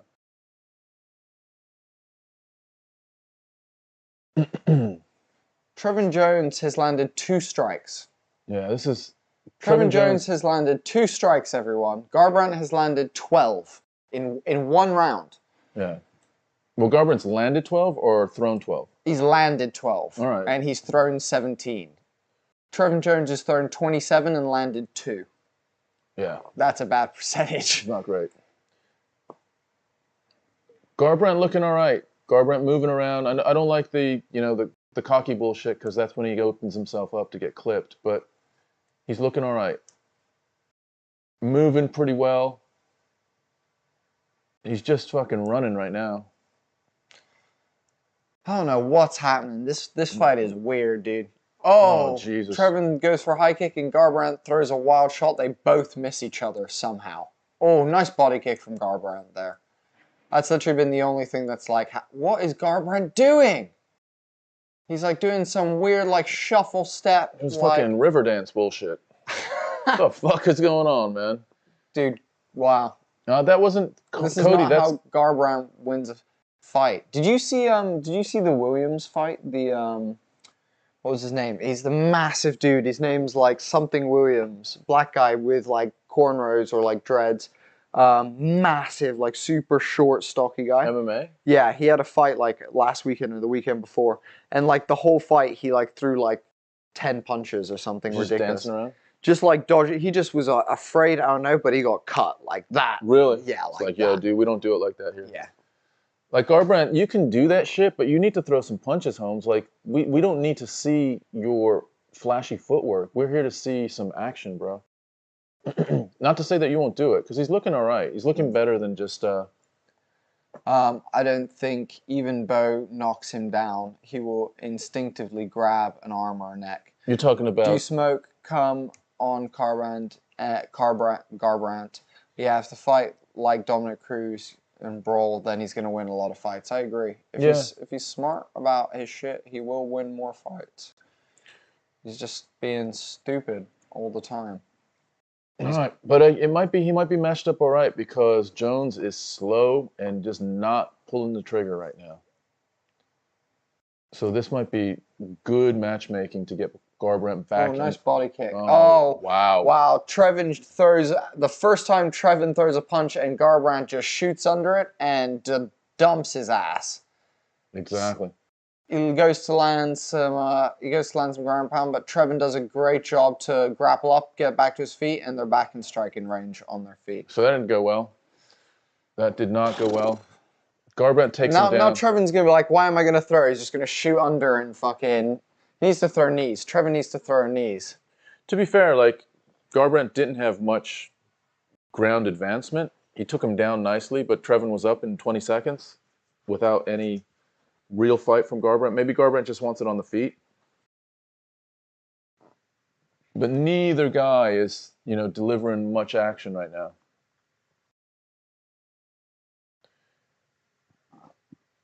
They're both gun shy right now. Yeah. Trevin's got to open up more. He's got to know he lost that first round. He didn't throw any punches. That's a nice inside leg kick, high to just above the knee. Trevin needs to be throwing uppercuts, coming in low to stop Garbrandt dipping under. Yeah, or knees. Yeah, exactly. Fuck, man, this is painful to watch right now. It's painful, bro. Garbrandt's gonna win this fight on fucking miles run. Yeah. Well, I don't know what Garbrandt is doing. Like, what is he doing right now? I guess he's trying to not get knocked out. Dana's got to be like, what is happening right now? And again, Trevin throws slam. a punch. The moment Trevin throws a punch, Garbrandt just dips under and picks him up and drops him on his ass. Yeah, that was... Oh, he's got a guillotine. Yeah, this is nothing. Oh, is it nothing? Oh, it's in. Oh, nearly. Yeah. Another guillotine with a neck popped out. Third of the day. Garbrandt now in Trevin Jones's guard. Let's see what Trevin Jones looks like let's see how his guard is. Tries to get a butterfly in, now it's closed guard. Garbrandt trying to get some space so he can throw something. Sneaks a punch in. Trevin throws a sneaky elbow from below, but nothing major. Trevin is active on the ground, not looking to escape, not looking to submit. He's just kind of riding this guard position, trying to get a butterfly in to get some space, but I'm not sure what he's not throwing elbows from the bottom.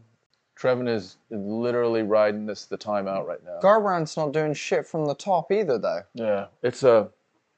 Ah, man. Garbrandt takes his back. He gets a hook in. We got 2 minutes left. Trevin Jones. Oh, he's going for the chin, but Trevin does a good job defending. Trevin... Oh, he Oh, sits man, back, that's a he's digging bad under. position, Trevin. He shouldn't have sat back like this. Garbrandt now has a body triangle, or almost, I'd say. Trevin should stand up and then hook him off the top, if he can. This is just horrible. Doing a good job. He's doing a really good job hand fighting. He's now scraping his back against the cage, which is perfect defense for Cody Garbrandt with this back control. If you scrape your back against, yeah, this is perfect work from Trevin there. Oh, nice knee from Garbrandt. That was a nice beautiful knee. Oh, Garbrandt goes to throw out there. Oh, for a second you saw the dog and Cody Garbrandt come out. He wanted to start throwing there for a second. Now, Trevin, do something. You fucking do something, Trevin. He's landed 7 strikes, dude. He has landed 7 strikes. Yeah, I don't know what he's thinking right now because he's just chasing Garbrandt. He goes for his own takedown now. Garbrandt, pretty strong, straight up. Trevin tries to wrap a leg. It's a really weak attempt to take him down. This is not a great attempt. Garbrandt's a good wrestler as well. Like, you know, alpha male are all about wrestling, you know, American style fucking wrestling. Trevin is he's got double underhooks and Trevin is trying to throw an outside trip. That's just what is happening, dude. Yeah, his strategy right now is very questionable. Trevin's fight IQ is just not, doesn't feel like it's super high. No. And Jones is, you know, he is his record, been an awful fight. His record is not great. I think we're going to decision. Trevin Jones is 13-9. Jesus, that's terrible. Lost his last 3 fights. And you can kind of see why. It's just very, you know, 13-9 is kind of 2 wins, 1 loss, 1 win, 1 loss, 2 wins, 1 loss, 1 win, 1 loss. It's just very up and down. You know, if you're in Trevin's corner, you got to be saying... They're telling him, yeah, they're saying, you need to finish. Yeah. Like, you need to throw 3 or 4 punches and you need to knock him out. Yeah. And Cody knows this, and hopefully Cody's corner is saying, listen, let's keep our distance. Let's get the dub. That's what I would do if I was Cody's corner. Just let's get back in the winning fucking column. You know, don't worry about knocking him out. Don't worry about making a statement. Actually, maybe take him down. Yeah. Maybe take him down. Take him down and give us some nice ground and pound. Give us some highlight ground and pound. Yeah. They've not spent any energy. Both of them are fresh as well because they've just been like dancing the whole fight. Trevin's got to find some more activity. Starts out with 2 jabs and a kick. I'm not sure if any of it landed. Maybe the teep landed lightly. Trevin trying to walk Cody down. Oh, Trevin is now getting into the pocket a little bit more. He should have started doing this early. When you got Cody Garbrandt in front of you, you want to just, let's test each other's chins, you know? Now Cody is trying to dance away. Oh, wow. Nice move by Cody Garbrandt. Trevin tries to go for a head kick, and Cody just... He almost dipped into it, though. He almost dipped into the knee. If that had been a body kick, not a head kick... He'd have been knocked out. He would have been knocked out, dude. Garbrandt... You can tell Garbrandt wants to just be fucking cocky and do some stupid shit. Trevin is just not throwing, dude. The guy is just gun-shy. Garbrandt's not throwing either, but Garbrandt's up 2 rounds, so he doesn't really have to. Dude. You know, this is not doing anything for his stock, but... Dude, Trevin has landed 8 punches. In 2 and a bit rounds, which is, yeah, here we go. Cody doing his fucking dip-diddy-do. Come on, Trevin. At least make this a competitive fight. And I'm saying Garbrandt as well. Garbrandt, you haven't thrown a punch either this round. You're just going to ride it out? Like, trust me, Dana doesn't like any of this. No. How he can say the Magomed Ankalaev Jan Blachowicz fight was one of the worst fights ever, and then this shit happens. Like, this is one of the worst fights ever. Yeah, this is almost as bad as Rose Namajunas and fucking Carla Esparza. Yeah, this is just a bunch of feinting without anything behind. Like, usually you feint to get the other person off balance, to open up some openings, and then you deliver. This is just numerous feints. Garbrandt goes for the takedown again. This time, Jones defends it pretty well, but Jones does nothing to get himself a chance to win this. You know, if he's looking for the home run, it's a bad strategy. Even against Garbrandt, you just need to throw more punches. Garbrandt gets knocked out when they're in flurries, when they're trading repeatedly. That's when Garbrandt gets clipped, not on a one-off. What is Trevin doing, mate? Trevin's corner are literally screaming, go, go, go, throw something. Just begging him. Yeah, this is tough to watch. This round is tough to watch. The first 2 rounds are tough to watch. Garbrandt's going to think he fucking did amazing, but he's going to look at this again and be like, I'm not sure really. Like, I don't get more confidence in Cody Garbrandt after winning this fight. Like, I'm still feeling a big question mark on what he can do with someone that actually wants to fight, because Trevin doesn't. Down to 2 minutes, under 2 minutes, and Trevin maybe has thrown a couple punches. And just missing in a way that it's almost like he's thrown Hail Marys. This is awful. And there's a nice straight left, and there's a right. So he lands 2. He, you know, tries to land a couple Cody more. was hurt from that, though. Trevin needs to fucking He needs to break get and Cody just corner telling him to break away. Trevin, just open up. throw punches, Trevin. I mean, to me... Oh, Trevin hits Cody again and then grapples in. I think he may have even Imagine hurt if you'd done this in round 1, Trevin. Yeah. This would have been the key. Now Cody just hanging on, basically trying to wind out the clock. Not a good look. Yeah. Not a good look at all. Oh, Trevin, Don't stop take him down. dumping him. That's not going to do anything for you, homie. That's not going to do anything for you. Just bad decision making there. You got a takedown. Wonderful. You won the round. Maybe. Wonderful. Now what?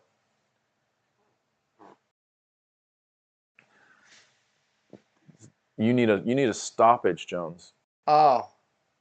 Up kick by Garbrandt lands. Garbrandt has Jones's leg. And now it's released.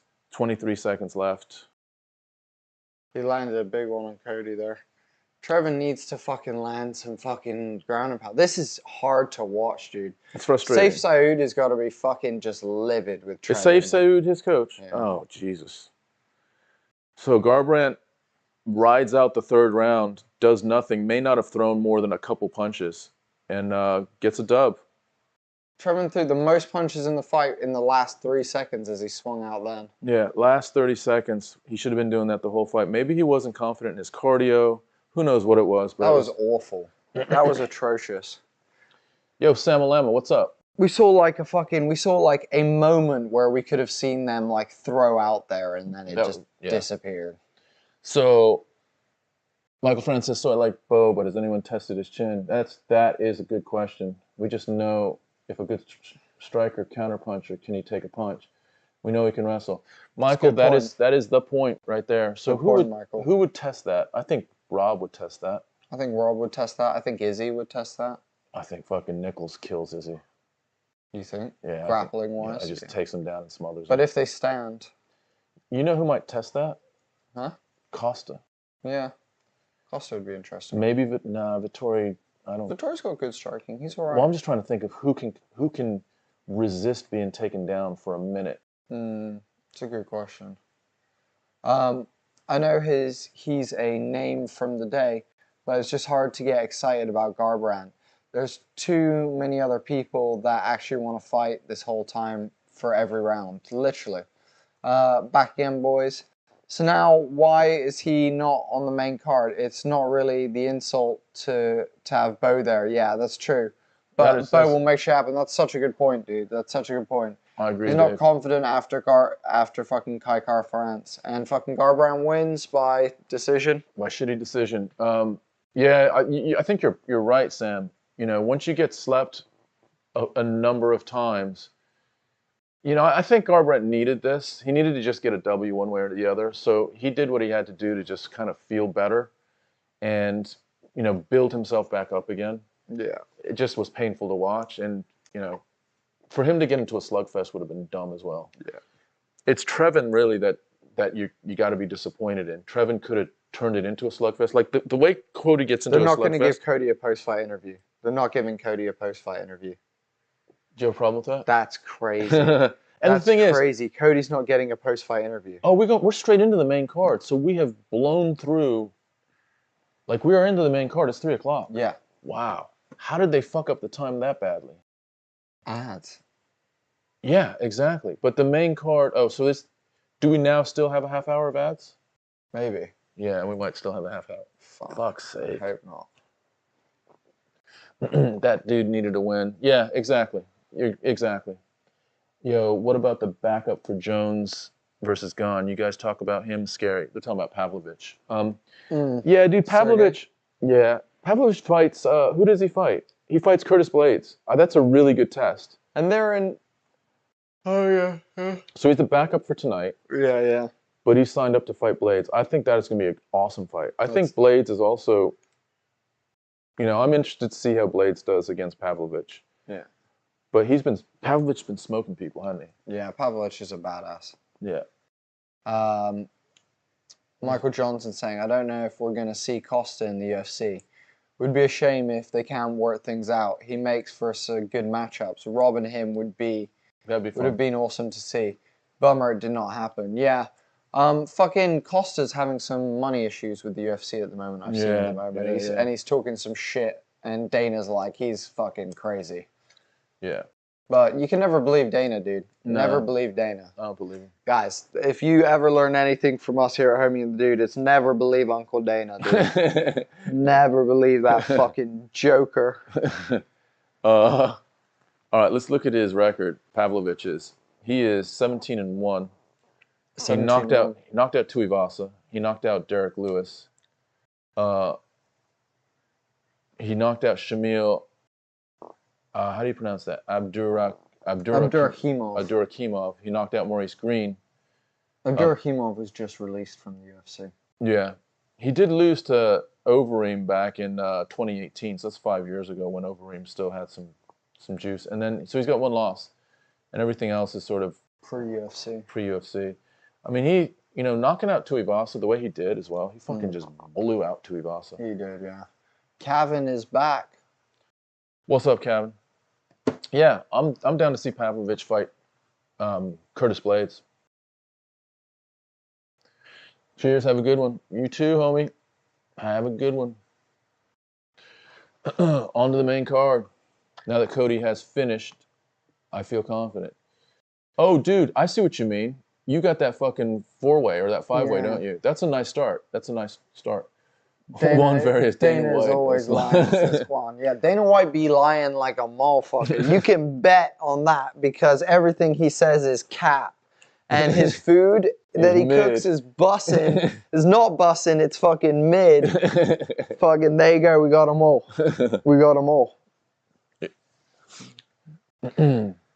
I hope John Jones gets knocked the fuck out tonight, guys. I hope it's a round 1 knockout for sure, God. Just as a survey of everyone in the chat right now, who has watched Dick Slap, Dana White's Dick Slap contest? Who has watched that? Has anyone watched it and has anyone enjoyed it? I know you've looked at. How many have you seen? I've seen 2. I watched 1 and like 10 minutes of the second one. I was like, I just can't do this anymore. What was? Because were you bored or what was it? I was just like, no. It was just like the pointless CTE is just crushing my soul. Just watching random people just be like, yeah, you know what? You go first, and then just be like, just like you're like. Oh, no shit. He fucking hit you on the chin and you just stood there with your hands behind your back like a bitch? Of course that fucking knocked you out. Kevin, I swear I'm going to laugh at my mate so hard if Jones wins after a long-ass accumulator. Or if Gane wins by decision. His bet is so weird, man. So what did he bet again? So he bet Gane to stop him? That's what I'm reading. Yeah, he bet a Gane stoppage. Yeah. So what's the accumulator do, dude? It's like some sort of AI, like fucking No, I think the bet accumulates and gets more powerful as it goes, or something. Or you're winning. I think it's more of like an analytics thing. Just I give me an don't idea, Kevin. I'm not a huge betting guy. What's the accumulator do? Is it some sort of like behind the scenes like spreadsheety thing that you're trying to figure out? It's like a parlay. Oh, okay, it's a parlay. Okay, gotcha. So it is a bet. You're right. Dude, parlay. I thought parlay was a fucking Parlez-vous français? no, like a word used by pirates, isn't it? Fucking parlay. Johnny Bones is back for the first time in 3 years. Johnny Bones. Tell you what, John Anik is the best in business, isn't he? John Anik is a fucking legend, dude. John Anik is an absolute legend. But we're having just another little peek at DC up against fucking big boy DC. I think you could fit Anik and Rogan inside DC. Joe Rogan is like, look how small Rogan is compared to DC.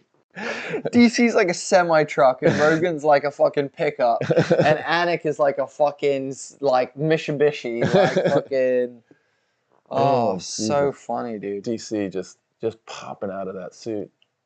So funny. Just fucking massive, Bo Nickal, dude. KO first round, the fight going to be great. I don't think he's going to KO him. I think he'll choke him out. Or he'll sub him. It will be either some sort of arm sub or a strangulation. One of those. But yeah, it will be I think it's going to be first round as well. I can't see him KOing him though. Because Jamie Pickett, the best chance Pickett has is if Bo Nickal tries to KO him. Because then Pickett can lay hands on him. It's a good point. Where are you going? I'm gonna go pee. Fuck. Where you going? You alright? Yeah, I need to go for a piss in a minute. Oh, jeez, guys. When I'm hitting that 3 o'clock slump as I always do, you know how it be. I always hit that 3 o'clock slump. Fuck, man. It always hits me. But here we go. Coming into it. Pop-a-locking, polka-dotting, country hopping. He KO him, you're gonna donate to me. Dude, how about this? If he KOs him, we all just fucking laugh. Because, dude, I don't have fucking the schmeckles to donate to anyone at this point. To be fair, I do support Corridor Digital, though, the YouTube channel. Because they're fucking amazing. They're incredible creators and mad respect to them.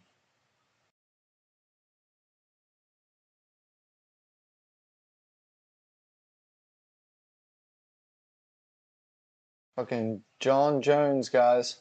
John the fucking motherfucker Jones. Oh, Ciryl Gane with the fucking striking though. I don't think people are gonna strike with him though. I don't think people are gonna strike with him. He's got good jiu-jitsu as well once he gets down there.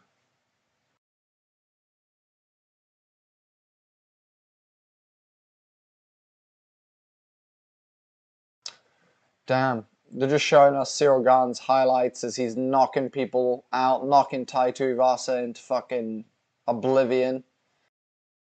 I think Tai Tuivasa is going to start slipping and sliding down the fucking heavyweights at this point. I love Tuivasa, but I think he's going to struggle. Hey folks, Razabov win, Farad Brazat win, Dricus du Plessis, Basharat, sorry. Oh, this is all the way through. Above. Has happened. He was 1-1. The rest of the accumulator is Shavkat 1. Bo versus Jamie won't go past the first 5 rounds. Valentina winning and Ciryl Gane by KO.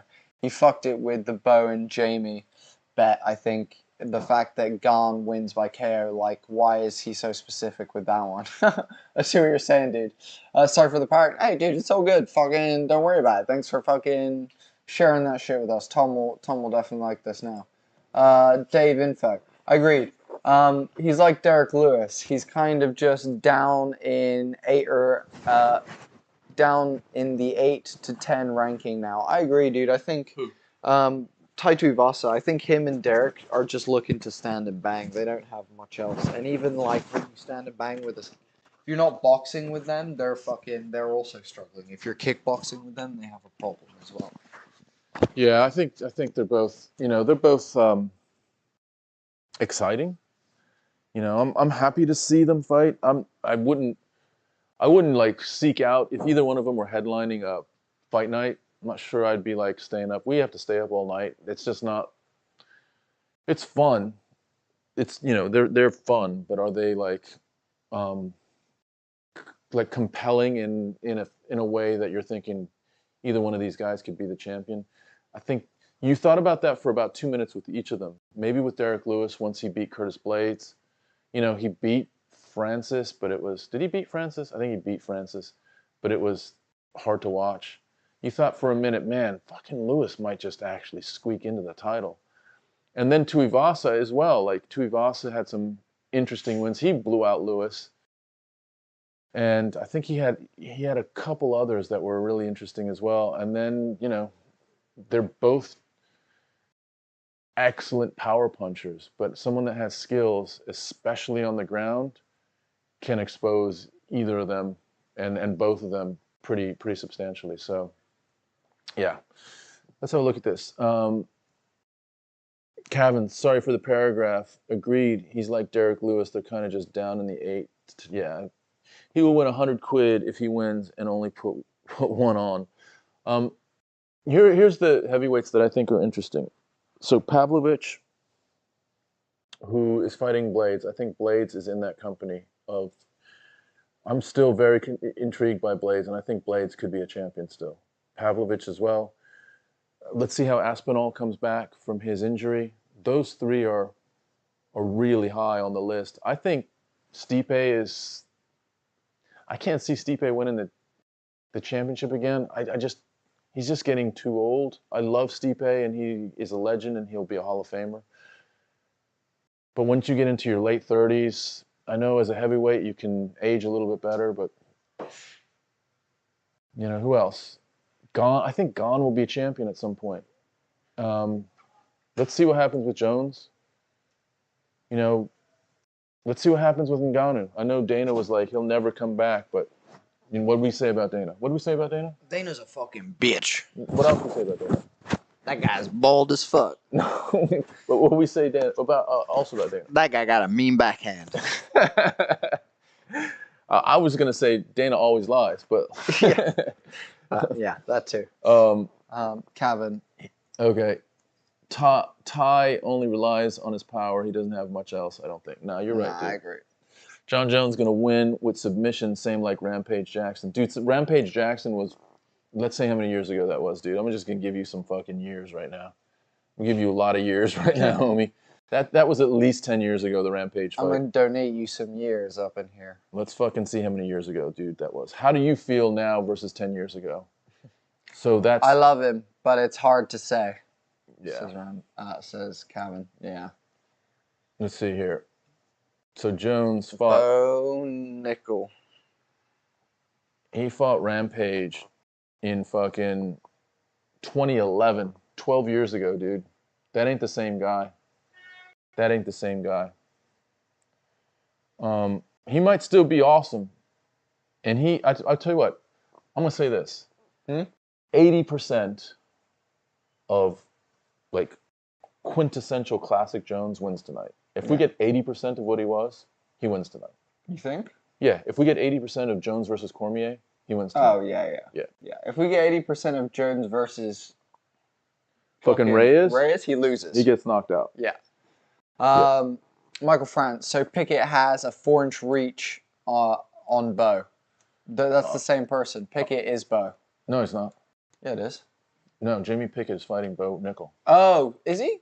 Yeah. I thought it was Oh, it is Pickett. Yeah, you're right. Sorry, I got the names mixed up. My apologies. Yeah, you're totally right. You know what I think about that? I think it's 4 more inches of Bo to fucking wrap his fucking arm bar or arm triangle or some shit around. That to me, that's not an advantage when you're fighting a top-notch wrestler. Those arms need to be fucking... I don't look at that as an advantage. I look at that as almost a disadvantage, having those long arms. Yeah. He's not going to be able to keep them off him. You watch and see in the first minute, Bo Nickal is going to have Jamie Pickett down. Not out, but he'll have him on the ground for sure. I like when it comes to Paul Craig, he only has grappling. He will always be a grappler, no matter how much striking he does in training. I don't think that's enough to get him a belt. Yeah, I agree. But Jon Jones is smart, and he's not going to stand up too long with a striker. He can do it, but he is too smart and that's why it's going to be a submission, says K-Pop. Striking it does, says Michael France.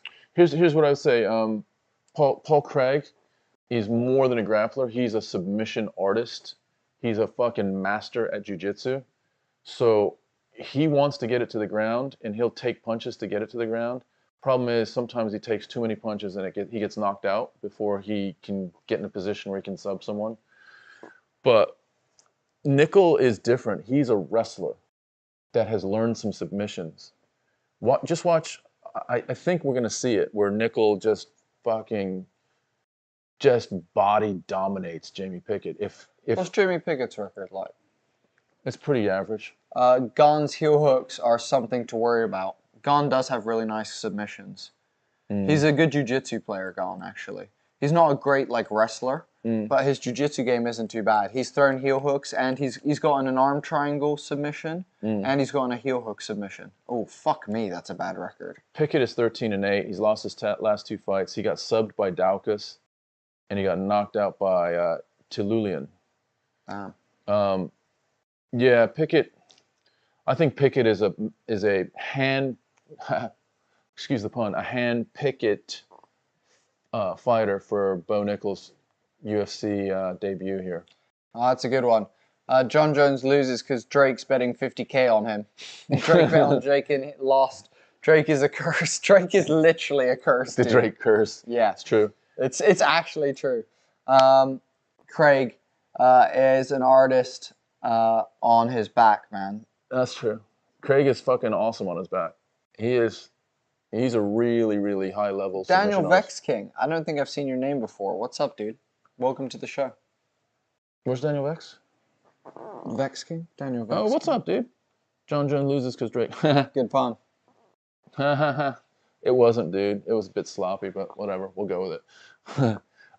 Pickett is in. He's looking confident. It's amazing what fucking fighters will believe.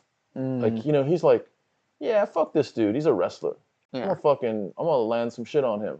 I'm gonna fucking knock his lights out. Dude, Bo Nickal, though, jumping up big in competition there. He is. This is a big jump. He was just on the Contender Series. So this is a big jump. That's a fair point. And now he's in the fucking T-Mobile Arena on a Jon Jones fucking main card. Let's see how his dude, it's pretty full in here. Oh, it's full now, yeah. He is 3-0. Drake bet 700,000 on Jones. Oh, fuck's sake! Drake make a lot of money with gambling. That's why he have his own basketball team. Yeah, but guess what? He don't make a lot of money betting on MMA. Dude, his history is bad. Dude, it's really bad. Took Jamie 3 tries to win on the Contender Series. Yeah. And Pickett doesn't look like a specimen either. I mean, he looks in shape, but it's not like he's completely stacked and looks like a phenomenal physical freak. He just has crazy technique. And it's what is it right now? Let's have a look at the odds. This will be really interesting to see how long this Nickal versus fucking Trevin Jones. No, it's Jamie Pickett. Oh, it's Jamie Pickett. Fuck's sake. I don't know why I keep thinking it's Jones. Oh, Jones just fought, that's why. And he was terrible. It's Pickett. I'm living in Holland. Where do you live? We live in the UK. JBR, what's up, dude? JBR saying Jones, gold medal. Jones never won a gold medal, homie. Jones Jones #1. We'll be back in 3 minutes when this fight is over. Nice one, Kevin. Kevin, you're in. Did you say you're in? Oh no, Kapot. You're in Holland. Where are you in Holland, bro? We've been to Amsterdam a couple times. You probably. I mean, Holland is a big place, so. Yeah. Who do you like, Tank Davis or Ryan Garcia? I like Tank. I don't like either of them. They're both kind of fucking bitches. They're both kind of like flashy, like trying to be cooler than they are. I kind of hope I hope we get like a double knockout. Yeah. Fucking they both hook and just ding. Just fucking, and it's like, cool. First guy to get up wins. Go. The T-Mobile is officially packed now. Cabin's in Scotland. Oh, wow. Nice one, dude. Scotland. Oh, that's why you're talking about fucking Craig. Okay, yeah. I get it. Scotland. Who else? Scotland. Scotland. Scotland. Who else is... They've got the girl. They've got the girl. Who? There's a female. There's a Scottish female fighter. Who's famous. She's big. You there for the red lights and smoking, huh? I guess it was mostly smoking. I'm married. We weren't for the red lights at all. We went like just to get the experience of the red lights. I've been twice to Amsterdam actually. Yeah. Yeah. Yeah. It's never about the red lights. More about smoking, hanging out, beautiful place, doing also like mushrooms and like seeing museums, just all the shit. You know? Joanne Wood, good one, Cabin. Joanne Wood, that's it. Joe Wood, yeah, because she's retired now. Is she? Yeah. I'm pretty sure. All right. Sure. People have been waiting for Bo Nickal for a little while now. And you think Francis will fight Tyson Fury in boxing? I fucking hope so, dude. I hope so too. I hope he gets paid, even if he gets knocked out. You know, you Scottish people. Yo, dude, Bodie is he's dating a half Scots woman. No, she's not even half Scottish. Isn't Boyd? Yeah, Boyd's Scottish, but she's like Aussie, English. Oh yeah. Welsh. True. Australian. All right, let's see this. Scottish. It's a mix of everything. The key to here is to see how long it takes Nickal to get Pickett on the ground. Pickett feigning the takedown, feigning the level change. Bo Nickal is. Sorry, Bo Nickal's feigning. He shoots there. He throws a high kick, drops, and he shoots in. Jamie stays up and does a good job defending the takedown, actually. So far. Yeah, nicely done. Let's see if this is a chain takedown. Bo doing a good job shooting for the knee. And Pickett just kind of... digging with that underhook. And pinning his knee up against the cage right now. Let's see how Pickett, or how Bo Nickal... knee to the balls, I think. Yeah. And there he goes. He's on the ground in less than a minute. Bo going for a guillotine. Oh, he's going for a Darce. Going for a Darce. He's got it. Oh, it might be over. He doesn't quite have it. What's Pickett doing here? He's going to try and rotate. Oh, he's going to try and take his back. And Pickett should be able to hook off the top. He missed it. Oh, it's over. Oh, it's on his back. It's over. It's over. It's under the chin. It's over. He's going to crush his face. Pickett needs to... Pickett defending all right at the moment. Oh, it's now going the other way. Oh, that's bad. Arm triangle? Oh, that's under the chin. So here he needs to clasp his arms and push his elbow to the canvas if he wants to defend against this. He looks like he's all right. Is he all right? No, he's now Nickal is just really putting pressure on. If Nickal steps over, he's got this. 3 minutes and 28 seconds left. Does not look good for Pickett right now. Pickett just hanging on. Pickett hanging on. Hold on. Jamie's talking to someone. It's either Keith or he's... Oh, that's in. That's tight. Yeah. Oh, that's tight. Oh, that's tight. Pickett is using his one arm to push the other one just to keep Nickal's shoulder from ramming further into his chin. Jamie's doing an all right job right now. And this might blow. And Nicholas is changing positions. He's tying up. But now Jamie's gotten his chin underneath Nickal's arm. But Nickal keeps adjusting the position. So you got to think. Pickett's keeping the half guard. That's what's saving him right now. This half guard is saving him right now. You got to wonder how Nickal's arms are doing right now. Jesus Christ. And he's just squeezing him right now. And he's almost past. The moment he passes, it's over. He needs to, right, so at this point, what Pickett wants to do, grab his arm like this, turn it, and place his elbow onto the canvas between them. And that instantly nullifies this choke. Pickett, or Nickal just putting different kinds of pressure, and he's he's nearly I think he gives a thumb and tap. Oh, tap. Wow. Bo Nickal. Bo Nickal with, what is it, 3 minutes, and he gets a sub in the first round. We called it. It was less than a minute to get to the ground, and then took a couple minutes to get continually changing positions until he finally sunk it in. And I think Pickett fucking went down. The only reason that takedown happened was because Pickett got kneed in the nuts, and then he went down from there. Yeah, that is true. That is true. He should be, who was it, Peterson? Yeah. Fuck's sake, Peterson. And you could see Pickett react. Pickett did react to... My mate is a dumbass, says Kevin. Didn't he bet that that it would go past the first round with these two?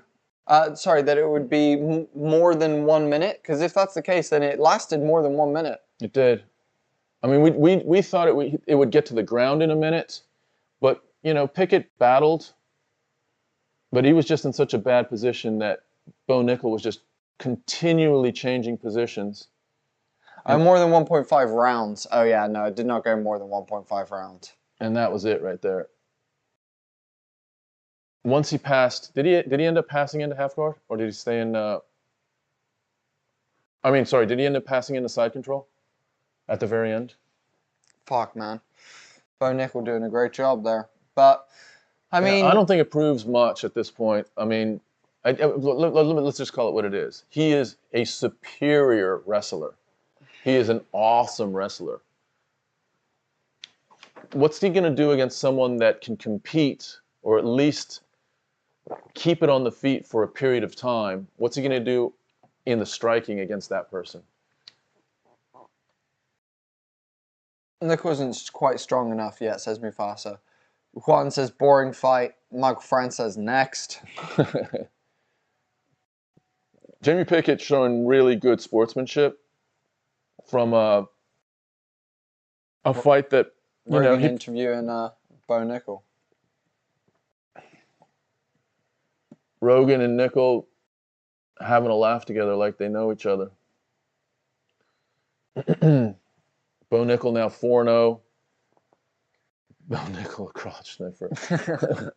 Bo Nickal he just wants to grapple with you. I mean, let's say that. Well, that's how Khabib did it. That's how Usman did it. That's how fucking Stipe did it for a while as well. That's how like many champions have won with that method, you know? Like that's how people. Chad Mendez for a while was there. You know? I think here's the thing though, with all of them, at some point they had to at least be able to buy some time on the feet, and we just don't know if Nickal can do that. You know, all of them had to be able to, especially with someone that was very, very good at takedown defense. Even then, they would overwhelm that person, but it took them a little bit of time to do that. And so what happens if Nickal needs a round and a half or 2 rounds to get into that same position he got into with Pickett? How is he on the feet? How's his chin? No one knows how good his chin is. I guarantee you his chin is going to be touched before he wins. You know, if he ever wins a belt, he's going to have to go through some real adversity in the striking before he is able to win a belt. That's just a fact. So that is a big question to answer at this point. If he faces an Alexander Volkanovski type, he's in trouble. Yeah, if he faced... Is he him versus Rob? Let's have a look at who could give Pickett... Yeah, Rob could definitely give Pickett... Gastelum could be a problem for him as well. Let me see here. Gastelum's got nice hands and decent. So we're in the middleweights. Gastelum is 15. Chris Curtis. I think he blows through these guys. Andre Munoz, Brendan Allen, Imanov, Duplessis, Hermanson. I think he's blown through these guys. Roman Dolitz, Strickland. Well, here we go. So at number 6 is Paulo Costa. I'd like to see that fight. Number 5 is Brunson. I don't know. From what I'm seeing with Brunson, I don't know. Vettori would be interesting. Cannonier would be interesting. Whitaker would be interesting. I think he beats Adesanya and he beats Pereira. So you're looking at Costa, Vettori, Cannonier, and Whitaker. Those are big, big question marks for Bo Nickal. Nickal at this point, his sole objective is to just maintain his wrestling and to improve his striking. Every single day he should be spending probably, I don't know, 75% of his time striking and 25% of his time on wrestling. He's been wrestling his entire life. He's fairly new at striking. So that's the plan going forward. And it depends how much better he can get at striking.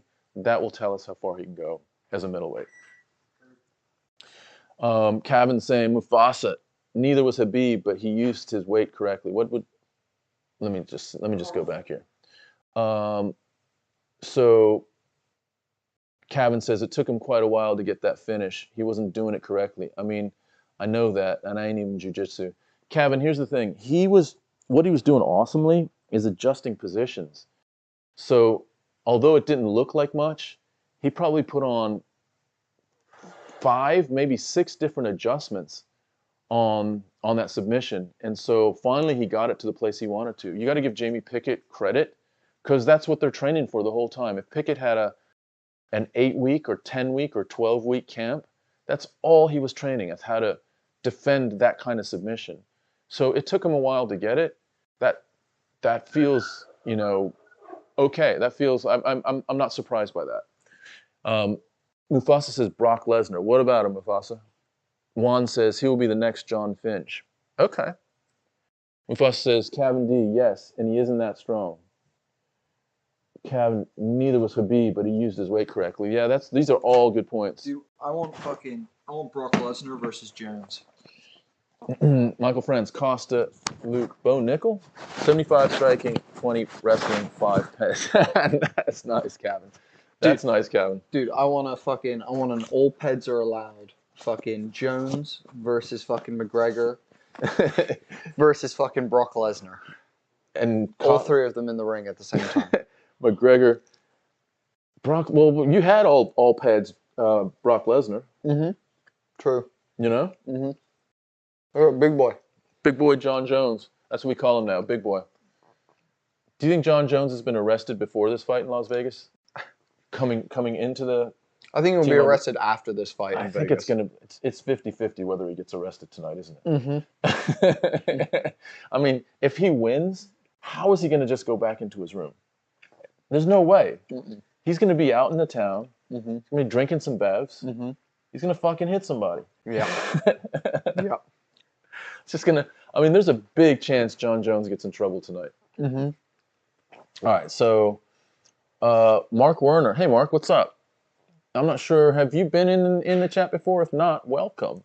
They served Bo up a cupcake, and he treated it as such. Kid looks impressive. Looks forward to seeing him test more as he evolves. Yeah, that's perfect.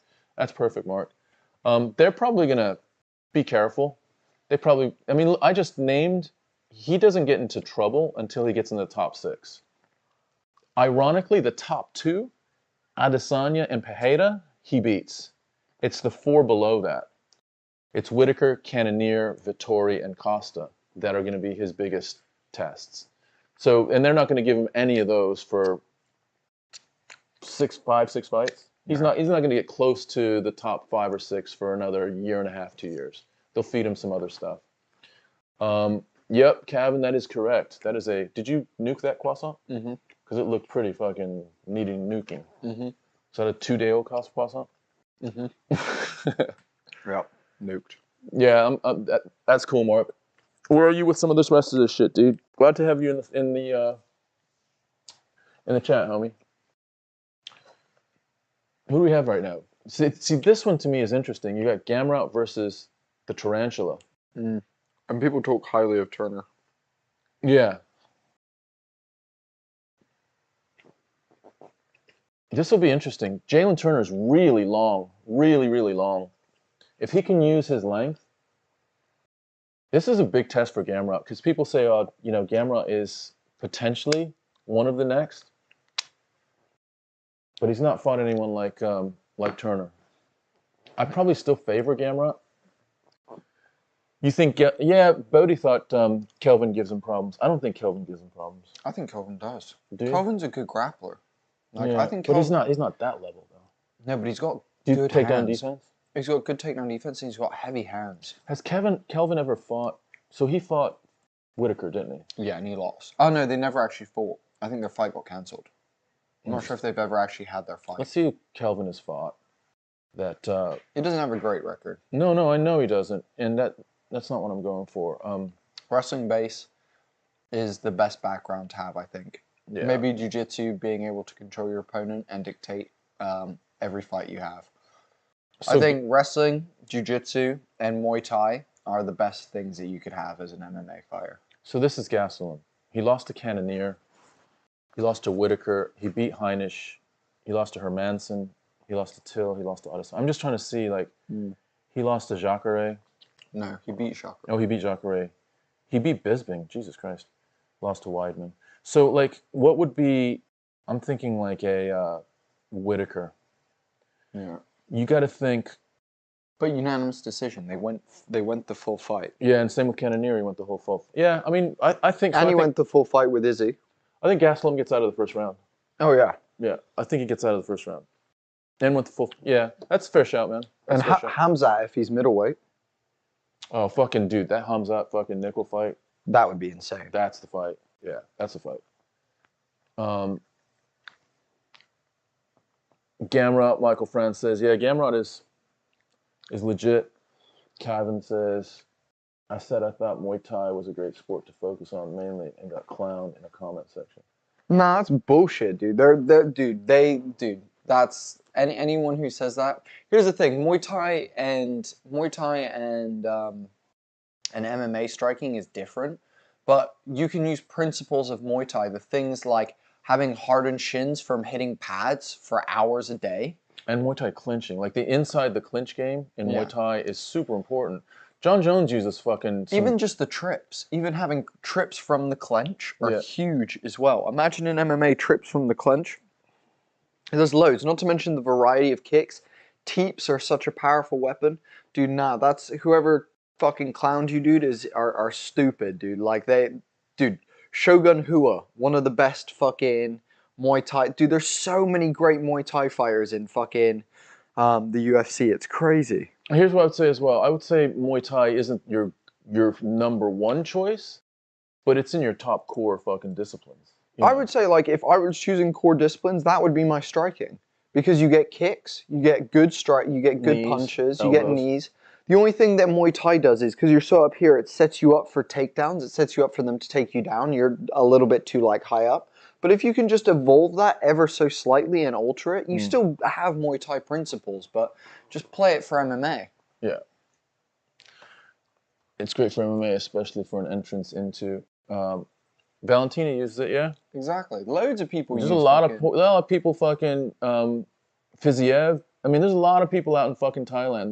There's a reason why people go to Thailand. There's a reason why fucking Volkanovski has been in Thailand. Volkanovski's in Thailand. I mean, you can use Muay Thai principles without it looking like Muay Thai. So elbow strikes, clinches, knees, all that can be very Muay Thai. The fundamentals of Muay Thai into your MMA repertoire. So, Dude, I would say as well, like, again, like the shin hardening thing and like the elbow like hitting pads with your shins and heavy bags all day with your shins, like every day, like yeah, it gives you the ability to rip through people's legs. yeah. Like, Or and it bodies. also teaches you how to throw leg kicks properly as well. Do you know what I mean? There's a reason you don't really see leg breaks in Muay Thai, and it's because fucking people's shins are just like They're iron. all like calciumed up. Yeah, they're iron. So, like, that's a very different like thing in Muay Thai. So, and I think that would be very helpful. I don't think karate is good for MMA that much. At least it isn't the best. Very open stance. I agree, but you look at Wonderboy and you also look at Lyoto Machida. Lyoto Machida was a champion. Wonderboy fought for the belt. Has fought for the belt many times.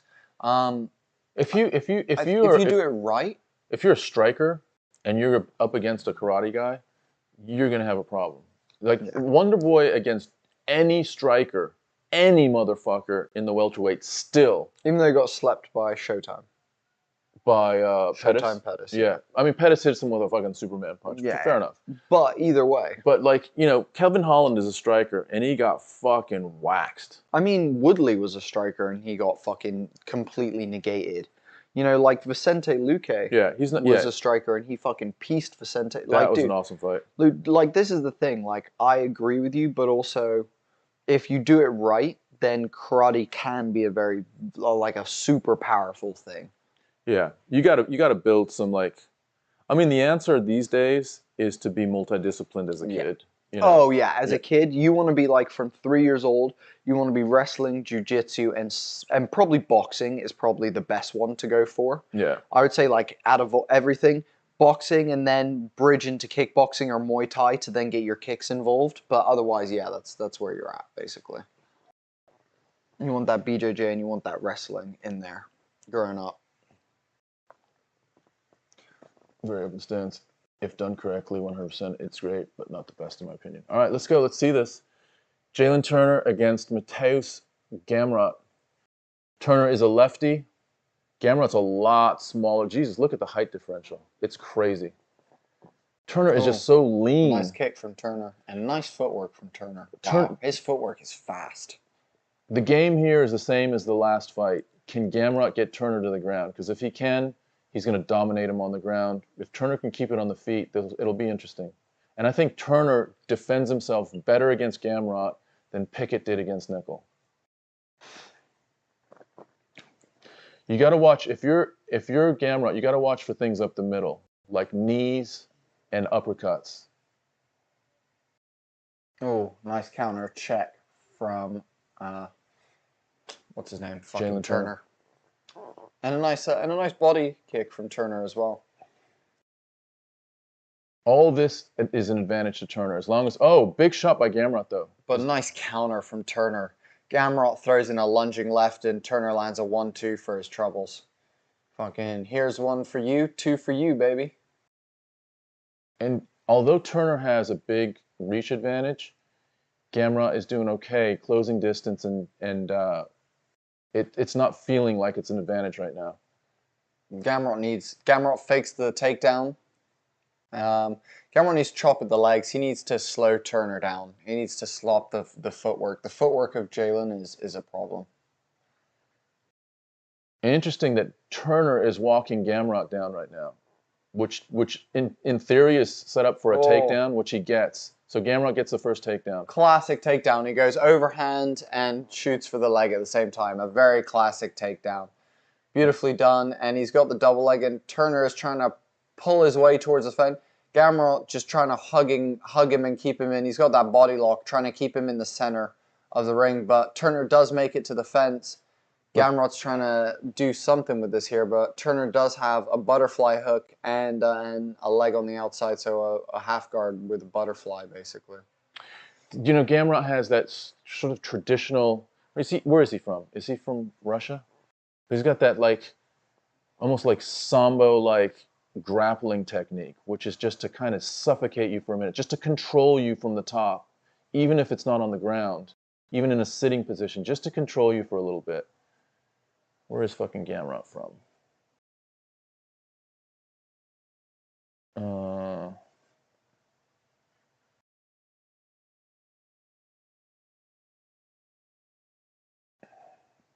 Jalin back to his feet. That's a good job by Jalin.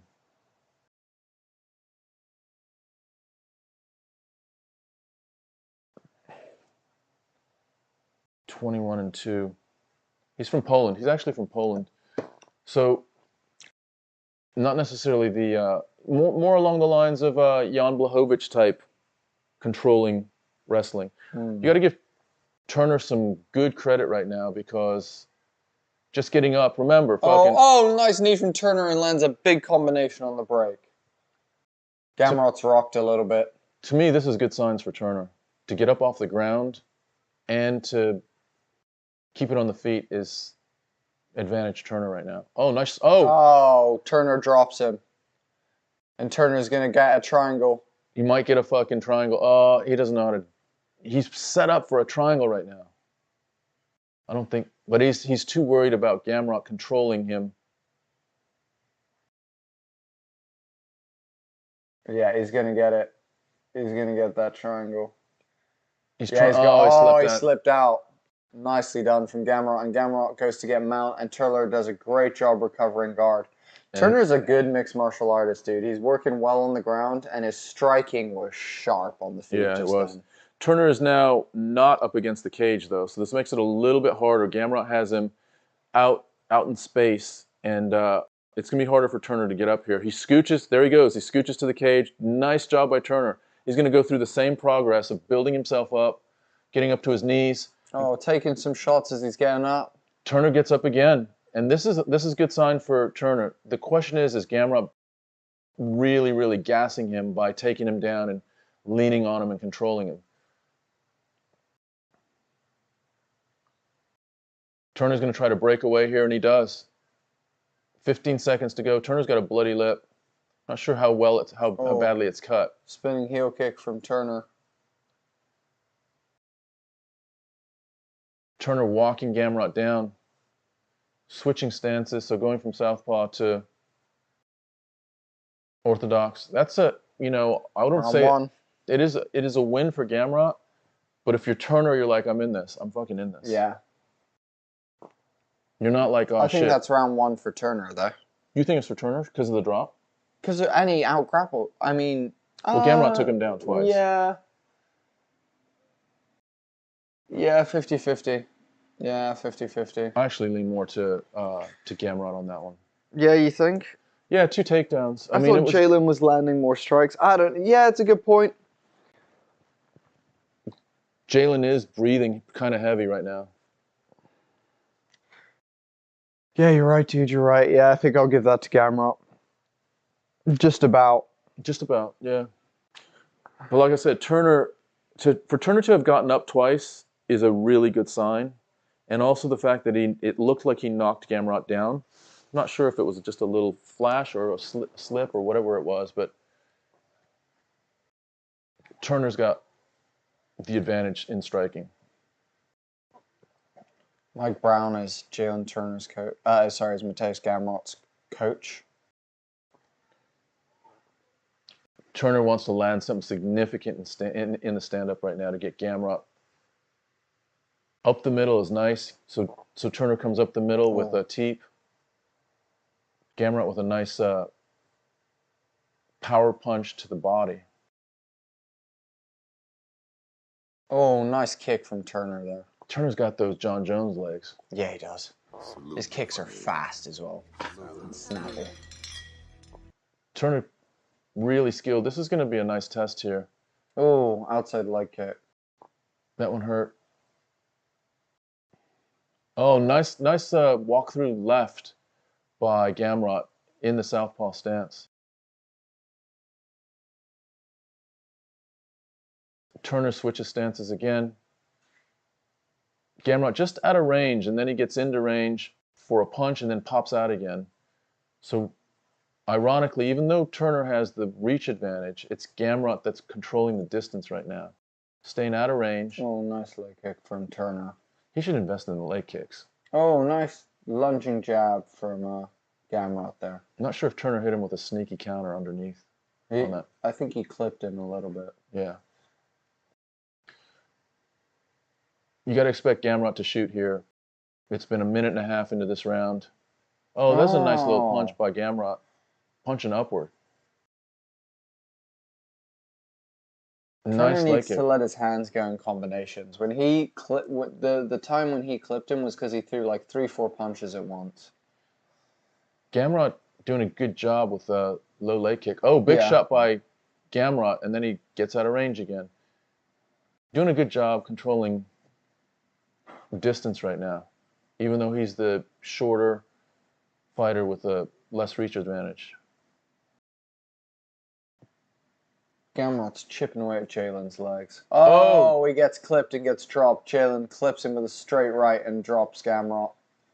Oh, nice knee. I want to see that. Oh, big shot by Gamrot as Gamrot caught Jalen's kick up the middle. Jalin catches him. Right. Jalin walking him down now. Walking him down. Gamrot doesn't like this. Oh, Jalin fucking throws over the top and Gamrot fucking shoots. Jalin don't go for the fucking Pushes off, separates, back to their feet. Oh, nice body kick from Jalin. Jalin, he's got to let hands go right now. Gamrot is a little bit distracted. He's cut. Gamrot's cut. The optics of this look good for Jalin as well. Like, judges are looking at this saying, oh, head kick just over his head. Nice shot by Gamrot. Jalin comes back with a 1-2. Manuelito, thank you so much for liking and following on Facebook. Welcome to La Familia, brother. Gamrot looks a little bit gassed. He's gasping a little bit. You can't think that he's out of shape. He's a fucking specimen. Jalin really needs to get into striking distance right now and let go of his hands. Oh, nice leg kick. Gamrot catches the leg and back drives through, and Jalin ends up on his back. In the center of the cage as well. This is trouble for Jalin. Gamrot goes to side control. This he gets crucifix. Got a crucifix. This is bad right now. Oh, wow. I'm surprised he gave up the crucifix. He puts him back into half guard, that's why. Jalen's in trouble. He's nowhere near the cage this time. Is he trying to set up an arm triangle?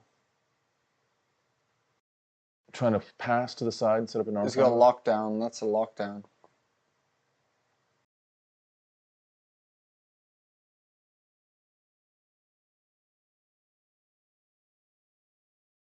Jalin is a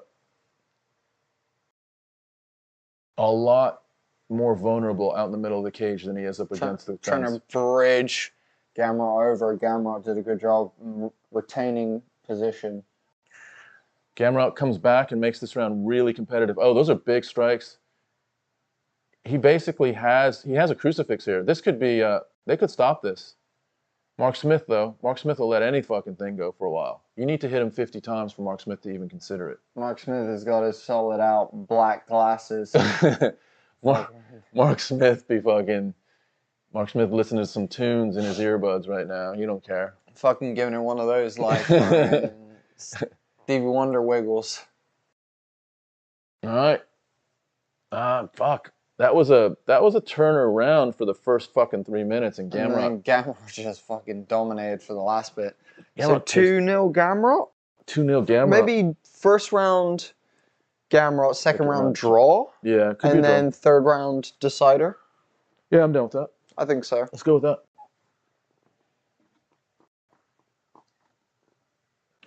No, I guess if Jalin wins, it becomes a draw overall. It becomes a draw. Yeah.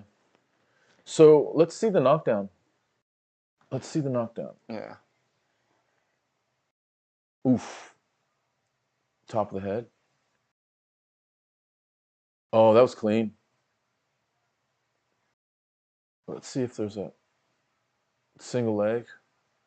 Look how he drives through that. That's beautiful. Beautiful. That's really nice. Kevin said, did judo growing up. Judo's a really good one, dude. Judo's a good base, good alternate to wrestling, actually. Feel like I'm about to pass out. Fun times. Kevin, fucking slap yourself in the face and you'll be fine, bro. You got it. Yeah. All right, third round has started. Here we go. Turner in his southpaw stance. Gamrot in his southpaw stance. I think Turner needs to finish this round to beat him. He could win the round and maybe tie, maybe get a draw out of it. But he needs to get a stoppage to win this in the third round, I think. Gamrot looks like he's just setting Turner up to come a little too aggressive and get shot at again. Watch for Gamrot catching a fucking kick up the middle. Oh, Gamrot clips him and they trade there. Gamrot's decent at striking. Oh, just a straight shot from Gamrot. Gorgeous shot. Turner couldn't sprawl back. He tried, but he was just too upright and couldn't sprawl back enough. Yeah. Turner does a good job of dragging it to the cage, to the fence again. And Turner's got a technique here to get himself up. But Gamrot controlling hands right now, which is a little bit different than it was last time. That's totally right, Kevin. I reckon that is probably why you like grappling and MMA. Rafael Cristobal saying, hey, shout out again here from Manila. What's up, Rafael? Thank you so much for joining us, brother. What's up, Rafael? Hope it's Oh, good Rafael. weather in fucking Manila. You fucking killer from Manila. This is Gamrot doing a lot better job of controlling Jalin right now. Jalin has to get his legs from under him, build up from, there he goes. He's building up to his knees, and now he's back up again. Jalin should be able to get a release here in a minute. We've not seen Gamrot take him down from a body lock. There he goes, though. Beautifully done. Wow. That was interesting. He took him down by just almost like giving up his own body. Jalin using that whizzer. That saved him from having his back taken then. Yeah. Gamrot now has underhooks. Double unders. This is not great for Jalin. This is not great for Jalin right now. Jalin needs to get those arms back. And Gamrot just driving him up against the cage. This could be a Mark Smith, let's separate him thing if Gamrot just keeps it here. Not a lot going on. There you go, Mark. Say fucking, let's get that shit going. Oh, he's looking to see if Gamrot's using the cage to keep the position. I don't think he is. He's just going to ride him out like this till the end of the round. I mean, what's Jalin do here to break this this double underhook? He needs to fucking fish his arm underneath. He needs to raise his arm up. Oh well, there we go. We thought Smith. Yeah. Don't you think he would have needed to raise his arm up and fish it down, or is that hard to do that? No, he should have been trying to fight out of that. But I mean, also, yeah, like I mean, fucking Gamrot wasn't doing shit with that either. So, you know, you got double unders and you're not going to do anything with it. Yeah, Gamrot was just biding time. Jalin needs to land something big right now. He needs to walk him down and land something big. The problem is you can't get too aggressive because Gamrot will shoot again. He's now proven he can take you down. Yeah, but you need to just throw knees. Just walk in throwing knees. Nice combination. That was a nice one too. Gamrot riding out the clock. This is very fucking, oh man. There you go. There was another knee. one. Oh, he sprawled it nice. That was nice. 1 minute and 28 seconds. And you can see Gamrot he's doing a Cody Garbrandt right now. Winding out the clock. A little bit more aggressive than Cody, but Jalin trying to land something significant. Gamrot just literally running, like, you know, lateral movement. And Jalin getting frustrated. Gamrot goes for a single leg, grabs it, takes him to the center. Spinning center. Him. He's trying to turn the corner. Oh. Now he has a double leg. Jalen's pretty tall, so the leverage is tough here. Let's see if Gamrot's happy to just keep it here, I think. That jump was a big mistake. Now he's going to get the double leg and dump him. I don't think he's going to be able to dump him. I think Jalen's too tall. But Gamrot's happy to just be here. Jalin should be dropping elbows hard until Mark Smith said you can't. From that 12-6. Yeah, 20 seconds left. Gamrot's he's gonna fucking power control this to a victory. Wasn't pretty, and I don't think this. Oh. I don't think this necessarily. Oh fuck. Raises Gamrot's. 10 seconds left. Fight over. Jalin loses. Gamrot wins. 2-1 to Gamrot. At least. Or 2-2 draw to Gamrot. Yeah, 2. But yeah, I mean, do you feel like Gamrot is a problem at lightweight? Hmm? Do you think Gamrot is a problem? I mean, it's like championship problem? Gamrot? Yeah, I don't think so. I don't think so either. I think Jalin hurt him a couple times.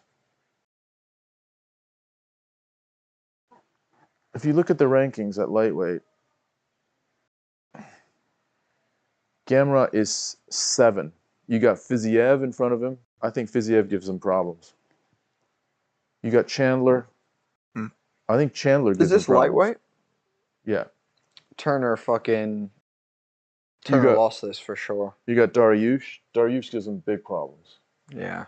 Gagey, he might be able to take Gagey down. I think Poirier. Aren't they doing Dariush and Oliveira? Isn't that going down? Yeah. I'm just That's talking about. That's a good fight. That's a good fight.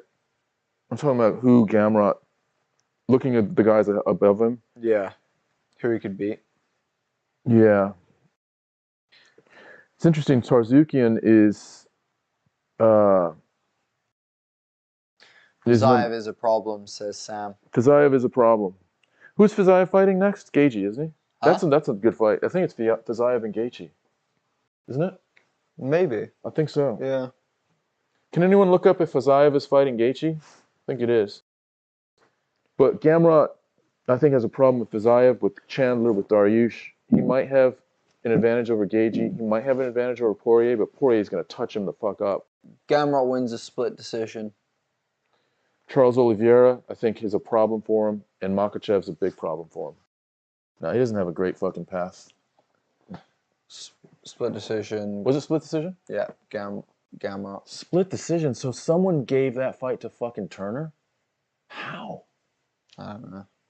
Gamrot won the first round, maybe lost the second, but clearly won Next the third. up, we got Shavkat Rakhmonov. You going, Huh? You going somewhere? I was going to go grab some water. Do you want to go to Lou? Yeah, but you go For first. it. No, you go for it. All right. Gamrotian. Fair game to Gamrot. Fair game to him. I just think he's got a big old mountain to climb. He's got a big mountain to climb at lightweight. Indeed, big mountain to climb at lightweight. I'm not sure he'll be contending for any. I don't think he'll be contending for any championships anytime soon. Damn, guys, how's everyone feeling? What time is it where you guys are? It is currently 4 in the morning here in the UK. I am absolutely knackered. I'm still a bit jet lagged from my holiday in America, so I'm just feeling tired, but I am glad to be powering through this with you guys. Next up is a very exciting fight, Geoff Neal versus Shavkat Rakhmonov. And he's an absolute beast. And then after that, we get into our co-main event of the evening. And we will have Valentina Shevchenko versus Alexa Grasso. And then finally, we will have Jon Jones versus Ciryl Gane, probably at buttfuck early in the morning. Because UFC just love to do it. Love to do it. But yeah, really looking forward to the Geoff Neal fight. I think if Shavkat finishes this in the first round again, or like finishes it again, he's a problem. Like, Geoff Neal is the real deal, so if he finishes Geoff Neal pretty easily, then I think, you know, Hamza and people like that are kind of like next in line for Shavkat. I'm not sure where your guys' heads are at, but yeah. It's 5 p.m. Sunday, New Zealand for Sam. Nice. Good for you, mate. Dana Mediator says it's 8:02 in California. What's up, Dana? Dana Meter.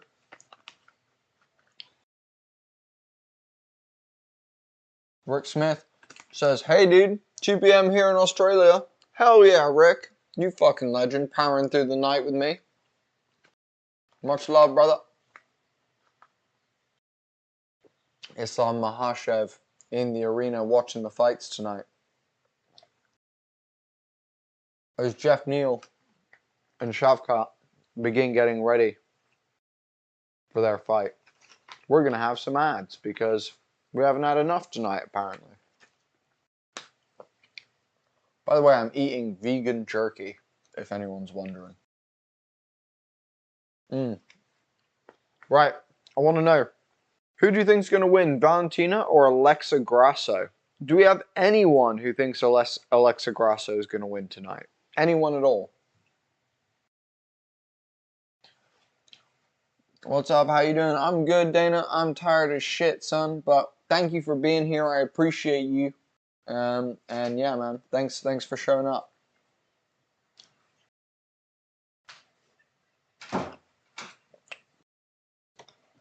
This could be another quick one. She wins in the looks department, says David. Says Dave. Meat eaters will win, says Sam. Dude, maybe one day, but when all your meat fucking dies,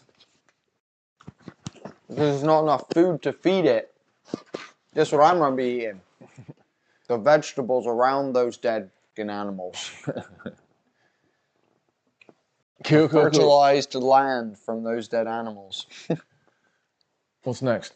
Shavkat? Dana says bullet all day. Sam says you're deluded, bro. Here's what I'd say, dude. It comes down to, dude, just cruelty for me. Like, if you want to hunt your own food, I'm cool with you eating meat. No issues. It's a cruelty thing for me. It's battery farming.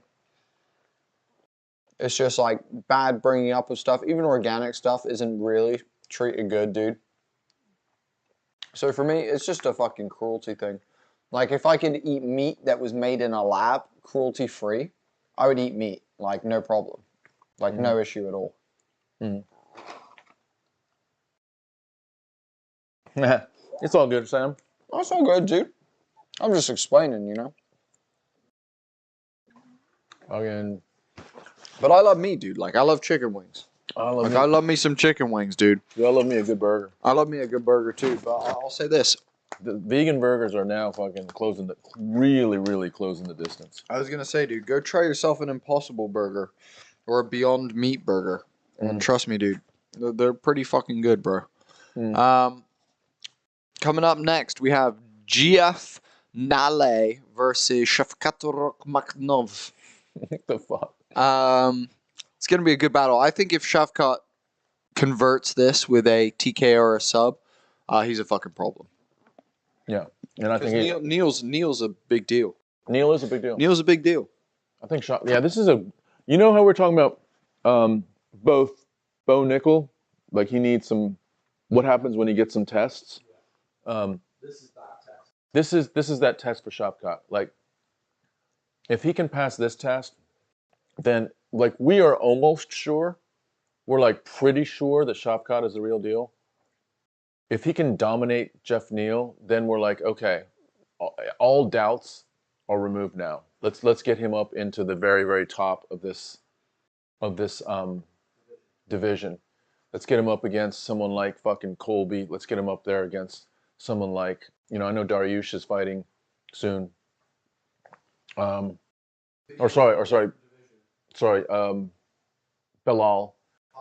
Hamza, you know, that's the category he'll be in. Bo Nickal versus fucking Bilal if he goes up.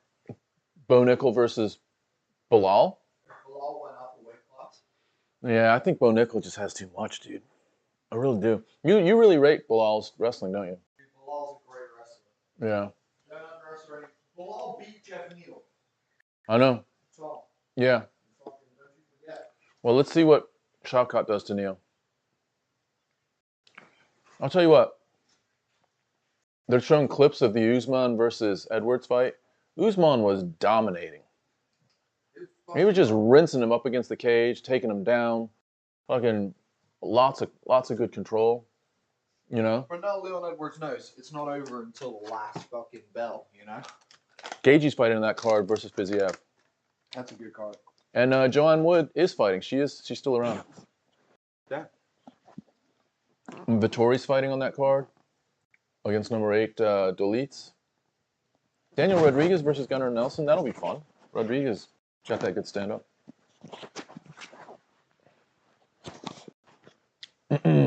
Yeah, dude. Seeds, oils are very bad for you, my grandchild. I know what that means for sure. Are they? I think he means palm oil, but Are they though? I can. What you got there? What are those? Vegan things. Little vegan doodads. Is that your vegan fruit? Give me some of that strawberry. There you go. Let me try one of those. Oh yeah, I know. I feel you. Okay. You guys heard earlier what Shavkat's situation is. 16-0, all subs.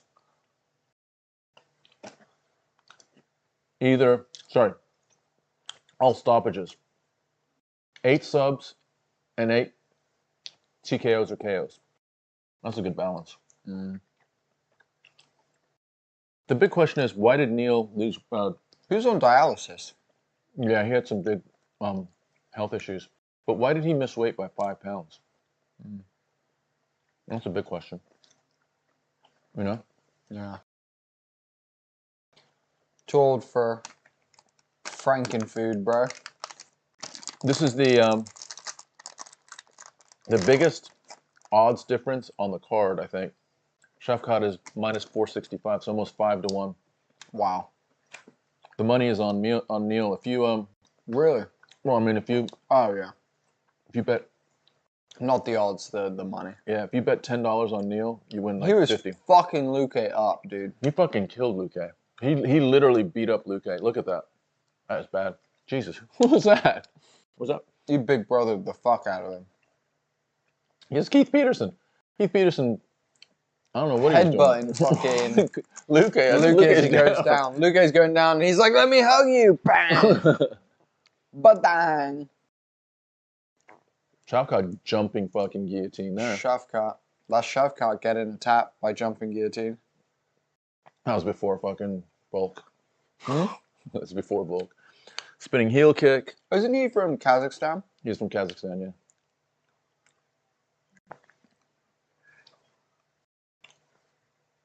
He's looks like Sam Byrne.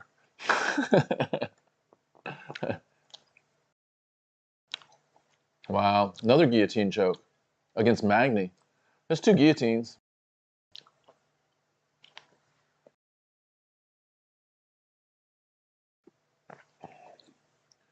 Don't get me started on seed oils. Worse than sugar, and stay in your system 2.5 years. What like? Oh, seed oils. I know what you're talking about. Yeah. We don't really use seed oils. No. Vegetable oil. You mean like sunflower seed oils and shit like that? Sunflower seed, palm oil, I assume. Too old for Franklin food. What's Franklin food? Frankenfood. Oh, Frankenfood. I think you might dominate Neal, yeah. Sam, I think you might dominate Neal as well. Neal just dropping hammers on people. Geoff Neal's been on a good little run.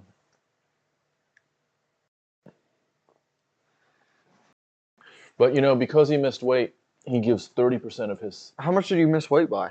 5 pounds. Jesus. It wasn't even close. No. He didn't even go back and try to, like, cut weight. He No? was just like, fuck it. Just take my money. Really? Yeah. Wow. Fucking Rakhmonov is fucking laughing, smiling. What kind of pelt is that on his head? Would you say The pelt of his fallen foes. Is that a fucking... Oh man, don't get me... only good oils are olive oil, avocado oil. The rest called vegetable oils, but they're actually all seed oils. Very destructive. Olive oil, you're right, bro, is good, man. Olive oil is good, especially with some little balsamic and dipping a piece of bread in that. Bad for your heart, though. What, olive oil? Well, what fucking oil is good for you, homie? Outdoor organic. No, Franken weed. And I like seed crown. All right, I don't know what the fuck any of that is, dude. I don't know what you're saying right now. Here goes Shavkat.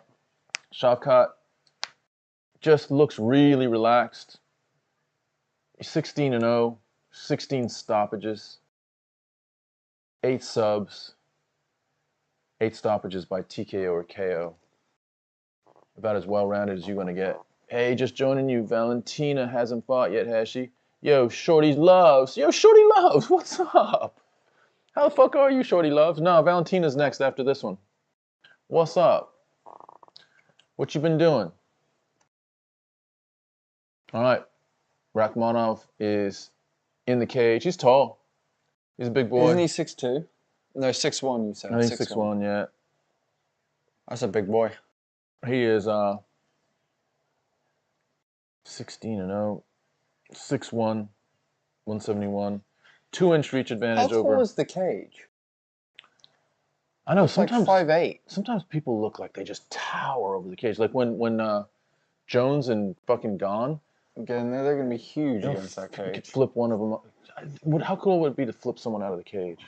WWE. Well, you've seen the one where the dude like wraps his in the old school fight where the dude like wraps as he's trying to get taken down. He wraps his arm over the outside of the cage. Is that okay? No, I've never seen that. Is that That's an old fight. I can't remember who it is. I want to say it's like Tank Abbott versus like Shamrock or something like that. Yeah. But it's like big dude is taking down like a fucking guy, and he literally just wraps his arm over the fucking cage, and is like, "Nope, not going down, bitch." Illegal now? Huh? Illegal now? Oh, so illegal. Well, I mean, it's not putting your hands in the cage. Oh, but it's still fucking. Look at Geoff Neal's looking chonky from the waist down. Yo, Shorty, what's up? That's your girl. Go Bullet Go. Good to see you again, Shorty. Shorty loves 420. Go, go, good to see you guys again. What's up? Shorty loves 420.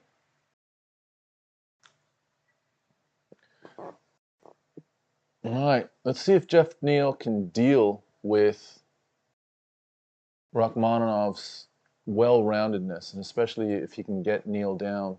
If he can't get Neal down, man, I'm loving this fight and seeing what Rakhmonov can do here. Yeah, that becomes very interesting. Because Neal is sweet with his hands. He's real good. Got that left-handed fucking real nice style.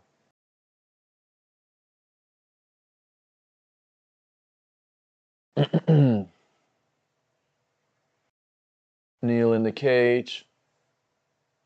Number 7. Geoff Neal fucking, what caused him to miss weight? That's the big question. That's the big question. Because his cardio might not be there tonight. Exactly. You don't miss by 5 pounds, and I mean, you're not managing your weight at all if you miss by 5 pounds. That was not a cut. So, you know, it could be like he started his cut, and it didn't go well. He got ill, he might be injured. Yeah. Like, none of that is good.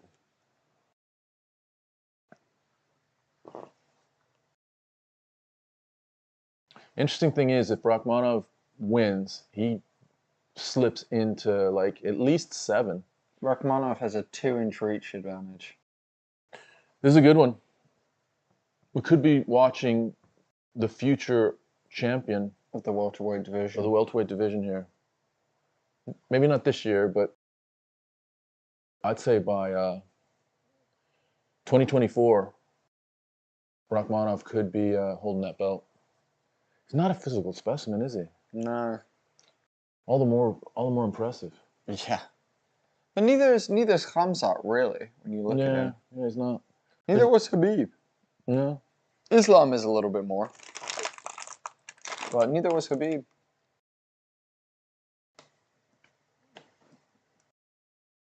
Or as Tony Ferguson calls him, fathead. Davin says, I don't know the stats, but I'm pretty sure that people come in overweight tend to win the fight. That may have been his logic to give himself an advantage like that. He just couldn't pull it off. I'm not sure what you mean, overweight 10 to win the fight. He lost 30% of his purse. Do you mean if he came in 10 pounds overweight, he'd have a weight advantage? I'm not sure what you mean by that, homie. Yeah, what's up, Sam? All right. Stop fucking moving this. Fucking. Move this alone. I like to move it. Yeah, I know, but you put it in like dangerous places. Just leave it alone. All right, here we go. Touch gloves. Neal is a lefty. Rakhmonov's a tall, conventional fighter.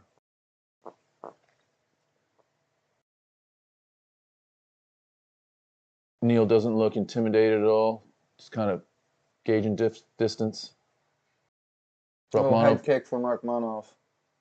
Rakhmonov gets into it. Here's the first clinch. Let's see how Neal can manage this.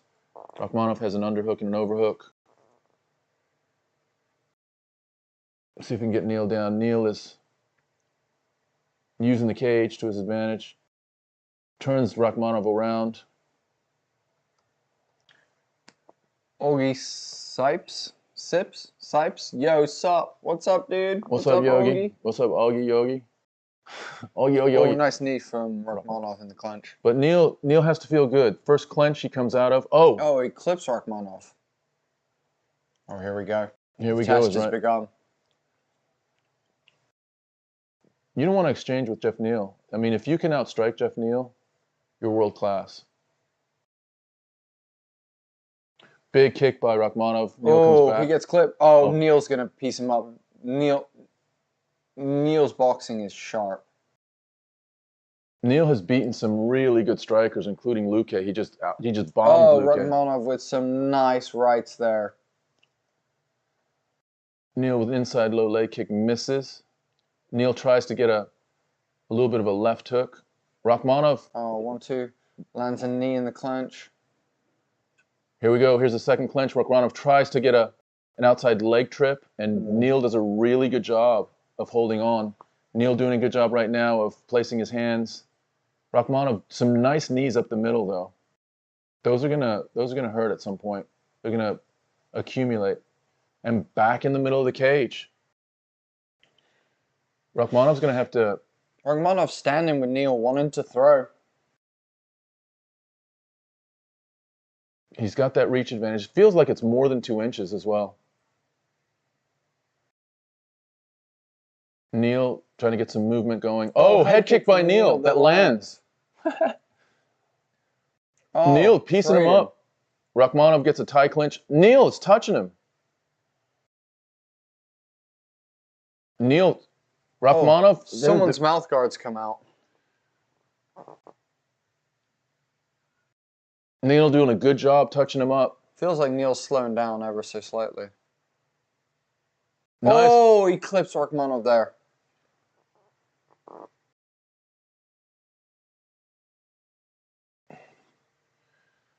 Real interesting fight right now. Rakhmonov has not shown dominance in the clinch, and it's Neal at least 50-50 in the striking. Maybe Neal has a slight advantage right now in the striking. Shavkat a little bit more with an advantage in the kicks. Oh, nice shot by Neal. He's eating a lot of fucking power from Neal right now. He needs to pick his left hand up. Neal is doing a really good job with combinations. Nice head kick, and that rocked Neal. That was a nice kick. It went right through Neal's high guard, and I think the head kick cut Neal. No, I think it was a headbutt that cut Neal. Look at Dana not even watching the fight in the bottom right hand corner. Is he sleeping? What's he doing? Just chilling. Just checking out his fucking messages. Rakhmonov trying to dig. What are we doing here? What's going on there? Rakhmonov's mouth guard. What the hell? You gonna get him back in the same spot? That's so weird. He broke them up from that position. Oh, wow. Nice shot by Rakhmonov. Misses a strong knee. Neal has to now land something significant because Rakhmonov looks like he's imposing himself on Neal. Almost starting to drain a little bit of Neal's energy. Rakhmonov putting it on him now. Putting it on Neal. Oh, Neal with a nice counter. Oh, but Rakhmonov keeps the pressure on. Neal circles out, tries to gain some respect back with a 1-2. Just misses. This is a good fight. Fuck, this is a good fight. Rakhmonov really impressive with his striking. Oh, big shot by Neal. Big shots by Neal. I'll tell you what, Rakhmonov can take a punch. That was a great first round. That was a great first round. Wow. I think the cut came from a headbutt. That was a wild first round. Wow. If Rakhmonov can fucking strike with Neal, what do we have in front of us? But fucking Rakhmonov is not dominating right now. No, he's not. He's not able to take Neal down. Nah. So, very interesting. Very interesting. I think this might be one of those, you know how Rakhmonov had all the buzz and all the smoke behind him like Islam did? And even if Neal might not win this, he might be showing that Rakhmonov is very winnable. Here's the thing, I would say his striking, Rakhmonov's striking is good, but it's not incredible. His defense is not great. No. His striking is really nice, but his defense on his feet is not great at all. It looked like, I thought that Neal had partially blocked that head kick. It was clean. That head kick was clean. All right, Neal's got some Vaseline on his cut. Let's see if that can hold up. Oh, big they shot. trade straight out, and Neal lands. Both of them land as they come out. This is an important round here. Can Neal's cardio hold up? Let's see what that 5 pounds really meant. Maybe he just wanted to be extra healthy for this fight, and he didn't care about weight cut to do that. Or something else is amiss. Almost a headbutt again. Head clash. Nice shots by Neal. Nice shots by Rakhmonov. They're just trading. Inside, nice. Inside, clean blows. Rakhmonov. Oh, that was a big knee to the body. He lands some really nice knees on the inside. Oh, nice kick to the body from Rakhmonov.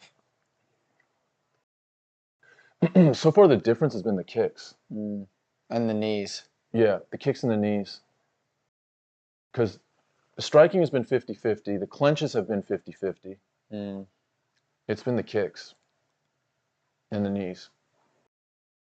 Hand fighting up against the cage right now.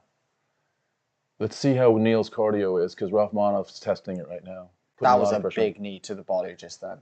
Now Rakhmonov digging for the first real official single leg. Let's see if he's trying to drag him out. Let's see if he can get it. Neal, good balance. Jesus, beautiful balance by Neal. Can't take him down. That was impressive. That was really impressive. Neal, fucking, I don't like how he blocks that low kick with his hand. You know, kind of fucking parries it down. That's a good way to get clipped in the head. Neal's got to get Rakhmonov's respect right now, because Rakhmonov seems to be moving forward. I think Neal is slowing down a little bit. Oh, Geoff Neal with a nice counter there as Rakhmonov misses an uppercut. Rakhmonov, 2 jabs, 3 jabs in a row. Neal backs away. Another kick. Oh, big shots by Geoff Neal. Another big shot by Neal. Those were 3 big shots. Neal has to keep that going. Rakhmonov needs a head kick right now. Oh, Neal fucking swinging for the fences. Oh, nice uppercut by Rakhmonov. Nice elbows by Rakhmonov. Big shots by Neal. Wow, both guys are just trading. These are heavy shots. Rakhmonov swinging elbows in there. Heavy, heavy shots. Neal really representing himself quite well. Yeah. Again, Neal is doing a good job fighting hands up against the cage. His now, the cut on his eye is now affecting his vision a little bit. It's dripping into his eye. Shavkat's knees to the body are savage. All right, here we are in the middle of the cage again.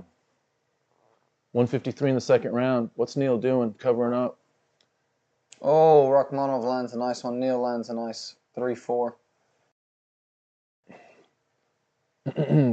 Rakhmonov doing a better job of, once it gets inside, Neal has been really effective with inside punches. Rakhmonov has been clenching now inside a little bit more. Oh, and just... Oh. Neal, beautiful combinations. Rakhmonov acknowledges it. Neal fucking doesn't even make any kind of gesture. He's just locked in. Nice jab. 3 jabs from Rakhmonov, tattooing the fucking forehead of Neal. I'm not sure if Rakhmonov has a little cut on his cheek.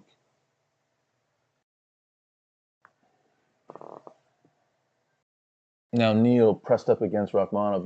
You got to think Neal is maybe getting a break himself. I don't know how to score this. Okay, there's the significant strike. So Rakhmonov is leading pretty decisively into significant strikes. So if you go by strikes, Rakhmonov is winning the first and second round. Has won the first and is winning the second. It's just the volume, I think. Nice shot by Neal, a little inside uppercut. Neal's got to let his hands go a little bit more now. I'll tell you what, Rakhmonov's chin is fucking solid. Because he's been hit a few times.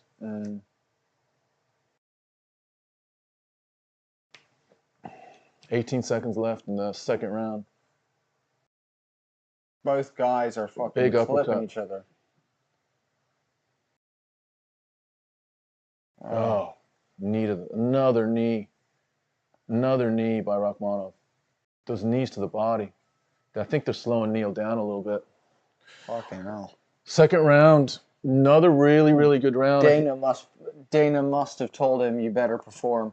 Sam saying, I'm just eating some crayfish with grass-fed cow, finished cow. You can have your corn and soy and your heart disease. You're funny, dude. You're funny. Very funny. After missing weight. Dude, the knees, dude. The knees are fucking savage by fucking Shavkat. But Neal's been landing on Shavkat. We have to give Neal credit. He's been landing flush on Shavkat. I think when they're counting significant strikes. If you can't count strikes by hands, it's about 50-50. I think where Shavkat is just sort of going ahead is with the knees and the kicks. Neal has not done many knees or kicks at all the whole fight. Neal has to come out and hurt Shavkat in the first round. I'm sorry, in the first minute of this round. Let's see if he can do that. Shavkat has shown no vulnerability to Neal's punches. So telling Neal, you can knock him out. It's true he can, but he needs to fucking throw it now in the first minute or two. He needs to get Shavkat a little wobbly-legged.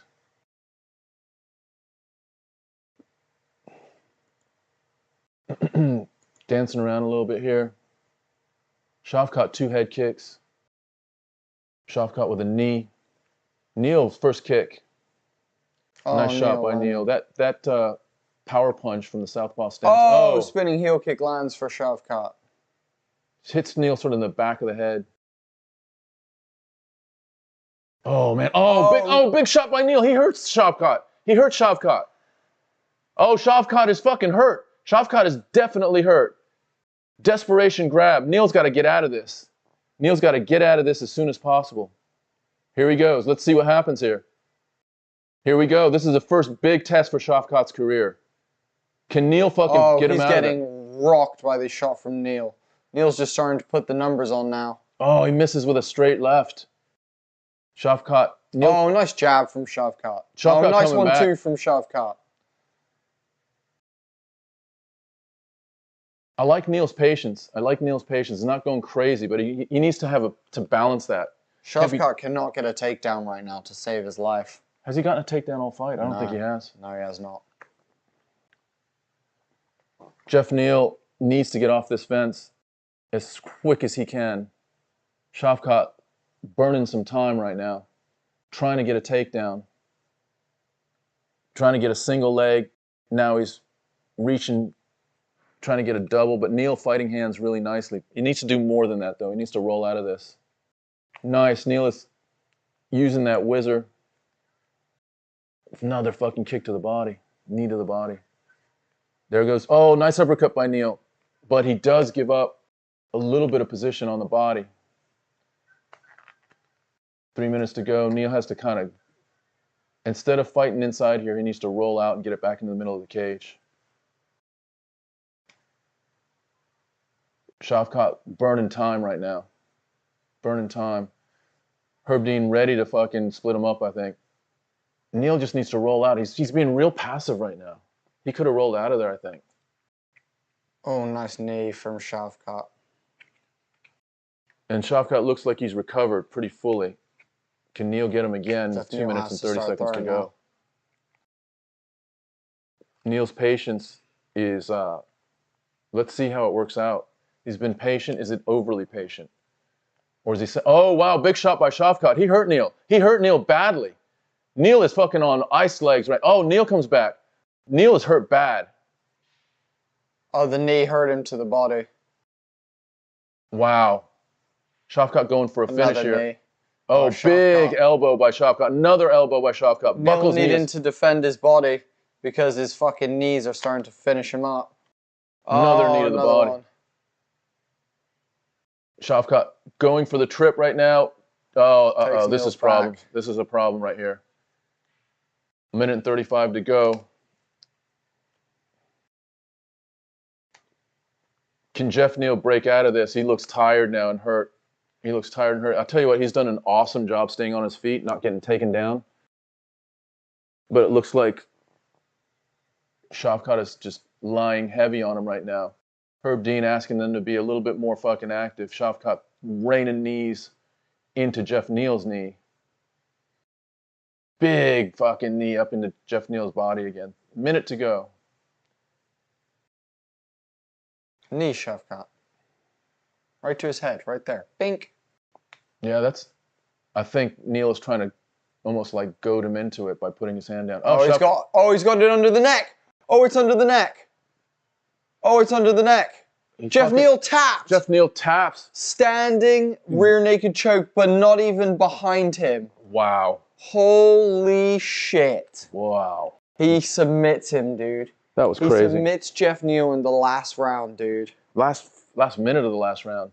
Geoff Neal is down, slumped against the cage. Wow. Fair game to Shavkat Rakhmonov. That was an insane fucking finish. Very fucking impressive. rear naked choke up against the cage and finishes him. That was crazy. Very, very impressive. He had every test that you could have. Here's where he hurts him. As a young fighter. Hurts him badly. That's a big shot by... So Neal hurts Rakhmonov. And then Rakhmonov, that shot really hurt Geoff Neal. That was a big shot. Big, big shot. And Neal gets hurt by the body, the knee to the body as well. And then Rakhmonov sets up. Look at this. This is impressive. The leverage. He wraps a knee around. Oh my God. Neal. Fucking hell. Look at that. And Neal taps. Wow, that was really, really impressive. That was. Oof. Shavkat Rakhmonov, an absolute standing rear naked choke, dude, but not even, like, no hooks in. Grapevines his leg from the front, actually. That was really nice, that technique. Fuck, To dude, stretch that was him, wild. to stretch him. Yeah, dude, get the torsion you need. And his height helped with that as well. Up against the cage, though. Get That was the crazy. torque and torsion you need. That was crazy. Very impressive. Co-main event next. Very fucking impressive. 40 seconds were left. 40 seconds were left. I mean, Geoff Neal was heading for a loss anyway, but to be subbed in the last, in the 5th minute of the 3rd round is even more impressive for Shavkat. Wow. That was impressive. I think Rogan will need a translator. Shavkat puts a hat on to Rogan as well. That's funny. That was impressive, man. He's now, by the way, 17-0 with 17 finishes. So he kept the streak alive. That is fucking cool. I didn't think about it until just now. That was going to a decision. He subs Neil Magny. He subs Geoff Neal. Fuck. He subbed Alex Oliveira. He's going to be number 7 in the... Let's have a look here. In the welterweight division. So he was number 9. He's going to leapfrog Vicente Luque. At the very least, he's going to be number 8. In front of him is, or next to him, is Sean Brady. I think he kills Stephen Thompson. Gilbert Burns, that would be interesting. That would be an interesting fight. Bilal Muhammad would be a war. Hamzat would be a war. Colby would be a war. Usman would be a war. And Leon would be a war. I mean, it's where it starts with Shavkat. He has no easy fights in front of him. Unless they give him... I don't think Thompson would take him. But, damn. That was crazy. Very, very impressive. I think it was the body shot that really, really set up the out of position. He really stretches him here. And Neal just crumbles to the cage. He's just got a really interesting demeanor, Shavkat. Almost like he doesn't get too emotional in there. He's really able to calm himself and to be very tactical. I mean, his knees to the body were a big difference. They were the difference in the fight. They softened up Geoff Neal. And then he actually hurt Geoff Neal as much or more than Geoff Neal hurt him. They both hurt each other in that last round. Wow. That was crazy. That was a good fight. All right, we're on to the co-main. Co-main, yo, Shorty Loves. Here goes Bullet. Bullet's next. Augie Sipes, what's up? How you doing, Augie? Michael France started picking at Cody. That's 4 in a row. Valentina Gane, just have a feeling he don't want to lose again after Francis. Okay, so you got Valentina and Gane. I like both of those picks, Mike. I really do. I think both of those are in play. I think the Jones fight is just such a big question mark, and Valentina's, you know, she's very, very favored. Let's see what Valentina's the odds are right now. Let's have a look. So currently Valentina's almost a 6-1 favorite, and that has been sliding more and more in her favor. So she's the biggest favorite on the card tonight.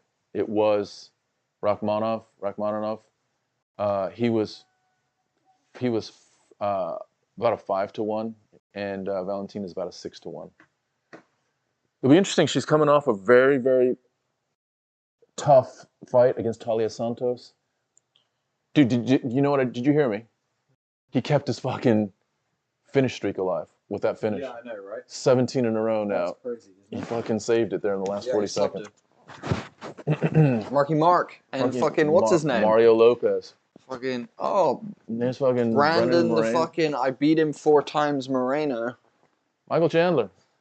Michael, I will fight fucking McGregor. Oh, he's with Islam. He's getting wrestling. There's fucking Fat Boy. There's Boy. McGregor next to Jake Gyllenhaal. Look at how fat his face is. Remember him as a fucking featherweight? Can't even recognize him. Remember him with a beard? That fucking steroid skull fucking keeps growing. Oh my god, dude. He looks thick, dude. I hope Michael Chandler knocks him the fuck out, dude. I mean, they're fighting at 170. Fuck. It's actually going to be the first time Chandler fights at 170. Who's Conor fought at 170? He fought Cowboy. He fought Diaz. Diaz once at 170. No, twice. I think the first one was 55. No, it was either 65. They did a catch weight, or it was 170. Yeah. So he has experience fighting at 70. Chandler doesn't. Yeah. I kind of think McGregor wins that unless Chandler takes him down. But Chandler's not going to do that. He's going to be like, oh, I'm here to fucking put on a show. I'm here to make a fucking difference, yeah. Fucking, yeah, you can make a difference, dude. The difference you're going to make is that you, in fucking 20 years' time, are going to slip mentally faster than anyone else your age. That's the difference you're about to make. Fat boy. Fuck, dude, no. Stop whipping it over to the side. Leave it in this chat bar. Thank you guys for the heads up. Damn You're right, you. Shorty Love. Mark Werner, what a fight. Neal looked like he didn't want to be in there by the 3rd round. I had it not going the distance in a parlay and was definitely worried down the stretch. Needed Valentina to go past 1.5 rounds. That's both of those are looking good. Damn, dude. Shavkat pulled it out for you in the last 40 seconds. Fucking Shavkat, guys. Guys, also, if you want to be part of the team and help us out here at Homie and the Dude, couple things that you can do, all completely free. 1, subscribe to the YouTube. 2, check out some of our other content. And 3, like and comment on whichever one of these streams you're watching. So if you're on YouTube, drop a like. If you're on Facebook, drop a like. Just helps the algorithm, things like that. So, yeah, it takes a couple seconds from you guys and helps us out massively. And, you know, we don't need any money or anything like that. But, you know, helping us out in that way means a lot, guys. Other than that, thank you for joining us. It's been a fucking pleasure tonight, guys. We've had a lot of fun hanging out with you all. Dana Meter. Yeah, it is a mistake that he might get drilled by that McGregor left. I agree, because he can get hit. Like, Chandler gets hit. But also, Chandler, before he gets hit, is going to deliver a few fucking torpedoes, you know? And if whoever gets hit first is gonna lose. And both of them are going to have an opportunity to land. Who has the best defense? McGregor or fucking Chandler standing? Yeah, that's a good question. Shout out to Mark Warner for liking the stream. Shout out to Bart for liking the stream. Shout out to Samio. Thank you so much for liking the stream. Oh, Bo Bandy rated you with a party of 4. Thank you, Bo Bandy, you freaking legend. Appreciate that. Mr. Tactical, what's up? Sweets, what's up? You guys are awesome. Love you, Bo Bandy, you freaking legend. Mrs. BD saying Bo Bandy raid. Mr. Tactical saying Bo Bandy raid. Miss B saying y'all are amazing. Thank you. Tactical, you guys are awesome. We appreciate that. Sweets, thank you so much for following on Twitch. Welcome to La Familia, you absolute legend. Thank you for joining the family. We appreciate that so much. Bo Bandy being the fucking... Bo Bandy bringing in the raid. BD Brent saying you guys are fucking awesome. Brent, I like your name, Brent. I like your name, Brent. All right, here we go. It's Valentina against Alexa Grasso. Oh, snap. BD Brent following us on Twitch. Welcome to La Familia, dude. Thank you for joining. By the way, guys, we do this every UFC pay-per-view, but also if you happen to like TTRPG content like Dungeons & Dragons and other amazing storytelling-based content, we have loads of that as well. Currently doing an Avatar: The Last Airbender story. Hell yeah, Bo Bandy, yo. I brought everyone I could to you guys. Thank you, Bo Bandy. You sure as hell did, legend. Bo Bandy, you fucking legend, you rock star. Bo Bandy's an absolute G, guys. This is why Bo Bandy's fucking an absolute gangster. This or is guy's it been Bob around. Andy? Is it Bob Andy? He's been around since the early days, fucking supporting us, so we appreciate you massively. And shout out to Mr. Tactical 10 for following us on Twitch. Welcome to La Familia, Mr. Tactical. We appreciate you muchly, brother. Thank you so much for joining. Thank you, thank you, thank you, thank you. You guys are awesome. Twitch family, making it hot in the chat. Dana saying Chandler has not power, but McGregor has precision. Oh, sorry. Chandler has power, but McGregor has precision. Interesting. Yeah, I would agree with you. I would agree with you. I'm just going to look at Grasso's record. So she's 15-3. She beat Arancio fought tonight. She beat her by decision. She beat Joanne Wood by sub. Beat Macy Barber by decision. She beat J.Y. Kim by decision. She lost to Esparza by decision. She beat Kowalewski by decision. Lost to Suarez by sub. Damn, as I'm reading this, I'm getting less and less fucking encouragement that Grasso is going to be able to compete. Yeah, I don't think so, dude. I think right now it's Santos and Blanchfield that have the best chance. I think those two have the best chance. I agree with you. Also, can I just say to chat, there's 30 of you beautiful people here right now, and I know that doesn't seem like a wild number, but imagine all of us sat in a room together watching UFC. It'd be pretty riotous in there, and just want to say thank you all for coming out. No matter where you are in the world, what religion you are, what race, what sexuality, what gender, you know, what political stance you may take, whatever. Just glad to have you here and just stoked that we can all, you know, share this love for mixed martial arts together and hang out. It's one of my favorite things that we get to do with y'all. And it's one of our favorite things that we get to do together as well. So thank you for being a part of that, guys. Here we go. Alexa Grasso is now making her way to the cage. Looking pretty chill, but who knows what's going on inside. Packed, sold out T-Mobile Arena in Las Vegas, Nevada. Alexa Grasso from Guadalajara, Jalisco, Mexico. There are 2 other Mexican champions right now. It is Brendan Moreno and... Yair Rodriguez as an interim champion. So this is crazy. 2 Mexican champions. And technically, there's been 3 Mexican champions all together. Who's the third? Cain Velasquez was heavyweight champ at one point. At one point. Yeah. So, Mark Warner saying, keep popping in and out, so I'm not sure if you already talked about it, but thoughts on the Jones fight? I think if it stays on the feet, Gane pieces him up. I think if we get into a dogfight, Jones wins based on experience, but I think if Jones grapples him, it's probably going to be... I think the chances are higher in Jones's favor, yeah, but... I do too. If for some reason it stays on the feet, either Jones can't get him down or Gane either Jones can't get him down or Gane just keeps him at a distance with strikes like Izzy does with people.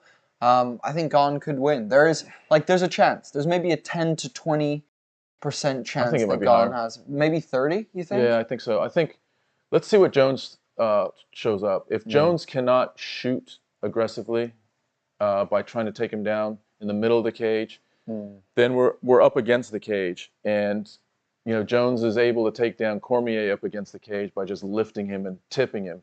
But Gane is a big, big boy. I don't think he can take Ciryl Gane down that easily. So yeah, I think it's a 30% chance Gane can keep this standing. If he keeps it standing, he's got a great chance. If he keeps it standing, it's now 60-40 Gane, I think. Yeah. Oh, I think so. I fully agree with you. Shorty Loves 420 saying Grasso going down. Shorty loves. Oh yeah.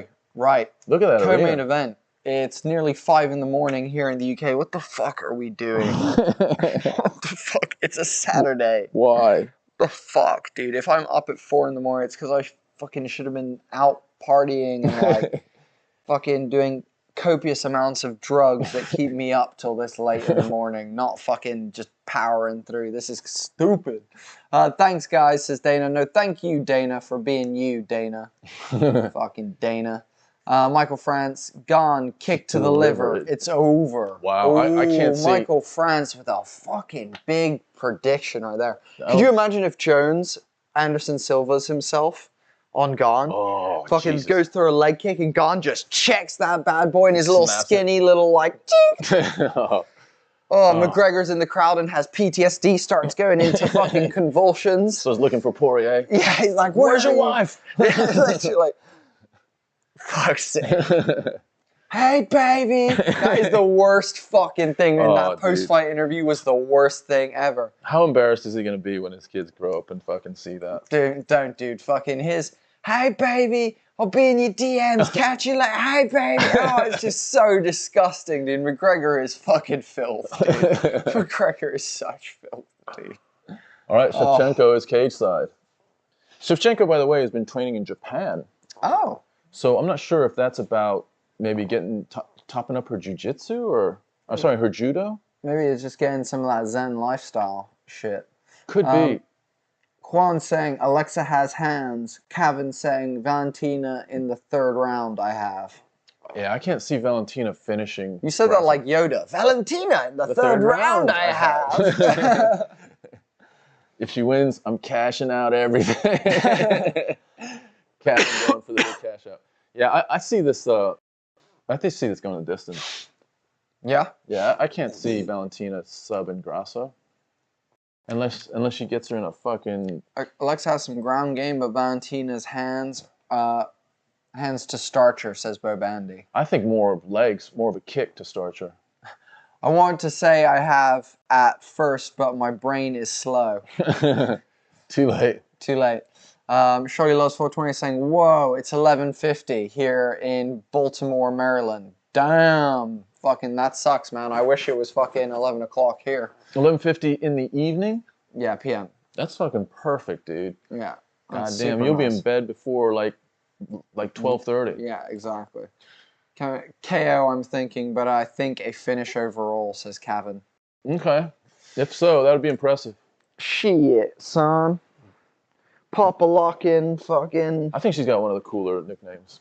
The Bullet? Bullet is cool. Yeah, she's got that gun tattooed on her arm. That fucking 45 on, is it on her arm or on her hip? It might be on her hip. Yeah. Bullet is 34 years old. Damn, she's coming into that old people's strength soon. You know, that like old life strength. Yeah, and by the way, the odds have now gone up to minus 850. She's almost a 9-1 favorite right now. That's crazy. The big money has been fucking falling. If I get this fight right, says Kevin. That money moved hard to Shevchenko, big time. It's 8:53 p.m. in Washington State. Nice, Juan. Fucking you, dude. You're loving it. Dude. You finish this at like fucking 10. And you're going to be fucking having a smoke in a doobie in Washington State and then fucking heading to bed. Val lights her up till they stop at 4th or 5th. That's not a bad shout. That's not a bad shout. I'm interested to see if this is a striking match, how Valentina does. Because I think it's more like Grasso strikes with hands and Valentina is just more well-rounded with feet, knees, and hands. I'll be back after the third round stoppage, says Kevin. Oh. Grasso's 15-3. From Guadalajara, Mexico. Mexico. Mexico. West is the best. California, 854. Don't rub it in, homie. Don't rub it in. That's nice. That's nice. That is. Dana saying, look at the punishment Jones weathered against Gustafsson. If he weathers the storm and ground and pound's gone to defeat, it's not a bad shout. It's a fair point, dude. Like if it becomes a test of toughness. But heavyweight's different, dude. Heavyweight's different. Dude, you're like, oh yeah, fucking, like, these people are like, dude, think about this. Stipe has been knocked out. Derek Lewis has been knocked out. Volkov has been knocked out. Tai Tuivasa has been knocked out. The only person that hasn't been knocked out yet is Gane, as far as I'm aware. And he almost got knocked out by fucking Tai Tuivasa. Yeah. Like, you have to remember, like, almost everyone in the heavyweight division has been pieced up at some point because the amount of power there is just stupid. Like, it doesn't matter how good you are sometimes. Yeah, it's like, you all can't weather that heavyweight storm. Yeah, on a basically a regular size human head and regular size human chin with all that more weight and power behind it. All right, here we go. Grasso survives for a round. Valentina in 2 rounds, says Bo Bandy. And it is, wow, Grasso looks nervous right now. Valentina in the black and gold, befitting a champion, as John Anik would say. There's Mark Wahlberg in the back there, with a aqua-colored hoodie. Both, actually, Valentina comes out southpaw. And Valentina in that, very much in sort of in that kind of Muay Thai, wow, very, very fast kick to the head by Valentina. Doesn't land, but it's lightning fast. Valentina right in the pocket, not moving away as Grasso tries to come into the pocket. Valentina just assessing right now. Oh, shit. Good little exchange there. What's going on with our feed? Valentina, just real quick leg kicks. We might want to own it. Quickly shout out to Justice, Justice Dubé. Thank you so much for liking and following on Facebook. Welcome to La Familia. Appreciate you, homie. Oh, spinning back fist from Valentina. Beautiful body kick. Power body kick. Left kick to the body. Valentina is just right in the pocket, just looking to see if she can counter. There she goes with the first try of a counter. Just looking locked in right now. Grasso came in with nice boxing there. I wonder if Grasso's boxing is up for it? Yeah, how it fares. I think it fares well. Valentina with a spinning heel kick that misses. Really nice attempt. Inside leg kick for Valentina. Valentina is just kicking with assertiveness, with a lot more power. Valentina looks like she's fucking... Valentina leaving her leg out there so that she can counter it. Do you see that? She's trying to leave that leg out there so she can then counter it. She's almost trying to set a trap here, yeah. It feels like. Definitely. And now Grasso goes southpaw as well. Interesting switch by Grasso. They're both in the southpaw stance. Grasso looking to land an overhand. Valentina with a double jab, both landing. Nice jab by Valentina. Oh, Travis Fogelman. Fog Lehman. What's up, Travis? Travis Fog Lehman. Fucking... Oh, nice shot by... saying you guys are the GOATs. Fucking love you, Travis. Fucking legend. Hell yeah, Travis. Grasso got the best of that little exchange, but... so there's no real dominance here by Valentina. Grasso switches back to orthodox. Can you imagine if Valentina gets knocked out? Holy shit, bro. Wow, Valentina's kicks are just clean, man. She hasn't landed, which is a testament to Grasso, but man, the way Valentina delivers them is just fucking nice. Oh, nice jab from Valentina. Oh, nice. Grasso lands a nice right hand on Valentina. I think Valentina's would serve best to keep at kick range and grapple in this. If she gets in boxing, I think there's going to be some trouble for Valentina. You think she's doing the Amanda Nunes, I'm going to beat you at what you're good at? Yeah, I think she's trying to. You know how she did with Jessica Andrade, took her down and fucking crucifixed her? Oh, big shot by Grasso that hurt Valentina. Buckled her legs just a little bit. She rocked Valentina there. Grasso's got to be confident. Shorty Love says, come on, Bullet, take her out. But Grasso is starting to bring the striking back. I think Valentina needs to keep her at range or she needs to bring her in close. But she can't get in boxing range with Grasso. Oh, nice 1-2 from Valentina.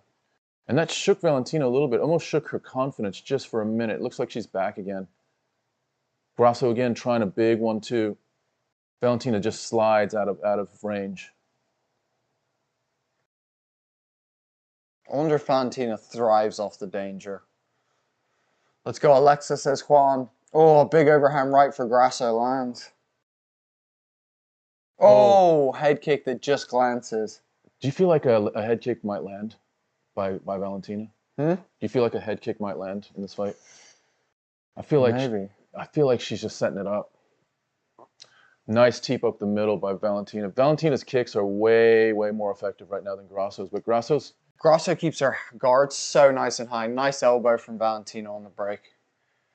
Grasso's guard is so nice, dude. Look where her hands are at like all times. She's just got them right in the pocket. Look at that, dude. She's got that fucking. This is the Piotr Jan guard, dude. Yeah. Where he literally just is like, cool, fucking, it's all gloves, baby. Nice shot nice by 1-2 from Valentina. Oh, nice teep from Valentina. Those kicks are gonna pay dividends in this 5-round fight. Spinning back kiss and a kick to the body. And Grasso goes for the first takedown. Surprising. And gets some nice little clench strikes while she's got Valentina pinned up against the cage.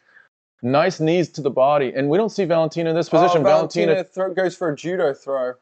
What's going on there? Oh, was that the end of the round? Yeah. Oh, okay. Shit. I was like, what the fuck happened just there? Yeah, in the round. Beautiful kicks by Valentina. We have, let's have a look. We have Juan saying, let's go Valentina. Dana saying, does Gane beat DC if you can? And if you can't?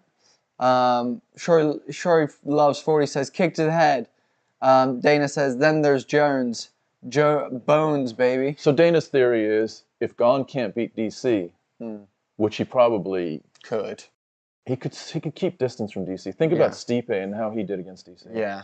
I mean, DC has to take Gane down. That's his only chance. And Stipe wasn't really kicking DC that much. Yeah. Imagine if you're Gane, you're like a foot taller than DC, and you're just teep to the gut, teep to the gut, teep to the gut. I think DC has a problem with Gane. I really do. I think so too. All right. So here we go. That was an interesting first round. Valentina was probably struck by the hardest strike in the round. But she really delivered some effective kicks. Really nice kick to the body. Some hard teeps up the middle. Valentina comes out southpaw. Her nose looks bloodied up a little bit. Inside leg kick by Valentina. And now Grasso switches to southpaw as well. Travis saying, dude, Valentina gives me the weirdest boner. For fuck's sake. Nice counter check from Valentina. Gorgeous shot from Valentina, and she gets Grasso down. Gorgeous takedown. Really well done. And this is the bit of the fight where we think Valentina has a lot more of an advantage. Let's see what Grasso can do here. Grasso looking to get some up kicks here. Valentina just controlling this top position right now. Grasso tucking her knees in, creates some space, and now gets into the full guard. Has a little bit of a butterfly on one side. Grasso trying to use that butterfly hook to create some leverage there. Valentina ends up in the full guard of Grasso. And Grasso closes the guard up. Not an offensive position at all. This is more of a defensive, just trying to minimize any damage by closing that guard. Grasso trying to stand up. Valentina keeping pressure, keeping her down. Grasso's not making a move from the cage either, so happy to stay out here in this range. And this is just a way for Valentina to... She's hoping she gets stood up here. She's hoping if Valentina can't move that they get stood up here, but Valentina does a good job breaking off. And, oh, Valentina passes the half guard. Oh, and she's into side control now. And this is bad.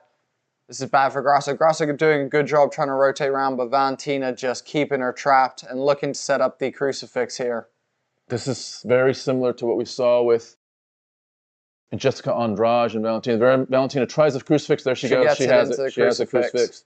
Yeah. And this is going to be over fast if Grasso doesn't have a solution for this. The crucifix is... Oh, she pulls her arm out. She pulls her arm out. Wow, that was fucking real important there. Fair game to her. Real important. But we're still in side control. So you may watch and see if Valentina can slip that right knee over Grasso's left hand again. That's the play right now. Valentina's going to try to set that up and try to get that crucifix again. Or she might go for a sub here. She's got both of those to play off of. Remember Erin Blanchfield against Molly McCann. Similar situation right now. Valentina looks to step back, almost sit back in the position. Grasso doing a good job of just walking. Valentina, look how well Wow, beautiful nice move by escape from Grasso. Beautiful escape. By well done by continuing to Grasso. just rotate and just not accept the position. She got out of that. Oh, Grasso clips Valentina. You got to give, certainly give the points to Valentina, but give maybe the moral victory to Grasso for getting out. Yeah. Sure loves 420 says, get her! Grasso now in the southpaw stance again. This is the stance that Valentina shot and got Grasso down in a little earlier in this round. Grasso trying to land that power left off of a, and now she switches to orthodox again. I'm not sure what Grasso's natural strong hand is here. She seems pretty ambidextrous, delivering heat with both hands. Valentina looking to jab her. Valentina primarily southpaw. Valentina's jab is nice. I mean, it is just out there. Grasso trying to corner Valentina up against the fence. Valentina sliding out the way. Nice footwork from Valentina. Valentina's head, her face is, not sure if it's red from all the work or because she's getting touched up a little bit. Both ladies are missing with leg kicks a couple times. Range management right now is being controlled by Valentina. Shevchenko might be a little bit tired here. Well, she gets clipped, but Valentina throws back. Grasso trying to close distance. Grasso really, another double. Valentina with a gorgeous another double takedown. leg. This is a problem for Grasso now. Second takedown of this round. It's a clear winning round for Valentina. Yeah. 2 of 3 takedowns for Valentina. She's trying to get that side control position again. Grasso holding on to her, to Valentina's left leg. Kind of got it wrapped in a, both of her legs kind of hanging on to that inside leg of Valentina's. Last 10 seconds here. We're going to just ride this out. Nothing major is happening. They're just kind of poking at each other's bodies and heads with little jabs and the like. Valentina doing some shoulder barges. Valentina's nose is split open a little bit. Nothing major, just a little cut. Right, end of the round. Damn, and we go into the third. Here's the thing. If Valentina can take her down once, twice a round, I think she just cruises to a decision. I think she does too. I don't think she stops her unless she gets that crucifix. No. I think Valentina's tired. Look at Valentina. Yeah, there's something. She does look a little tired. She is 34 years old. Remember that. So we are getting up into that range of, you're not exactly what you used to be. Kevin saying third round stoppage incoming. I don't know. I don't see it, Kevin. I don't see it. I don't see it. Unless we find ourselves in Valentina inside control and can get that crucifix position. Really thought Diana Belita is hands down the best looking fighter, I'd say. Travis, goddammit, dude. Fucking focus on the fight, man. Get your head in the fucking game, bro. All right, here we go. Jason Herzog gets ready to start them up for round 3. Clock on, here we go. Grasso comes out, southpaw. It's been switching all fight long. She's got to be leery now. She gets down a little bit lower, it looks like, to maybe prevent the takedown attempt by Shevchenko. Grasso's got to be thinking she can't take me down again. I cannot let her take me down again. But I've got to strike. How the fuck do I do this? I think she invests in some leg kicks to set some things up. Nice jab. Oh, nice counter from fucking Valentina. It was a counter of the counter. Beautifully done by Valentina.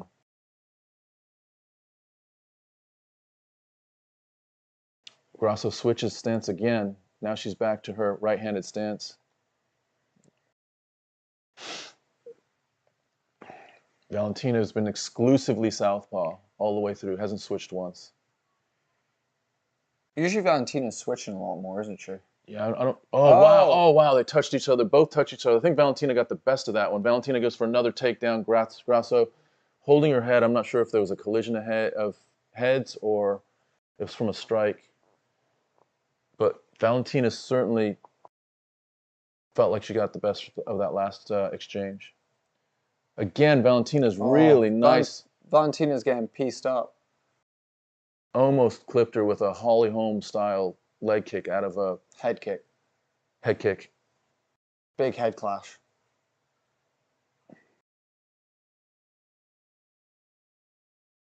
Grasso switches stance again, now back to her right-handed stance. She was in southpaw for a second. 3 minutes to go. Salute me, familia. Salute. Valentina just real crisp with her jab. Valentina has this up and down sort of pattern. Doesn't really feint forward. She doesn't feint a lot at all, Valentina. No, she's not throwing a lot of feints at all. No hip feints, no like, she doesn't throw a lot of feints. And Valentina now back into Grasso's guard after a takedown, and they're in the middle of the cage again. This is just a recipe for success for Valentina. Shout out to Rafael Cristobal for the like on the stream, and Emmanuel, thank you so much for liking and following on Facebook. Welcome to La Familia, brother. And now Grasso trying to do a little bit of, well, just riding her one of her legs up Valentina's shoulder to get it a little bit higher, possibly to introduce some more options. Nothing doing though. Now she tries to shrimp out one way, still nothing. I think she's concerned about opening up her guard and Valentina stepping over into half. Valentina needs to get that arm free from that overhook so she can start something, because Herzog might stand them up here in a minute. Grasso going for a very high guard. Brings it down again. Oh, nice shot from Valentina there. Nice little ground and pound by Valentina. Grasso doing a little rubber guard here. Trying to, at least.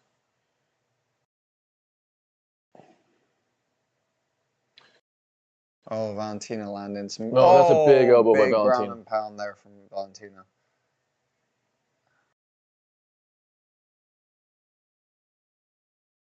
Ground control time for Valentina. Herzog, wow. What happened there? Wow. She's landing elbows and they stood that up? Wow. That was a questionable stand-up. Wow. She was definitely landing elbows. That was terrible. Jason Herzog stands that up. She's bombing her out.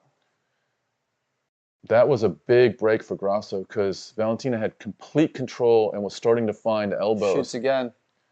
Grasso trying to roll out of it. Nice Gambi roll. Head kick by Grasso.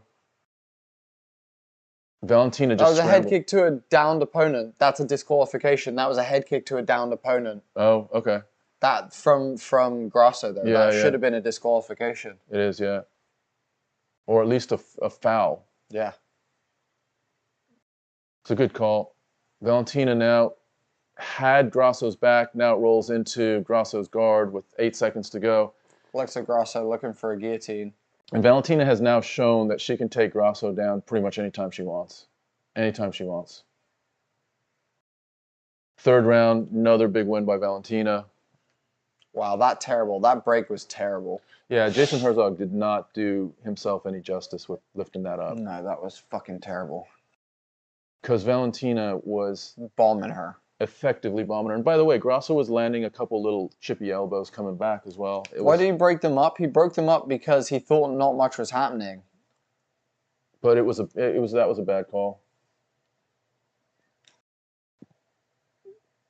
I'll tell you what, Valentina's jab is nice. Yeah, it is. She's very focused in the pocket. You know, she doesn't move a lot. I think she just wants to almost out reflex you in the pocket. Valentina's counters aren't as sharp tonight. No, that was a beautiful takedown. Her takedowns are really nice tonight, though. Well-timed takedown.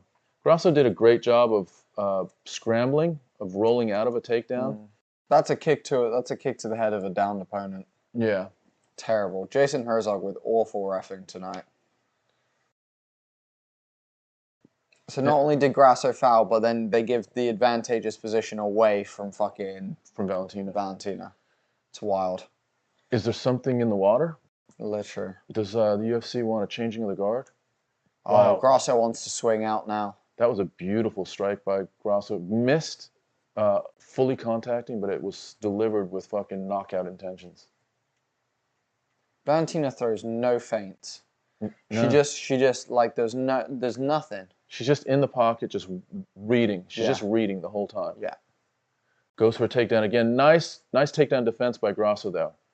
Valentina was just a little bit further out and couldn't get deep on that takedown as much as she did the last couple. It's a nice moral victory for Grasso not to be taken down there. Grasso now back into her right-handed stance. Back to now her southpaw stance. He sends him up and doesn't say a thing about the kick. I know, it's fucking crazy. Maybe Herbert Goddard should be ref for the championship fights. I agree. Yeah, I'd put Goddard for the Jones fight. I mean, who's bigger? I think Goddard. Herb will do it. At this point, we're in round 4, 3 minutes in the 4th round. Grasso has to hit Shevchenko with something of significance now. She's not quite as sharp as she was in the first 2 rounds.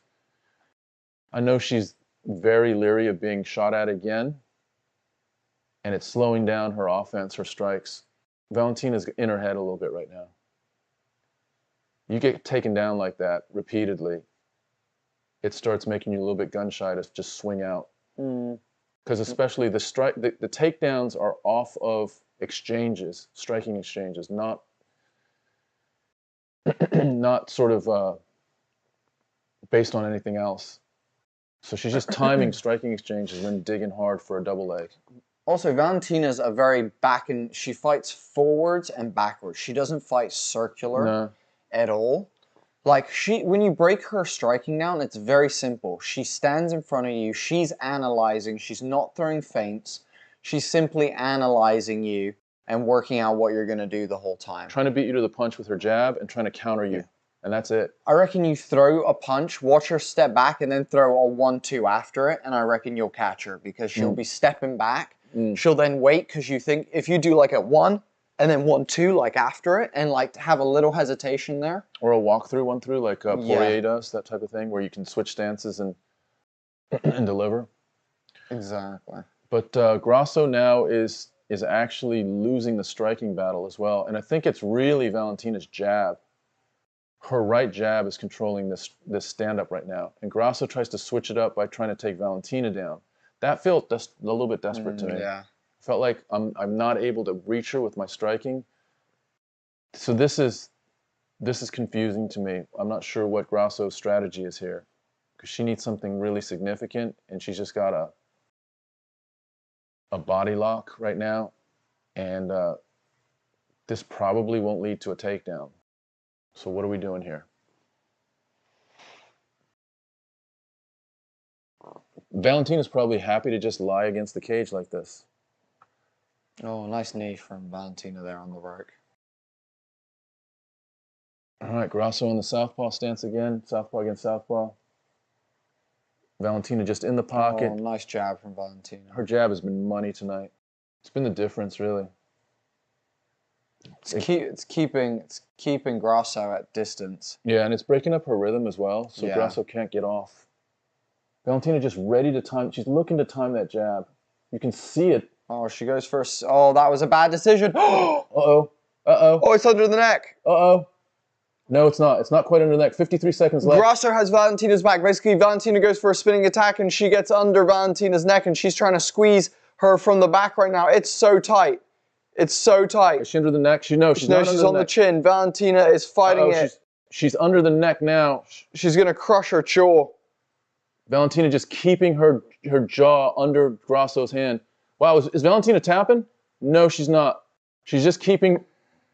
What happened? Valentina tapped. Did she tap? Valentina just tapped. Holy shit, Alexa Grasso just beat Valentina Shevchenko. Holy shit. And it wasn't under the neck.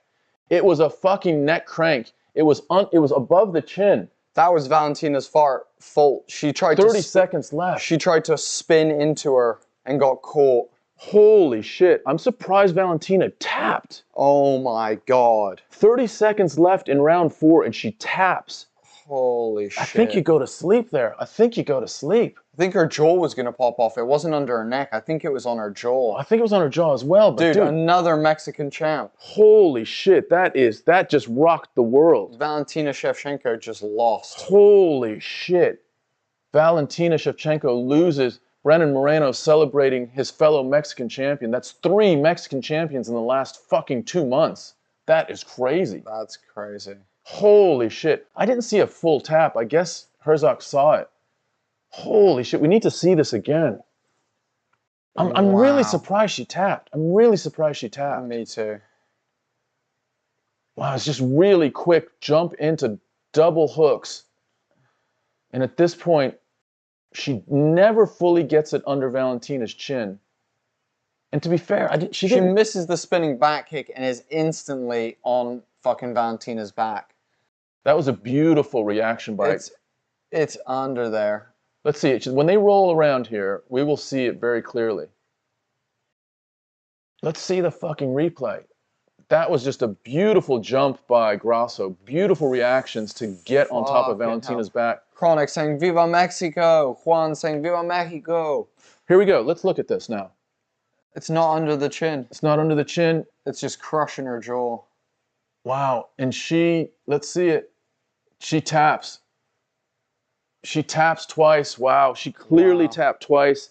And it was just pulling her chin. It was pulling her chin in almost like toward her spine. And it was more pain than strangulation. Wow. That's how she tapped her. I am surprised that Shevchenko tapped. Wow. Holy shit. Holy shit. I'm surprised that Shevchenko tapped on that.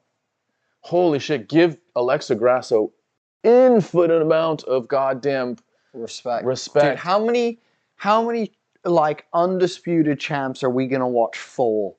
We've seen Izzy, fucking Usman, Valentina. How many more are we gonna see fall? We saw Amanda 2 years ago, a year and a half ago. Charles, Amanda, a year and a half ago. It's fucking happening, man. God damn. Alexa Grasso is the new champion. Holy shit. In the flyweight division. That's flyweight, right? Kevin, you're right. Yeah, she wasn't a quitter at all. No, dude. I'm not saying she quit. No. He's saying anyone who's saying that she was a quitter, fucking go get a neck crank bit on you. Yeah, dude, your jaw's about to break off. Yeah, I hear you, dude. I hear you. Alexa Grasso won. This is flyweight champion, 16-3. Wow. Wow. Holy shit. I can't believe I just saw that. It's crazy. Shevchenko's winning the fight. She's winning in the striking. She's winning in takedowns. That's the only way. And she lost it by making a fatal mistake. She doesn't have to do a fucking spinning back kick. Rookie error. Crazy. Holy shit. All she has to do I get it. It's just disappointing to see. Yeah. Wasn't aimed at you, towards one of the guys on Facebook. Yeah. One more from my Mexico. Kevin, she also dropped that fast as well. Dude, the way she fucking jumped on her with 2 hooks in was incredible. I mean, to be able to get on there that quick, that was insane.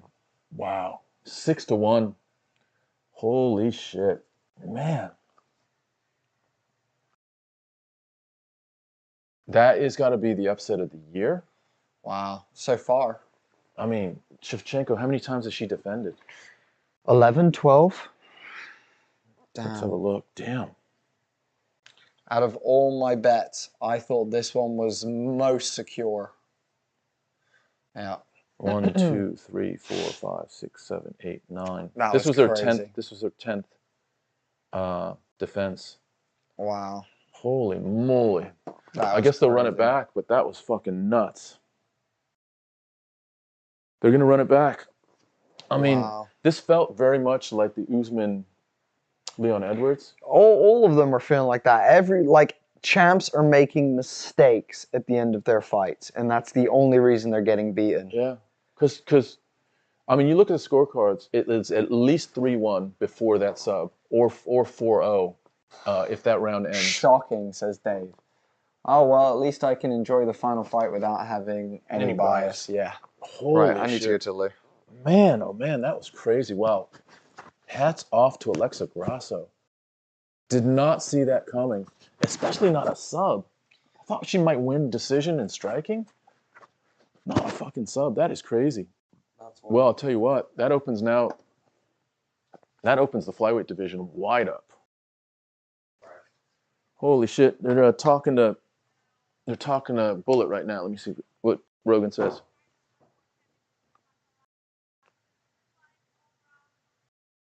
She's saying this is what happens in mixed martial arts. She's being a really good sport. Wouldn't expect anything less than her. Yeah, she's talking about the spinning back kick. By the way, the stats say that she's a 17-time Muay Thai and K1 champion.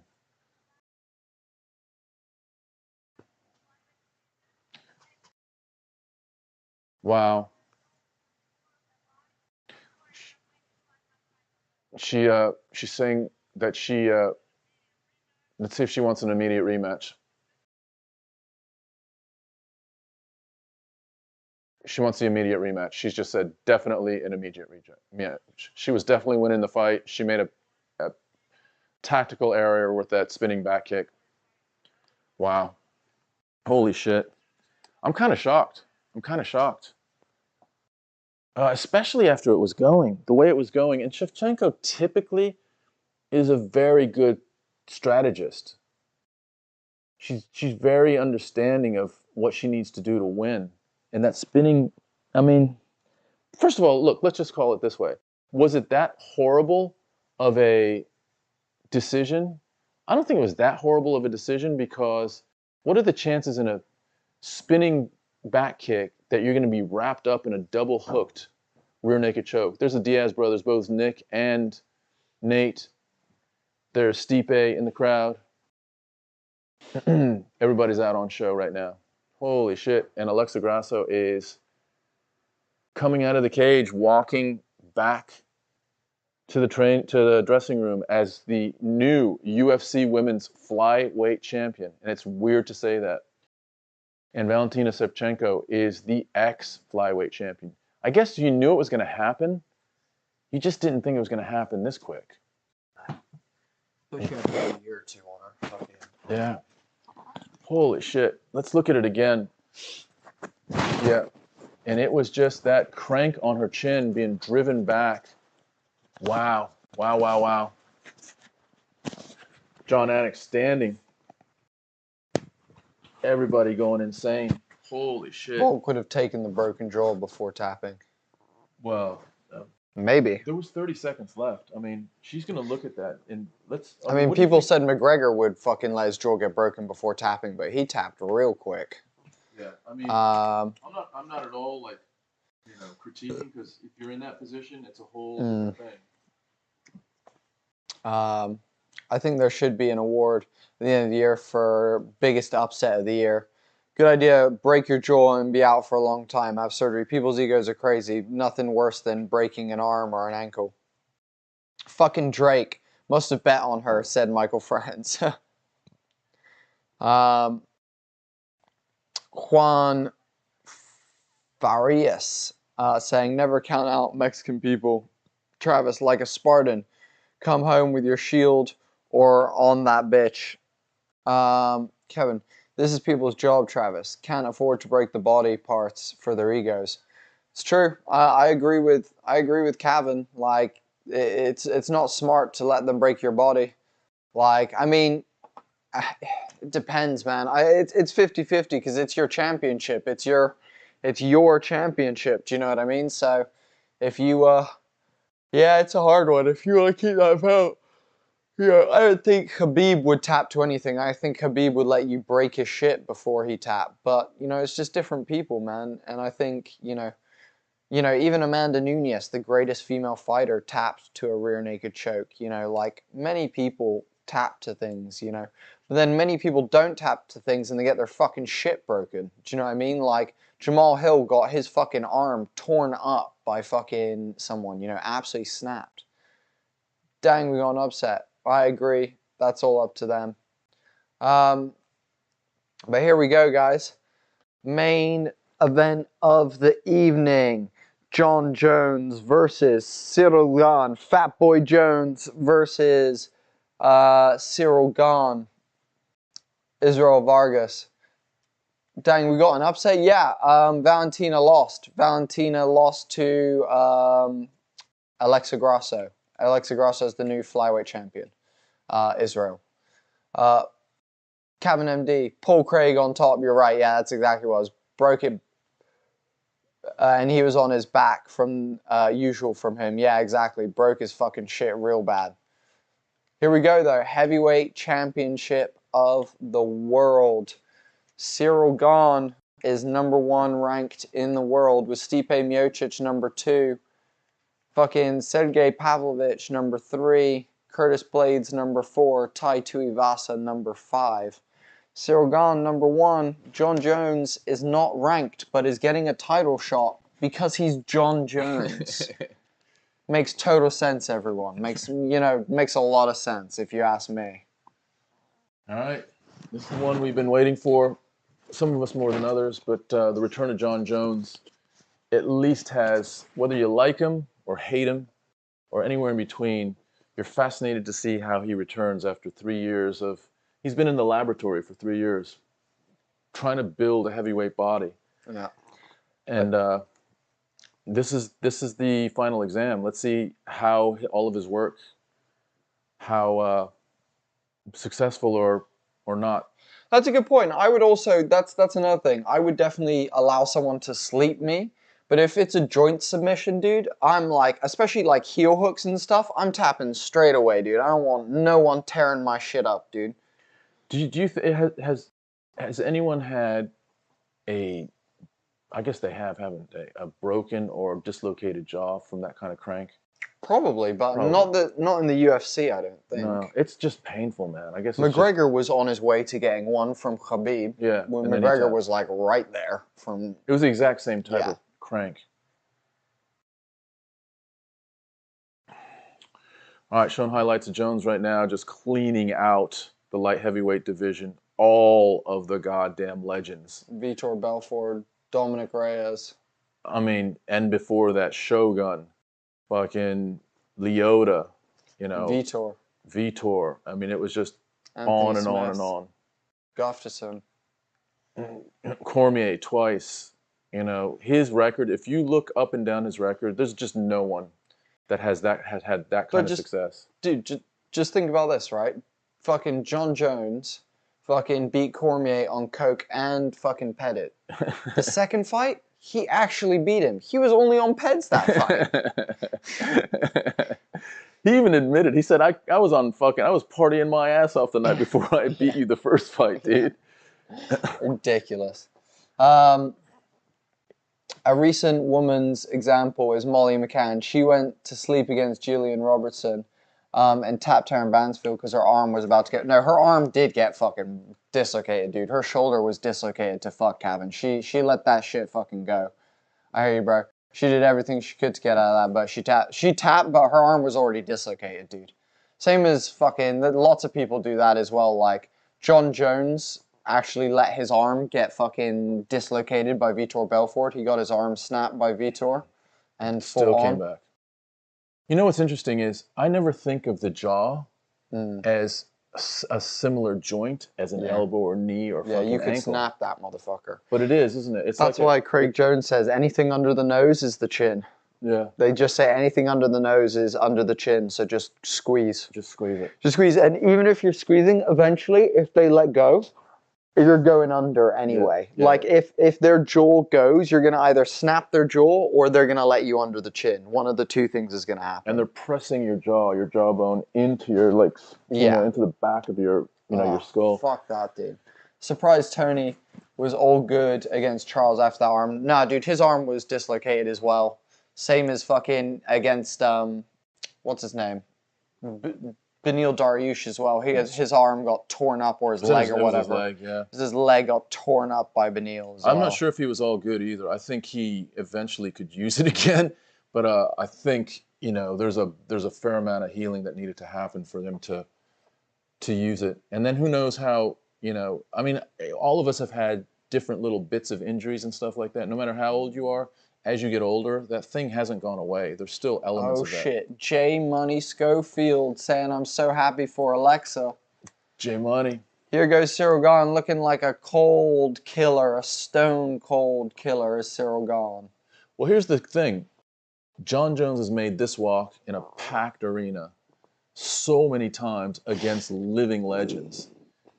Where is Ciryl Gane's head right now? He's done it against Francis. He's done it in his home city in Paris against Tai Tuivasa. If I was to bet my bottom dollar who would win this fight, dude? I'm going to say Jones. Yeah, I would say Jones too, but I want Ciryl to win. Dude, nothing would be more awesome than seeing Ciryl Gane fucking starch Jones. Could you imagine him fucking starching fucking Jon Jones? I mean, I don't think it's out of the realm. I mean, Jon Jones has never been hit by a heavyweight. Dude, if that happens, that would be incredible. Yeah. Never broke a body part, luckily. Can only hope it stays like that. I've broken my wrist in 3 places, but that's it. But even like, dude, Kevin, even like, pulling a muscle or, having like, a shoulder thing or something like that, it's never quite the same, like when you're lifting or anything like that. It's just always kind of just still there, a little bit lingering. And you think about the added stress on like a full dislocation or like a break or that type of thing. That never goes away, dude. I mean, you can heal it so you can use it, but it's to some degree always there. By the way, Gane he's a specimen, man. He's huge. He's so big. Gone by KO, says Juan. Do you believe LeBron James is 4 inches taller than him? Isn't that crazy? Fuck, dude. Imagine if you put LeBron James in the UFC. I know. Imagine if he had started fighting. Forget it. It's over. It's over. Because LeBron can move like Gane. He can move faster than Gane. I know. His fast twitch muscles are crazy, dude. Yeah. Forget it. I'm trying to think, dude. Do you know who you want in there? Fucking Dwight Howard. Imagine Dwight Howard is a fucking 6'11", 6'10". And dude, he's like fucking like. If he had some jiu-jitsu. Oh my god, dude, he'd be such a problem. Oh my god. Fucking dude, imagine fucking Giannis. Fucking the Greek freak, dude. With skills? Oh my god, dude. How do you do? I like how. You don't beat that. None of these guys beat. I don't even think Francis could fucking. Dude, Giannis is almost a foot taller than fucking Gane. Literally. Imagine that, dude. A foot taller, and like, they probably weigh it like once. They would all have to be 260. They could not, like, none of them could get under that. Like, because they're walking around at 280, most of those guys. Yeah. And when you're that tall, even if you're lean, you're still weighing. Do you imagine Tim Duncan? Yeah, that's what I mean. Like, it's Shaq? Was that what you were thinking? Yeah, dude. Could you imagine Shaq getting that fucking chin crank? Dude, him just coming in, boom! Dude, just fucking like any fucking wild, like fucking like, dude. He's like the equivalent of Ngannou, basically. Yeah. What about fucking Kareem, dude? Fucking Kareem up in there, dude. What about fucking Yao Ming, bro? Dude, fucking Yao Ming's not fast enough though. Yao Ming is too slow. Do you know what I mean? Yeah. You need those boys who are like fucking. Dude, it's all about LeBron and fucking Giannis. Cool. All right, here we go. Travis, I'm hella excited for this one. Can't wait to see how Jones performs. Low key, want Gane to sleep his ass. Me too, dude. Me too. I'm right there. I want Gane to sleep Jones too. Oh man, it's been a while, So the last time Jones fought, were we living in Taunton for that Reyes fight? It was 3 years ago. Or did we watch it in Easton? It was in Easton, yeah. Yeah, we beat Reyes. Yeah, it must have been Easton. Yeah. Holy shit, man. 3 years ago is a thing. Lots has happened in 3 years. Lots of fights have happened. Jon Jones basking. Is it the champ is here? Yeah. Yeah, that's what he said. The champ is here. The champ is here. Oh, new shaved head. He's got a good sweat on. He's saying, oh yeah. He's saying, oh yeah. I think he's nervous. I think he's nervous. I don't know, dude. He's been... No, dude, he's like, oh yeah. Oh yeah. He sounds nervous, dude. Dude, yeah. Dude, when you do this one, that's you trying to slow your heart down, dude. I think he's fucking got adrenaline. I reckon he adrenaline dumps. Let's see it. He's got a smile on his face right now. Who knows, man? Who the fuck knows? He's looking looser and looser as he gets closer and closer to the cage. Dave saying, Gane is such a specimen, super talented, plus how can you not like that guy? I know, right? Jon Jones now circling back and saying hi to who? He's just saying hi to family. Is that his fam? That might be his. He's got a couple NFL brothers. Just takes a moment to have a moment with his family. Wow, you don't see this very often. No. Here we go. His brothers and his dad. His wife. Or his girl. I think that's his fiance. All right. Jones is at cage side. This is heavyweight Jones. He's a big boy. His legs are, his upper legs are bigger and his booty's bigger. Big boy Jones. Big boy Jones. Fucking, it's Karate Stance McGregor. It's fucking Big Boy Jones. What are the other ones? It's Super Juice Costa. Big boy Jones coming out here. No abs to be seen. Dude, he is chonky, dude. No abs. He looks like DC more now than ever, dude. Dude, what's going on with his shorts? He's rolling them up. Big boy is big. He's put on some shoulders. I mean, here we go. He's a big old load. Jones giving himself the slaps, getting himself amped up. Rolls the shorts crazily up. I don't even know what that is. Wants to be able to throw kicks. Dude, we haven't seen Jon Jones in here for a while. Here we go. Jones is getting last instructions. Who's in his corner, by the way? Is it It's Wink. No, it's Wink. He's got Wink. Is that Wink? Yeah. Wow, that came back. I thought that was broken. Winklejohn is back in the corner. No Cejudo. Cejudo's in the stands. Jones taking his good old fucking time out here. Sal Mao, thank you so much for liking the stream and getting us a little boost with the algorithm. We appreciate you. What is this is like unheard of. The amount of time that Jones has been outside the cage right now is crazy. Let's see if Jones crawls in like he usually does on all fours. That's his go-to. He's taking a deep breath. Oh, dude, his heart is beating, dude. If he's fucking breathing like that, dude, his heart is beating right now. Getting some. It's Greg Jackson, sorry, in his corner. Not Jackson. Not Michael Winklejohn. It's Greg Jackson. Okay. I think Greg Jackson actually left Winklejohn's. Yeah, I think Jones and Jackson left Winklejohn's. I think, yeah. All right, here goes Jones. What is going on? They're talking about his shorts? What the fuck is going on right now? This is the longest entry. Oh, that's the tape on his big toe, I think. He's got... Jesus Christ, we got a controversy already before Jones gets in. I think he's got his toes taped because he fucked his toe up against... Yeah, against... remember his toe against Gustafsson? Yeah. No, it was the Chael Sonnen fight. Was it the Sonnen? Yeah. They're saying he's got to take... Maybe he's got to take the second bit of tape off. Why is that going to be a disadvantage? Or an advantage? They said it's all good. I just don't understand. He's got a bad toe. I think the second bit of tape they can take off. Yeah, that bit they can take off. I think the first bit is fine. Is it all connected is the question. Yeah. That might fuck him up a little bit. Let's see if that tape stays on. Oh, he didn't do his crawl up. Oh, here we go. He didn't do his crawl up. No, he didn't. He didn't do his crawl up. I think that shook his whole routine up right there. Yeah, it did. All right, Big boy Jones with his cartwheel into the center. It ain't exactly a Michael Chandler backflip, but we'll take it. Exactly. I don't understand how they don't have pre-walkout check. Literally, right? Yeah, exactly. Like when he leaves the dressing room, that should have been clipped off. Literally. I wonder when they put it on. All right, here we go. Bruce Buffer with the last announcement of the evening. Main event of the evening. I'm a little bit hyped. I'm all right, actually. Yeah? Yeah, it's, I don't know. It's just big boy chariots. Well, I hear people are giving him too much credit, man. Goat, schmote, whatever, dude.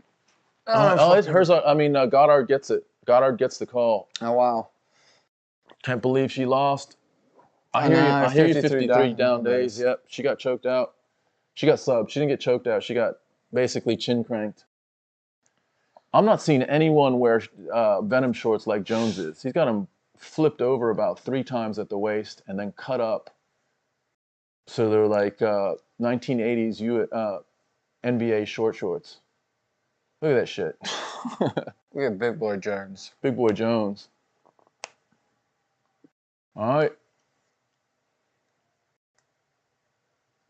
Bruce Buffer going through the whole range of emotions and fucking introductions, getting himself hyped up. So Gane. Not the GOAT anymore. Valentina. I don't think Valentina's ever been the women's GOAT. I think Amanda Nunes is the women's GOAT. Nunes beat her twice, so that's going to be hard to overcome that. The second fight, you could question whether Nunes won, but she definitely beat her on the record twice and clearly beat her the first time.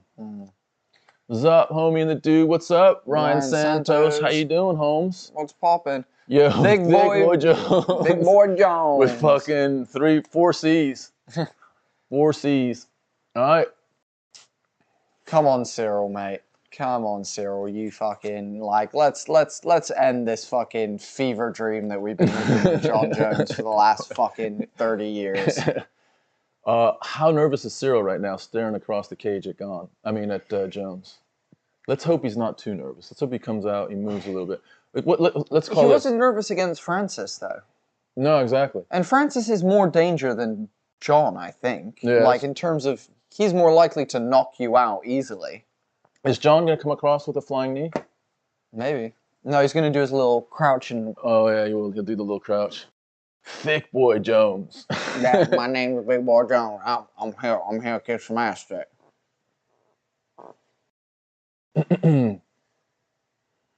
He does look all of 35 now, doesn't he? Mm-hmm. He's not that fresh-faced fucking 23-year-old or whatever he was. 22-year-old. Dude, the weight doesn't suit him, dude. No, it doesn't. It doesn't suit him. But also, if you remember him against fucking Santos and him against Reyes, he was already becoming bigger Jones at that point. Yeah. Like, he had already started bulking a little bit because he was fucking trim for like all the way to the Gustafsson fight, the second Gustafsson fight. He was trim. Yeah. All right, here we go. Gane is at least as tall as Jones. Jones not looking him in the eye. Neither one of them looking at each other in the eye. Both looking down. They do tap gloves. Glove touch. Here we go. Here we go. Woo! For Ciryl, you gotta be like, this is kind of cool. I'm fighting fucking Jon Jones. But then, like, 20 minutes in when Jon's on, and you're like, you're like, this sucks. He's like, fuck. Fuck Jon Jones. It's Jon Jones. All right, here we go. Jones down on his hands and knees to start, as he's been doing for as long as we can remember. Goddard gives them the... Oh, Jones comes out walking. Interesting.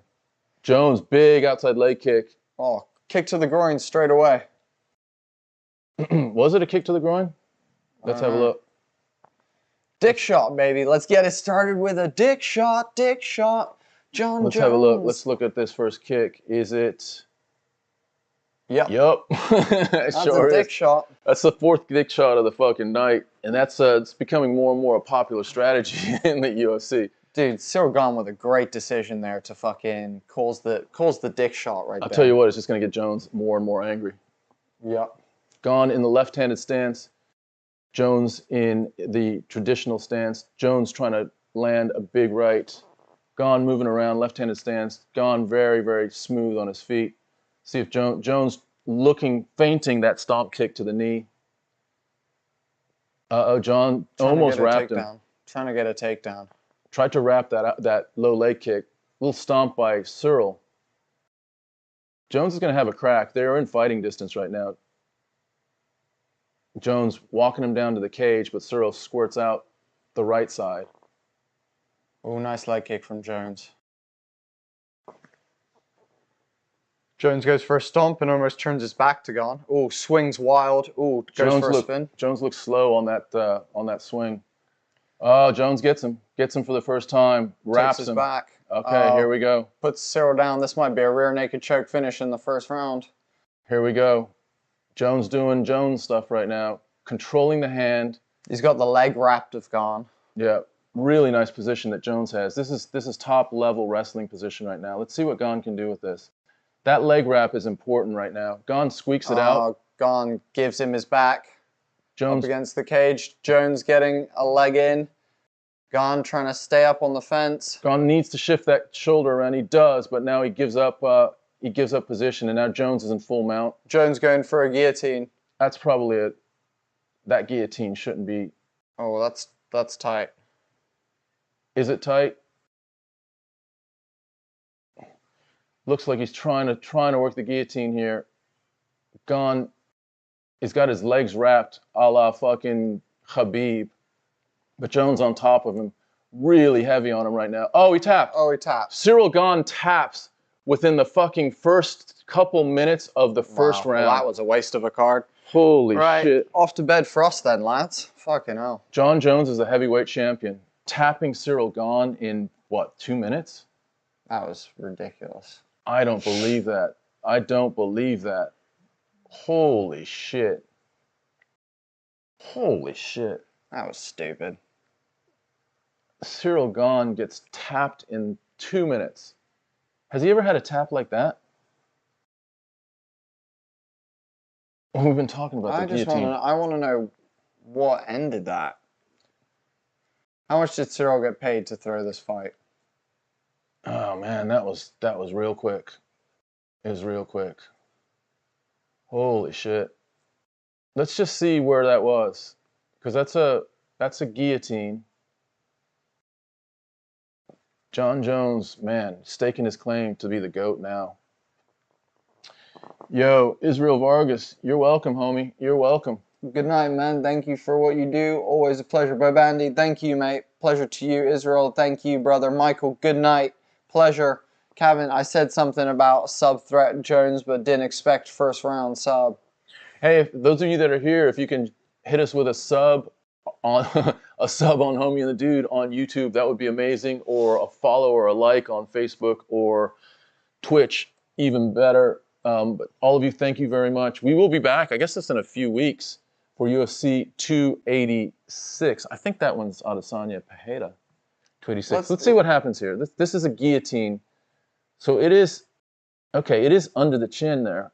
And he's pressing. It's under the chin. And he's pressing his neck down. Yeah, it's under the chin. Let's see this. So he really presses his neck down here. Yeah. And just really pressing his neck down. It was as much a neck crank downward. Was it worth staying up for that? No, dude. And would I do it again? Yes. I was expecting a war, to be honest. Yeah, I know, right? Good night, Travis. Ra says, Kazuma. Gane was mid. Lol. Fucking, that's a young person, says the R3D show. Fucking, Gane was mid. Yeah, wow, man. Where do we go from here? I guess they're going to give him Stipe. That's not going to be great. Whole card performed, in my opinion. Yeah, the card was good. The card was good. Wow, that was just a destruction. Dude, I would love to just see Jones fucking fight someone who can defend wrestling. Jesus Christ. Curtis Blades. Oh, where's Francis at? Yo, Francis should have been knocking him out in this fight, dude. Fuck's sake. Valentina. Ah, that was all just a shit show. Whatever. Anyway, guys, thank you so much for an awesome night. You guys made tonight awesome. Spending time with all of you was amazing. Please hit us with the subscribe on YouTube. We'd really, really appreciate it. As well as that, please join our Discord server. And, you know, whenever you get a chance, share the stream. Otherwise, we look forward to seeing you for UFC 286, guys. Edwards versus Usman, isn't it? Oh, it's yeah, I think it's Edwards versus Usman on April 15th, I believe. No, April 8th. April 8th. Edwards versus Usman. Also, it's Gaethje and Fiziev. And the UFC Heavyweight Championship belt has just been wrapped around Jon Jones. And he is now a double champ. Fuck's sake. Undefeated. Crazy record. He has legitimate stake to being the GOAT. And there's no one really in sight that's going to give him a test. I don't think. There is someone. Gane, but he's not here. He's not coming back. I was going to say Aspinall in a little bit. Nah, I think Stipe would be fucking good. Stipe's too small. Stipe is Yeah, like that's true. 235. It's true. If he did that to Gane, what's he going to do to Stipe when he gets him down? I think it's Blades, Pavlovich. Yeah. Spivak or Pavlovich? Yeah. Yeah, that's crazy. Wow. Insane. 27-1, one no contest. Crazy. All right, people. We'll see you at UFC 286. Thank you so much for hanging with us. It's been super fun. Dana Meter says Stipe gets knocked out. I kind of agree. I agree. But we'll probably watch. We'll probably watch. Man. What's he saying? He's just saying he's been faithful. He's been faithful to the mission. I like Jones versus Sergey. That would be a fight. It doesn't go past the first round, I think. I don't think Sergey has great ground game, so pretty easy win for Jones. Stipe gets knocked out, says Dana.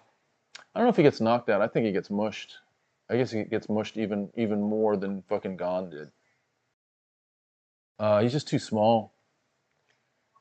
Everyone, thank you guys so much. We're going to peace out. Much love to everyone. Much love, guys. We'll catch you for UFC 286. Please hit us with a subscribe.